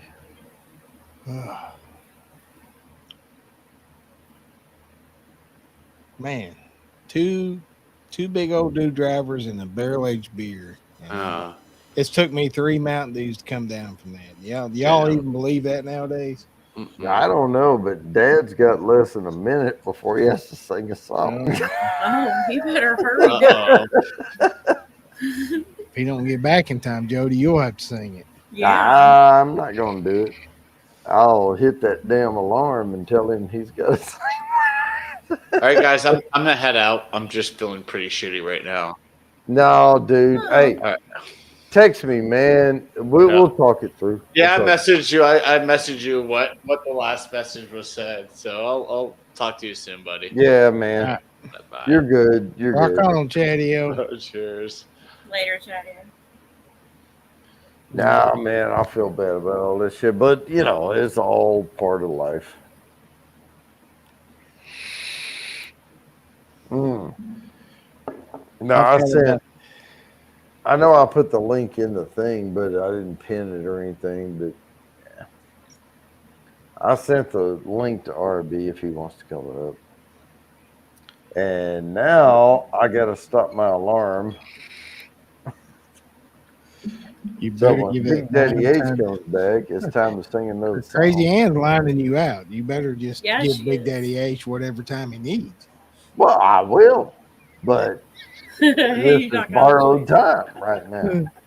She don't want to hear me or you sing, so Well, she wants to hear me sing, but I can't right now. Nice. RB will come up good. Because by the time I finish this Mountain Dew, I'm gonna go over to bed. Yeah. But Twisted Art Lady is the one that's got the best audio of me singing. Oh.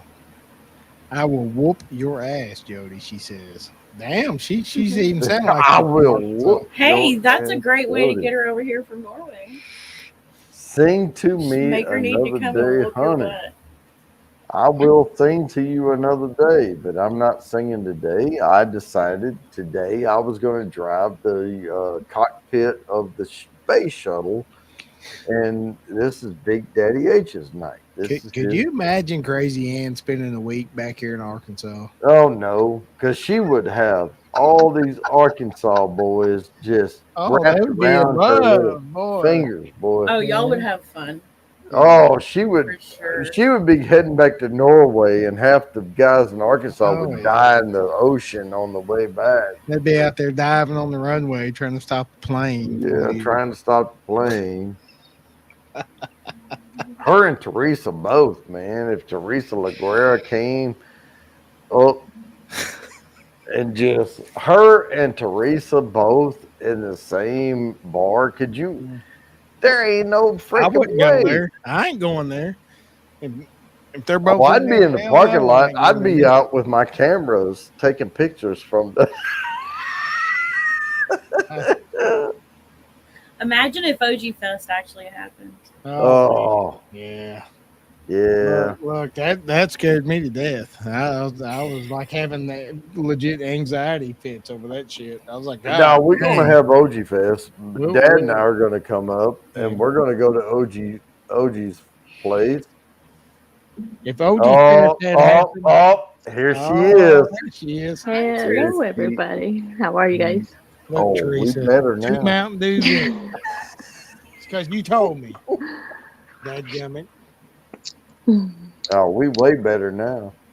No, man, these guys in Arkansas don't know how to handle that shit. If OG Fest had happened, you would have been able to seen it from Dallas, Twisty. I'll tell you that. It would. Hello, my sexy mama. Mwah. Grrr. Yeah, she knows how to roll them R's. See, I can't do that. I'm tongue tied. I can't roll one R.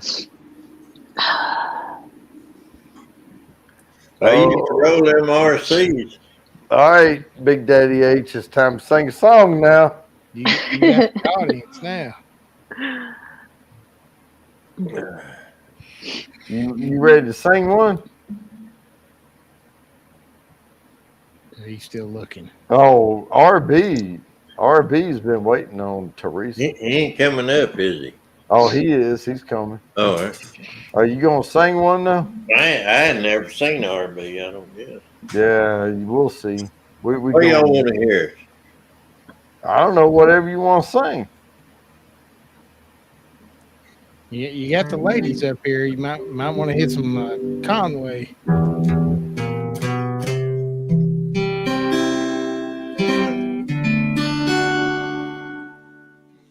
I'm gonna get my clamp up here. Well, at my door, the leaves are falling, and the cold wild wind will come. Sweethearts walk by together, but I still miss someone. I never got over those blue eyes. I see them everywhere. I miss those arms around me when all the love was there. And I wonder if she's sorry for leaving what we begun. There's someone for me somewhere, but I still miss someone. Well, I go out for a party just to try and find a little fun, but I wind up in a dark, lonely corner, 'cause I still miss someone. I never got over those blue eyes. I see them everywhere. I miss those arms that held me when all the love was there. Well, I wonder if she's sorry for leaving what we begun. There's someone for me somewhere, but I still miss someone. All right, everybody unmute. Everybody unmute. Up. Sorry, Teresa. I'm trying to unmute you. I got it. I know you. You know how women know. You gotta mute them. I was trying to unmute everybody. All right. Let me hit this start button, because in 12 minutes we're gonna play another song. Teresa, this may be the first time we've ever been on a stream together where you're not in blue. Oh, yeah. Well, I'm not in blue. RB. Where am I in blue? Because you're not at work. Hello. Oh, Keep going, gotcha. Big Daddy. Gotcha. Yeah, because Same page now. Same page. You had like a blue vest on and a mask on, and we're like, holy crap. She looks good with a mask on. I could go put a mask on if you feel more comfortable. No. I think the last time I saw her, she was like in the parking lot about to go into work or something like that. That's right. Every time. Maybe I shouldn't remember it so vividly, but I do. I don't know.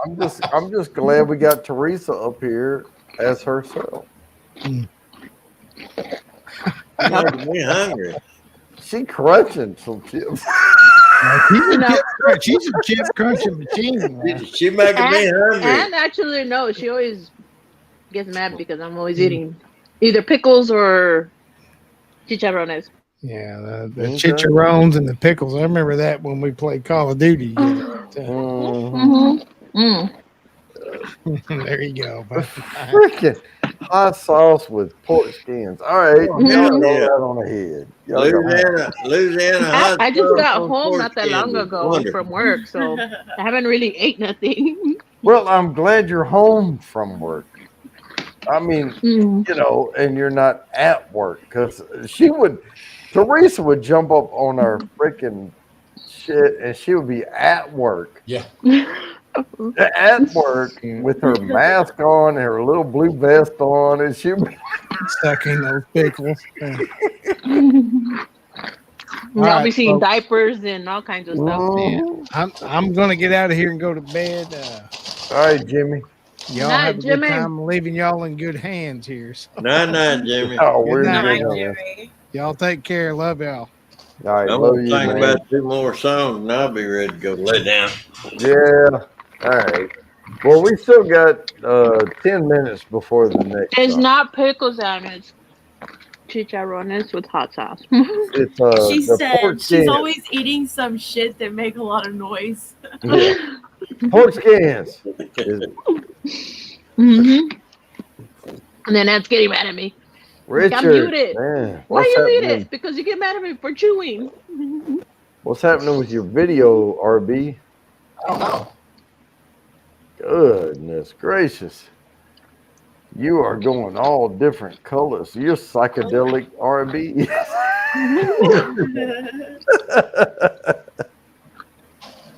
She was making me hungry. Now he is. I'm gonna mute myself because Anne's gonna scream at me through the freaking screen right now if I don't. All right. That's all right. Teresa, we'll just talk about how beautiful she is, and then we'll. No shit! Come on. Denied. Leave your cam on and hit your mute button. Yeah, no. So, Twisted Art Lady. Yes. Samantha. We are lining up our trip out there. So, I'm going to be coming to Arkansas, and I'm going to come there the last week of April, and I'm going to work from their house. And then our trip into Texas is going to be Arby's, Mark's, Arby's, home. Mm-hmm. So, where are you? I'm near Six Flags. Okay. On the Grand Prairie I side. used to live right over there, so I know where it is. You know where Cook's Lane is, right? I think so. Yeah. Is that Dallas? That's Dallas? No, it's Fort Worth. Oh, it's like near Arlington. You know where East Chase is? Cook's Lane. Yeah, it's East Fort Worth. That's what I was thinking. What was the one just before Cook's Lane? East Chase. Yeah, that was Arlington. Well, that's the border. Yeah, border. East Chase was the border, Arlington, Fort Worth, and we were one block over on Cook's Lane. Yeah. Yeah, I know East Fort Worth a little bit. Well, we're not going to be near that, but no, we can figure something out. But yeah, for sure. We're flying through and coming back, but we can figure something out. Teresa is just munching. She's happy munching. Eat when you're hungry. I mean, I'm about to be hungry. I'm just saying. Yeah. I had some chicken express just a bit ago. Oh, I have a story about that. So we went to Arlington to okay, you remember or they still have it, the Scottish Highland game things? I don't know, but I would love to go see that if they do that. Oh, they do. And we went to it all the time. It was Scottish Highland Games, and they had it at UTA, University of They Texas. might, yeah. Yeah. And I would wear my kilt, and I would go there, and we would do the thing and all that. And I would drink way too much Guinness the time I was there. And on the way home, which was only literally about 5 miles, I would be so freaked up, and I'd be like, oh, yeah, you have to stop here. You have to stop here. You have to stop here. Because I was just trying to get my wife to stop at any fast food restaurant, whatever. And she's like, you really want to stop at Chicken Express? And I'm like, Chicken Express Hell has the yes. best hot wings ever. And we stopped there, and I got the wings, and yeah, they weren't that good. But it's good drunk food. No, it is. It is good drunk food. I'm not drunk right now, but I still enjoyed it. Oh, it's excellent drunk food. Yeah. And but what's in the little old bitty hamburgers? Oh, that's a White Castle. Yeah, that you get any better than that for drunk food. Woo! Well, Waffle House is the best. Waffle House, Taco Bell, IHOP, White Castle. Taco Bell's pretty good too. I mean, wherever you stop, that's the best drunk food ever. Yeah. Waffle House is probably my favorite. Waffle House is good. That'll make you, that will toothpaste tube your ass right there. All right, we got RB up here now.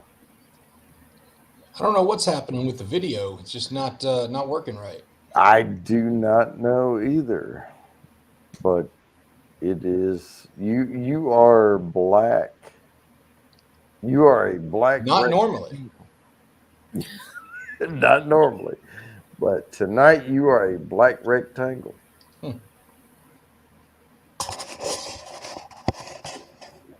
But that's RB. I was there for a little bit. He's the mayor. But Big Daddy H got to sing another song. So, Big Daddy H, did you say you had one more song in you? Is that what it was? I done forgot what it was. Somebody give me a clue as to what it was. I have no idea what you were going to sing.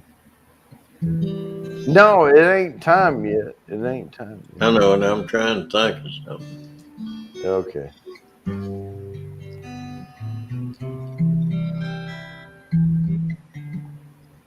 Well, we're all listening now.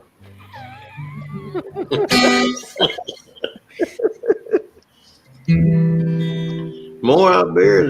more beer I drank, the less I can think. Yeah. The more I think, the beer I drink. Or something. The story of my 20s. Yeah. You're talking about 20. That's a story of our fucking 10 years ago. 20. All right, I got a little ditty here. All right, you got one? Yeah. You ready?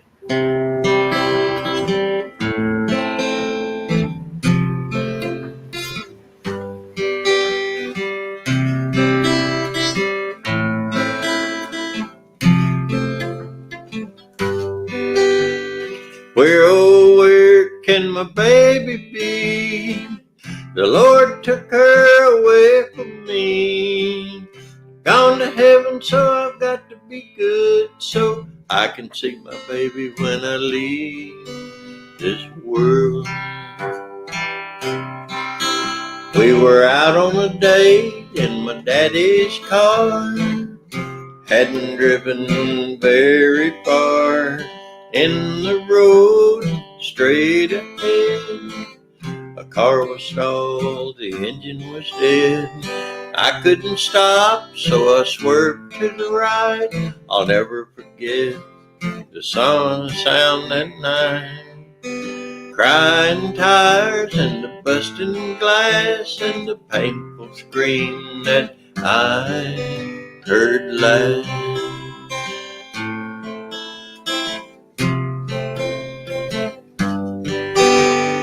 Where, oh, where can my baby be? The Lord took her away from me. She's gone to heaven, so I've got to be good, so I can see my baby when I leave this world. Well, when I woke up, the rain was pouring down. There were people standing all around. Something warm running in my eyes, but I found my baby somehow that night. Raised her head, she smiled and said, hold me, darling, for a little while. Held her close, kissed her our last kiss. I found a love I knew I would miss. Now she's gone, even though I hold her tight. Lost my love, my life that night. Where, oh, where can my baby be? The Lord took her away from me.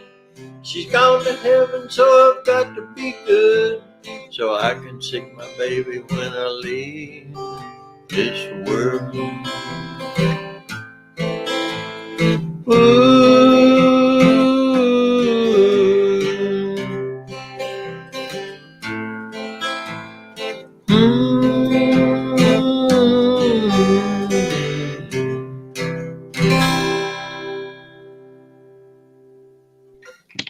That song was absolutely awesome. Glad you liked it. I love every cover of that song. Oh my God, RB, I keep trying to unmute you. So there we go.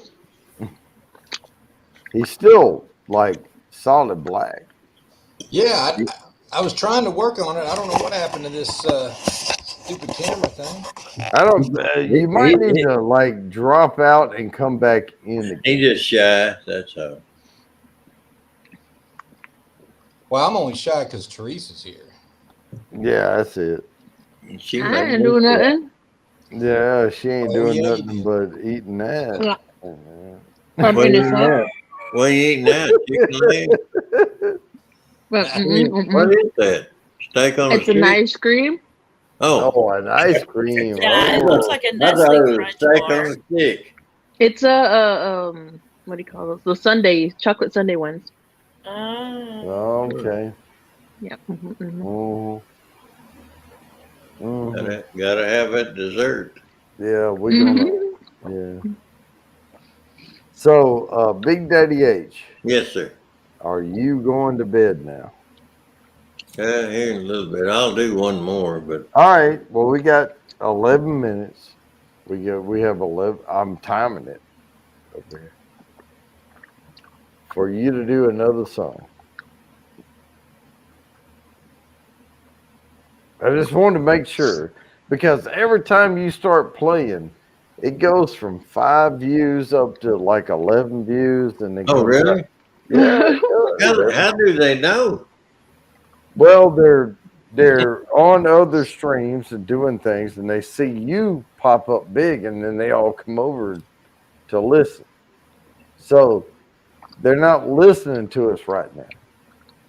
They're watching for you to pop up big, and then they come over and I gotta ignore that and come over that here. Well, no, I'm not strict. I'm just saying. I'm just like, if he wants to play another one, I'm just asking. That's all. Okay, here. Whoa, I see you, RB. Oh, So- there he is. What had happened was somehow it switched over and tried to use the camera on the laptop rather than the USB camera that I had hooked up. Okay. And I've got the laptop closed, so that's why it was all black. Okay. Teresa is gnawing on some sticks over there, boy. I'll tell you. There you go. She was eating on some sticks, boy. When I was just a lad, you know, I met a girl from old Bordeaux. She had blonde hair and blue eyes too. She let me ride on the ring dang do. Okay, that wasn't a real song. Okay. Ring dang do, what is that? Soft and warm like a pussy cat. With a slit in the middle and that's what you call a ring dang do. Let me see if I can think of one to sing. You know what? You have 8 minutes to think of one. But the ring dang do is what I call the pussy song.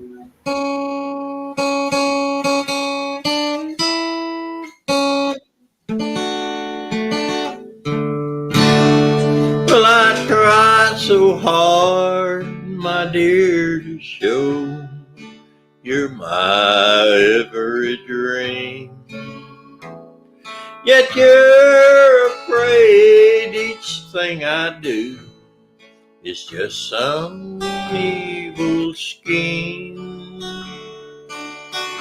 A memory from your lonesome past keeps us so far apart.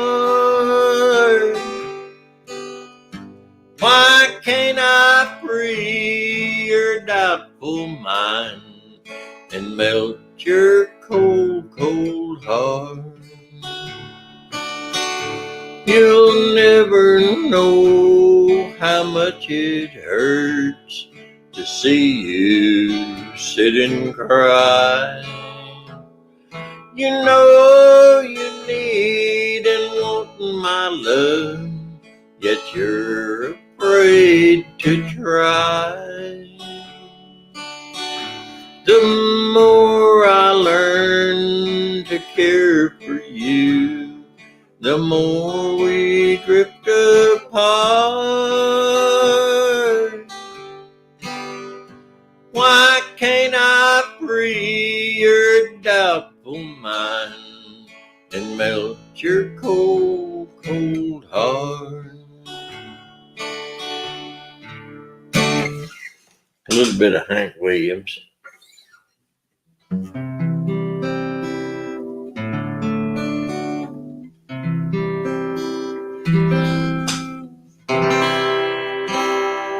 Well, I could say it's over now, that I was glad to see you go, and I could hate you for the way I'm feeling. My lips could tell a lie, but my heart would know. Well, it's a sin to make me cry, 'cause you know I love you so. And I could tell my heart I'm glad we parted. My lips could tell a lie, but my heart would know. Well, I could give you all the blame. But I'm sure the truth would show, and I could tell this world I found a new love. My lips could tell a lie, but my heart wouldn't know. Well, it's a sin to make me cry, 'cause you know I love you so. And I could tell my heart I'm glad we parted. My lips could tell a lie, but my heart wouldn't know.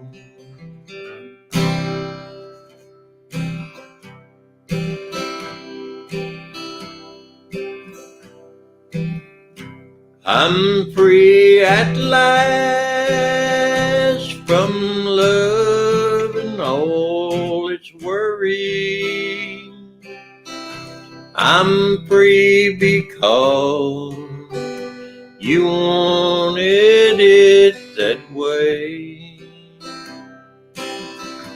Now you can go, but there's no need to hurry, 'cause never again will I ask you to stay. So run along, I know that you don't want me. So many times you proved that in the past. After you're gone and memories come to haunt me, I'll hide my tears and say I'm free at last. I'm free at last.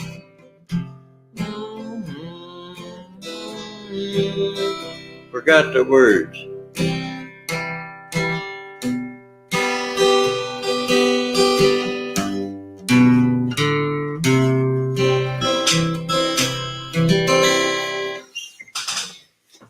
That's one of them old songs. Old, all right. Well, old we are. Nobody ever heard. Oh, sorry, Samantha. Sorry, RB. I can't unmute y'all. Uh-oh. There. Got RB. There he is. Yeah, we got some all elite music in here. We've got coming in because it's following the tunes. So yeah, all that. But this is a non-monetized channel. We're just freaking around. We're just hanging out and freaking around. Yeah, this is like this is a redneck campfire. That's what this is. All we need is a campfire, ain't it? That's it. We've got Teresa's here. So well, that's a start. Yeah. Better than most of the campfires I've been at.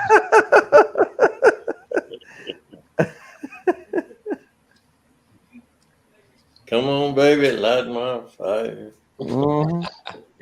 Try to set the world on fire. Fire.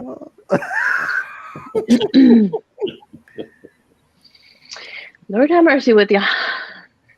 Yes. Teresa, I told you a long time ago, if you would come up on these panels, I would make you uncomfortable. And have I? Not yet. Yeah, it's getting close. Well, I don't know. She quit eating. It's not even 10 o'clock for her yet.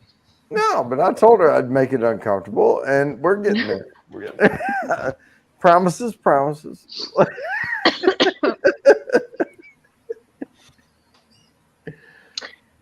I plead the fifth. Oh, well, yeah. Everybody does.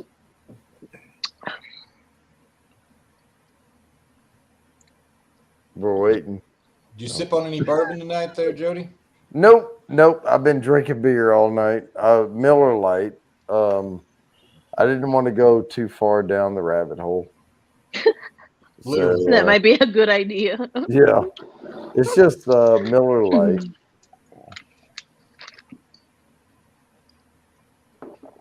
But no, man. So how you been?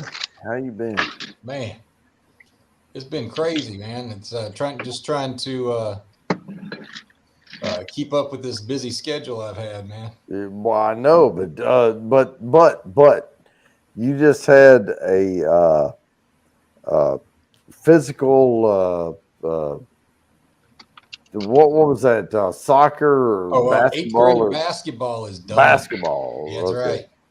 Season's over. So when we come down in May, or the first week of May, or whatever, that weekend before the first week of May,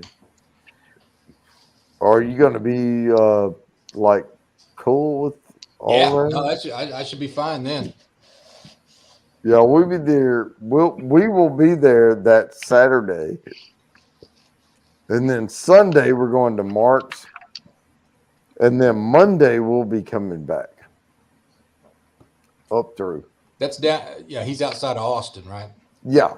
It's just like 4 hours down. Yeah, that'd be easy drive. Yeah, and then Monday we'll be coming back up. And we'll need to crash there one more night, and then we'll be back. Yeah, I was seeing if there's anything I need to go stock up on. I'm bringing you some stuff, man. Yeah, but you're going to want some of that TAH rye. I will be buying a couple of bottles of that while I'm there. I actually was able to find not that I do it for the taste necessarily, it's just for the collection. Mm-hmm. But I actually found a bottle of Blanton's the other day. It's hard to find. Yeah, I've got 6 ounces of it sitting behind me over here. So I've got a full unopened bottle. And it's just a regular Blanton's, right? Yeah. Yeah. So it's the same old wheated shit yeah. Yeah, I've got it's not any different than it is a little different than the Buffalo Trace or the Eagle Rare I've got. Well, yeah, Buffalo, it's closer. Buffalo Trace is like barbed wire. Okay, so it's harsh. Eagle Rare is not wheated. Right. Well, so, I've got some Weller's Green Label. Yeah. Okay. Yeah. But I drank some Antique 107, CYPV, Pappy 23s one night, and that Blanton's gets so lost in the shuffle, it's not even close. But they have cool on the shelf. They have the horses. Oh yeah, Teresa. I got all the little horse corks. What's your favorite? What's your favorite hard liquor, Teresa? I really don't have one. I'll just shot after shot. We're good. Tequila. I'll do tequila. I'll do Hornitos. Mm-hmm. I picked up when I was in Mexico a few weeks ago. Picked up a tequila that they don't sell in the U.S. Was able to bring it up, so it was pretty nice. It fairly smooth, but it had more flavor than some of the blancos that I had. Mm-hmm. But I've got some friends that are really into tequila, and so I thought maybe I'd try to expand it. And I've got a friend of mine that's in Mexico right now. They're retired, as a retired couple, and they go to Mexico like 2 or 3 times for 2 weeks at a time, and they're bringing back some more tequila, that they pick up down there. So I'll compare it, and that's something like I'd like to try to know more about tequila because my memory of tequila is just a bunch of bad decisions. Oh well, yeah, okay. I think never mix drinks, never. But I'm understanding now that it didn't have to be like that, and it was I had bad tequila. Right. No, we had too much bad tequila. That's what we had. So what I learned from my sister-in-law, like shots and stuff like that, instead of like lemon, she'll actually have an orange slice and wash it down with the orange instead of a lemon. Okay. So I'm trying to evolve to the sipping tequila, not just the shooting tequila. I thought you're supposed to buy the lime. That old country song was a lie. Yeah, but Jose Cuervo is not a friend of anybody. Yeah. No, it's not. Yeah, Jose Cuervo is not a friend of mine. That worm was still alive in that bottle. Is what it was. Yeah. And so, if you actually look at the label, it's somewhere on today. It says made for mixed drinks. It's made to throw in a margarita or something like that. Right. But then you look at it, and it's not even. It's 51% tequila, like 49% rum. Yeah. And so, and it's 100% regret. Yeah. That's what it is.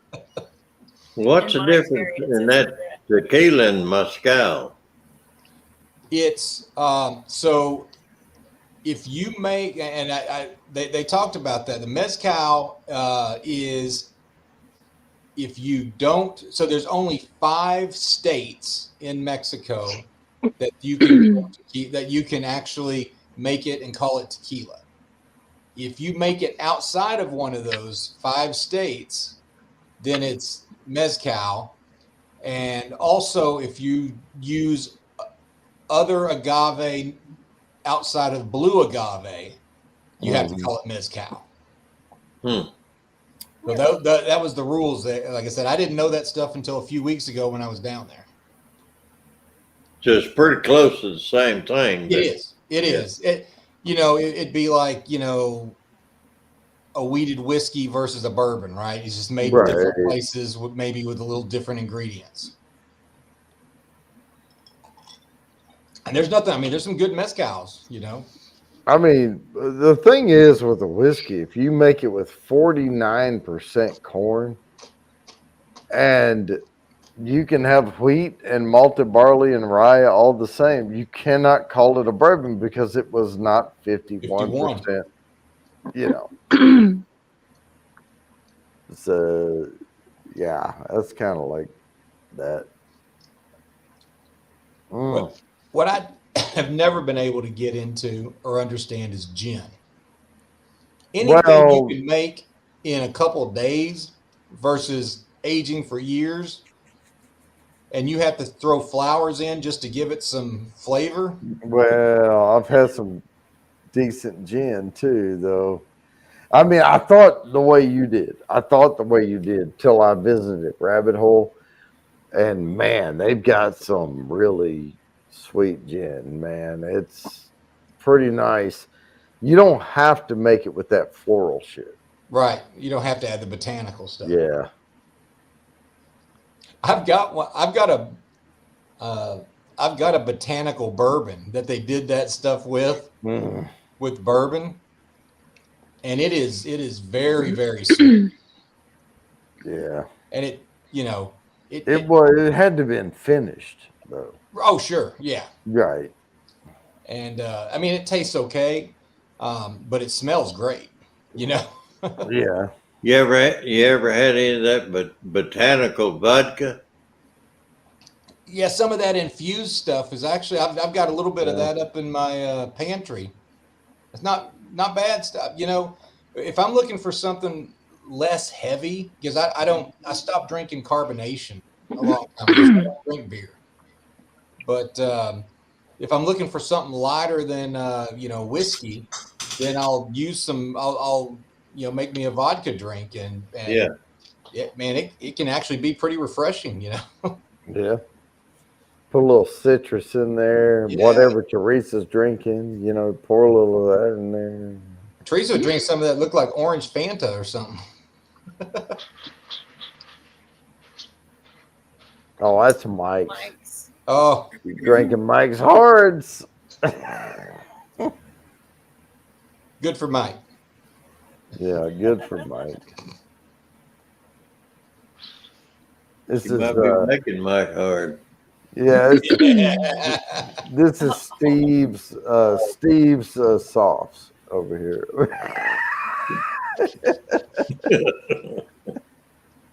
Steve is my husband's name. Sorry, I didn't mean anything. I was making up a name. Steve is actually the most used name in comedy. Like for stand-up comedians, if you'll notice, they always have a friend named Steve that did some dumb crap that they're telling you about. Or Bruce. It's like the token name. It's Steve. And that I enjoy because I'm married to Steve. So if they're making jokes about Steve, it's just that much funnier to me. A friend of mine the other night, this guy's crazy. He's one of those guys that he'll dress up crazy. He'll do it. He doesn't have that filter to say, I might be embarrassed by this, or I might, he's like Chris. He's crazy.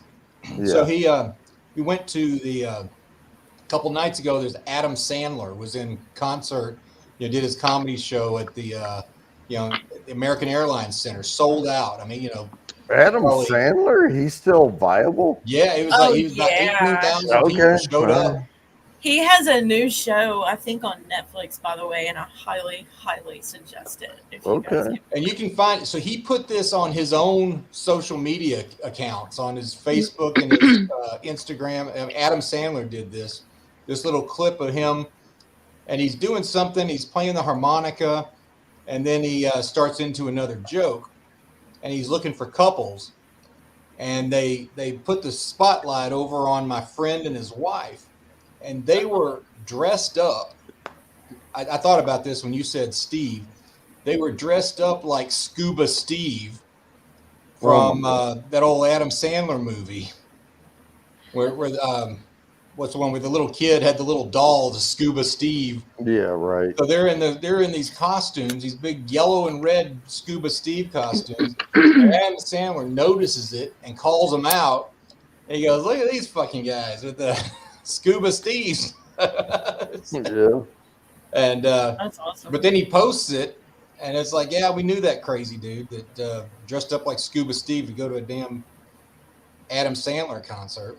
Yeah, you got to be careful who you call out when. Anybody brave enough to wear Scuba Steve to your show, you got to be really careful. Yeah.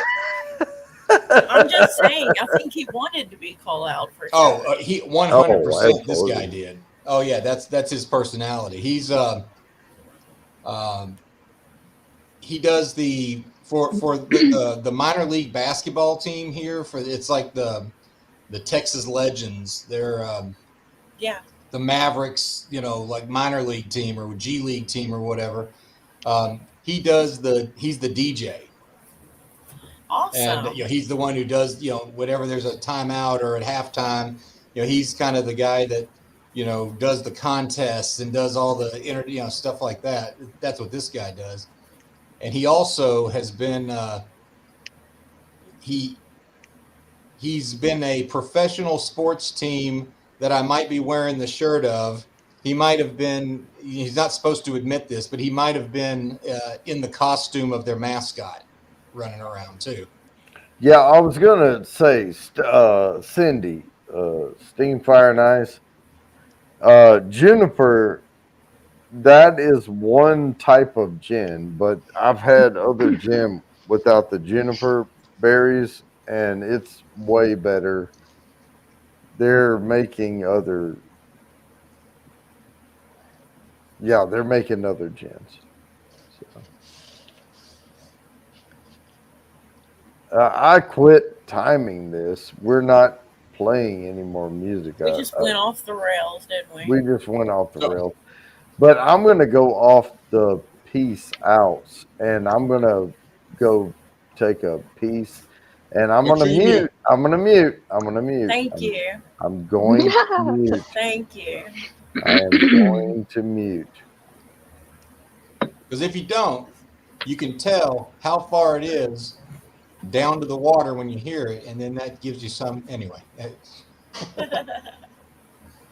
Well, Samantha, I was driving the other day. We were heading to a middle school basketball game. We were talking about that earlier, and the route it took us down into Grapevine to go up into Flower Mound, and I was like, "Hey, wait, that's that Starbucks that I saw Samantha at."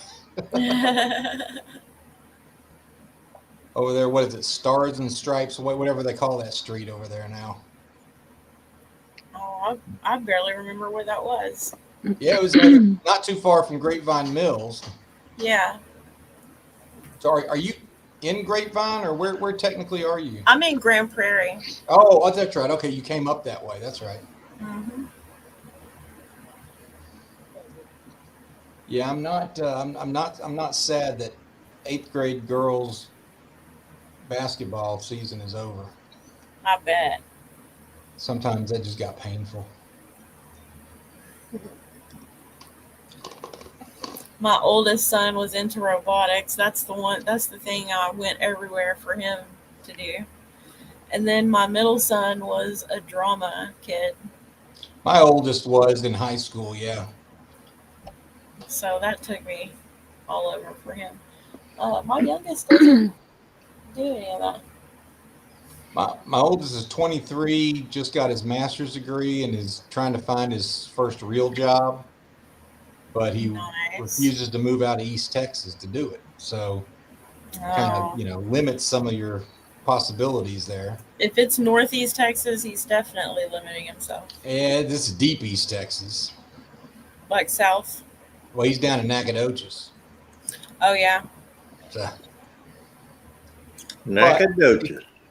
Yeah, he's trying to find, remote jobs and stuff like that. I'm like, yeah, it's tougher to do that when they don't know you, when they don't know to trust you that you can, be productive from home or whatever.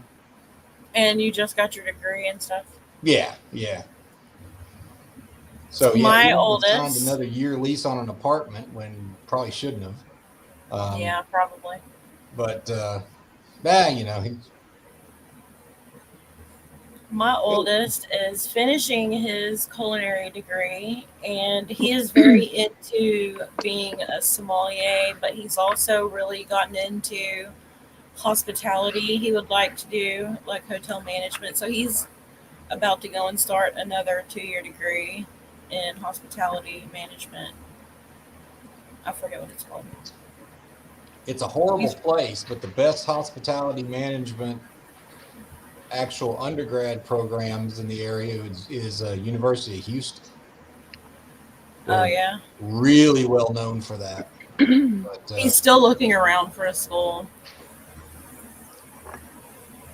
Yeah. So, over in our area, there's lots of good management. They'll bring people in. We've got so many new businesses, either hotel, restaurant, stuff like that. They moved a guy in for one of the new restaurants in from San Diego to run it. This new one that came down from Chicago, he's here for 6 months to get it up and running, and then he goes and does another one. That's his job. You can make a nice living doing that stuff. Mm-hmm. Yeah. Don't let him give up on that. Culinary arts is good. Yeah, culinary arts gets a good pay depending on where you are and where you go.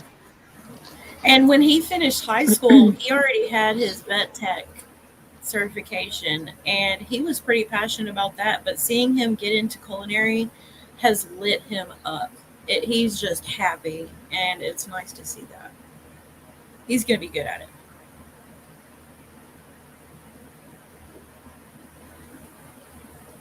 I mean, he already is. He can already, They'll come over and mess my kitchen up and cook for us, and then go home.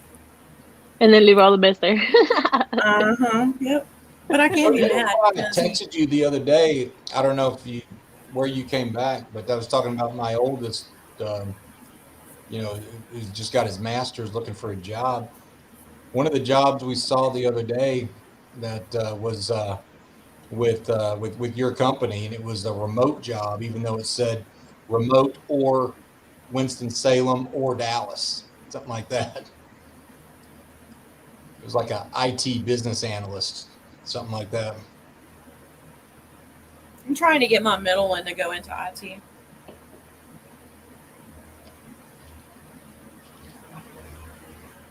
He's still muted, isn't he?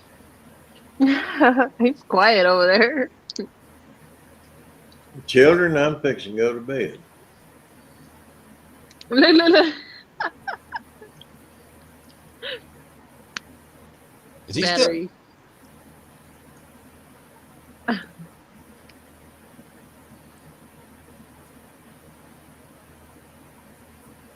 It doesn't show Jody's muted, does it? No, it's probably battery.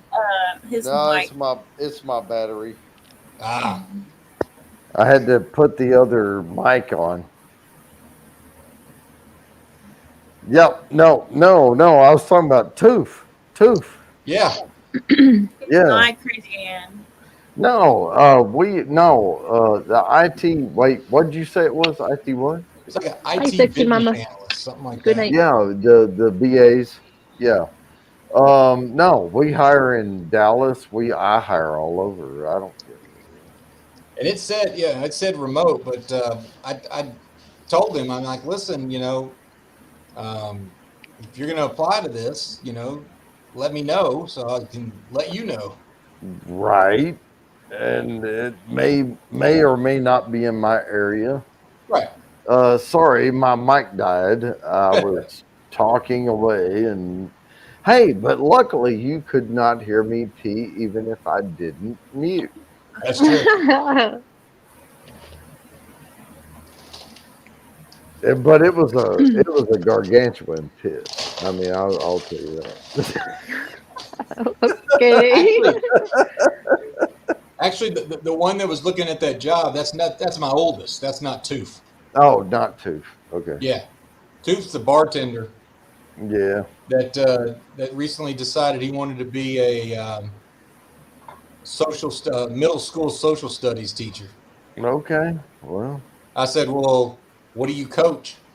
Mm-hmm. Right. No.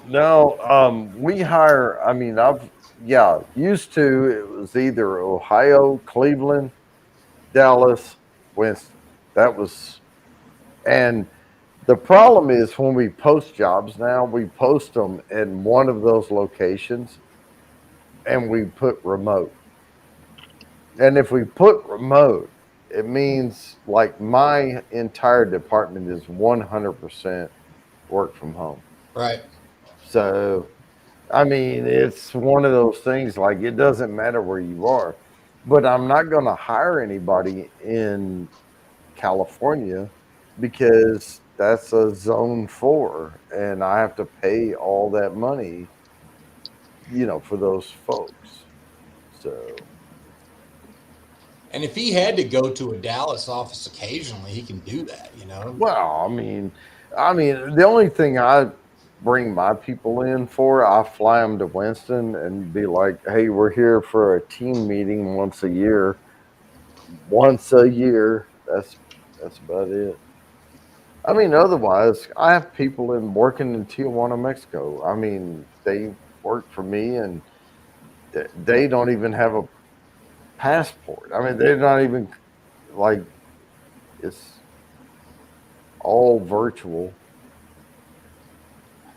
One of our during COVID, one of our help desk guys moved from Colorado back to where he grew up in Poland. And he still works. He still runs his help desk, still works his shift. Now, his shift probably goes from like 11 o'clock at night till 6 in the morning, something like that, right? Right. but he don't care. I mean, he's getting, that's his choice. Right. He just gets used to that schedule, and he was well liked, and he's decently paid, and we like. For all I know, he could have another job, during the day over there. Who cares? Well, when would he sleep? I mean, at some point, as long as he's doing this job. Yeah. But I tell you what, man, I got a thing today that was kind of disturbing. I'm not going to go into details on it, but comfortably uncomfortable is where we want our people to be. So we're trying to, it's the profitability of the company. I mean, it's trickle down with all that. So what I'll say is, if I have a position come open and somebody wants to apply for it, be ready to be comfortably uncomfortable in your position. Which means you're going to work harder than you thought you had to.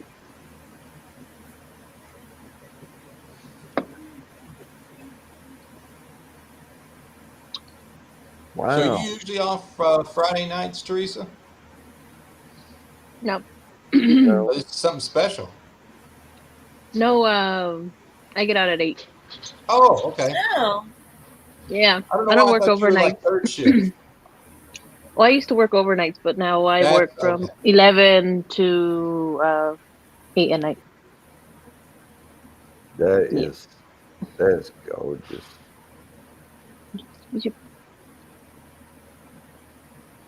What's your hat say? San Fran. Wow. San Fran, yeah.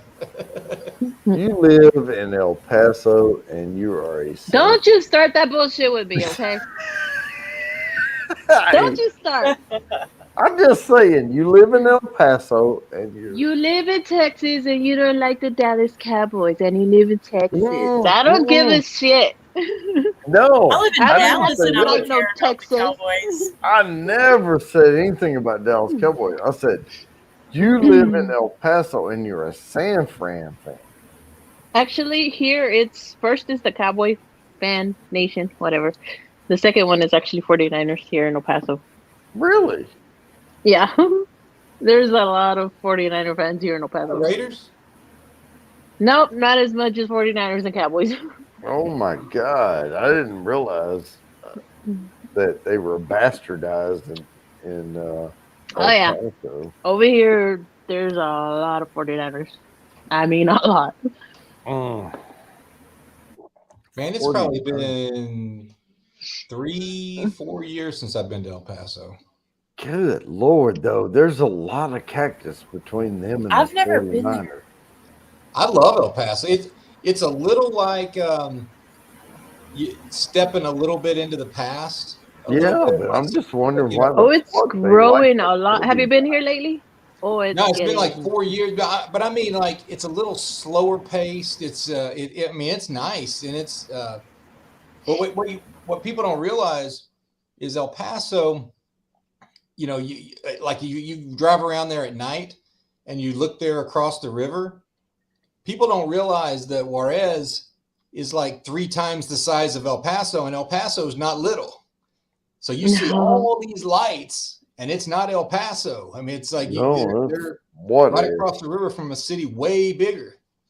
But El Paso is growing, is expanding a lot. I remember the days that you used to, like I could go over there, but you're still in the Chihuahuan desert.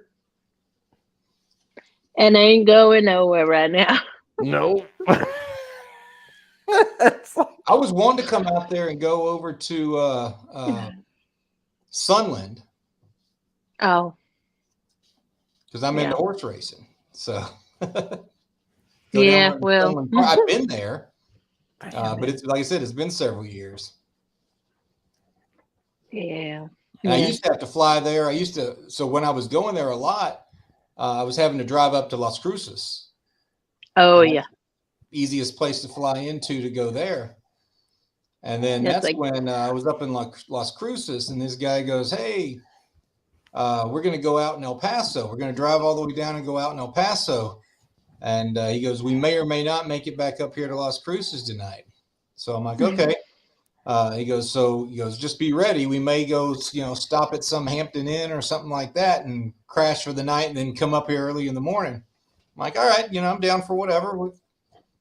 And I think I mentioned to you where we ended up one night, way on the east side of El Paso. And boy, there's some after dark adult only stories I'll tell you about Eric. I don't even know if that place is still open, but dang. Oh yeah, it's still open. Oh my gosh. There's even more open. The stuff I saw there. Mm-hmm. Yeah, man, there's even more I'll tell you open. about this place sometime, man. Holy crap. Hey, you talk about that, man. You and I have adult only stories we could tell. Yeah. Come on down, Cindy. So the price is right. There was one time, so once I experienced that from these guys from the place I worked, I went out there with a different set of people for a whole different purpose. And I was like, hey, I got to tell you about this place that I've been at. And they're like, well, we want to see it. I'm like, all right. But we were staying right over there on the west side of El Paso. And you can imagine if we're on the west side of El Paso going all the way over to whatever. Right across town. What's it called? The Jaguars? Just east of El Paso where that place is. It's not in El Paso. It's in Central? Yeah. So, I mean, that's a good 45-minute drive across the entirety of El Paso to get over there. And we got so drunk that night, Jody. Man, we Ubered there smartly enough. You're right. And it was just me and this one dude that was dead set on he'd heard these stories I told him. He wanted to go find out for himself. The two of us passed out in the back of the Uber on the way back to the hotel. The driver had to wake us up when we pulled in. He goes, hey, man, we're here. We're here. We're here. Get your asses off. Yeah. Okay. Hey, that's what happened to me. No, mommy, I want milk and cookies. No, that's what happened to me that night in San Francisco. And the Uber driver woke me up, and I was back in Oakland. And he was like, hey, we're here. And I'm like, oh, okay. And I went in, and I was like, where's my fucking phone? It was in the Uber. that motherfucker was gone, boy. I had to get a whole new phone. Because when my wife found the phone and tried to call or whatever, it was like Lebanese, like they didn't speak no English. Oh, man. You just said that, Jody, and that just kind of dawned on me. I probably ought to tell my wife y'all are coming. Oh, yeah, that should probably, clue that in. I'll find a way to mix that in. Yeah. We're going to be there. We're expecting her to make lasagna that night. There we go. From scratch. Yeah. Or whatever she wants to cook. But we're not picky. But yeah, I hadn't mentioned that yet, that y'all were coming. Wow, that would probably be an important thing. Yeah, right. But it's 2 months. It's 2 months away. It's 2 months. That's plenty of notice. Yeah. And guys aren't like we're not like known for our like heads up shit. Oh. All right, it's about refill time. I'll be right back. All right. But that's not something guys are known for, giving heads up. But 2 months is probably pretty freaking good.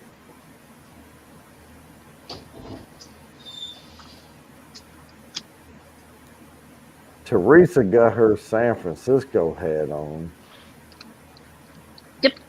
Yep. We only have 3 people on the eyeball. I don't know who's watching. I have no idea. Probably Cindy's one of them. Cindy, Crazy Ann. No, Crazy Ann said she was going to sleep. Well, she went to bed. Yeah. Maybe. She might be lurking still though, until she falls asleep. She could be lurking. So that's 2. And there's one more. Maybe it's this one. Oh, it might be that one. It's I have you pulled up too. oh my god. Now there's 4 on the eyeball. Because if you don't move your mouse, see, that's the problem. Is I watch sometimes and I have like 12 people watching, but if you don't move your mouse, it doesn't, like, it'll drop off the eyeball and come back up. And then when I'm done with my stream, I'm like, how the frick did I get 150 views? You know, because people were falling off, coming back anyway. We could probably end this stream. That's what I'm saying. We could probably end this stream and just hang out. Yeah. So I'm going to end the broadcast because I don't think anybody's watching at this point. So.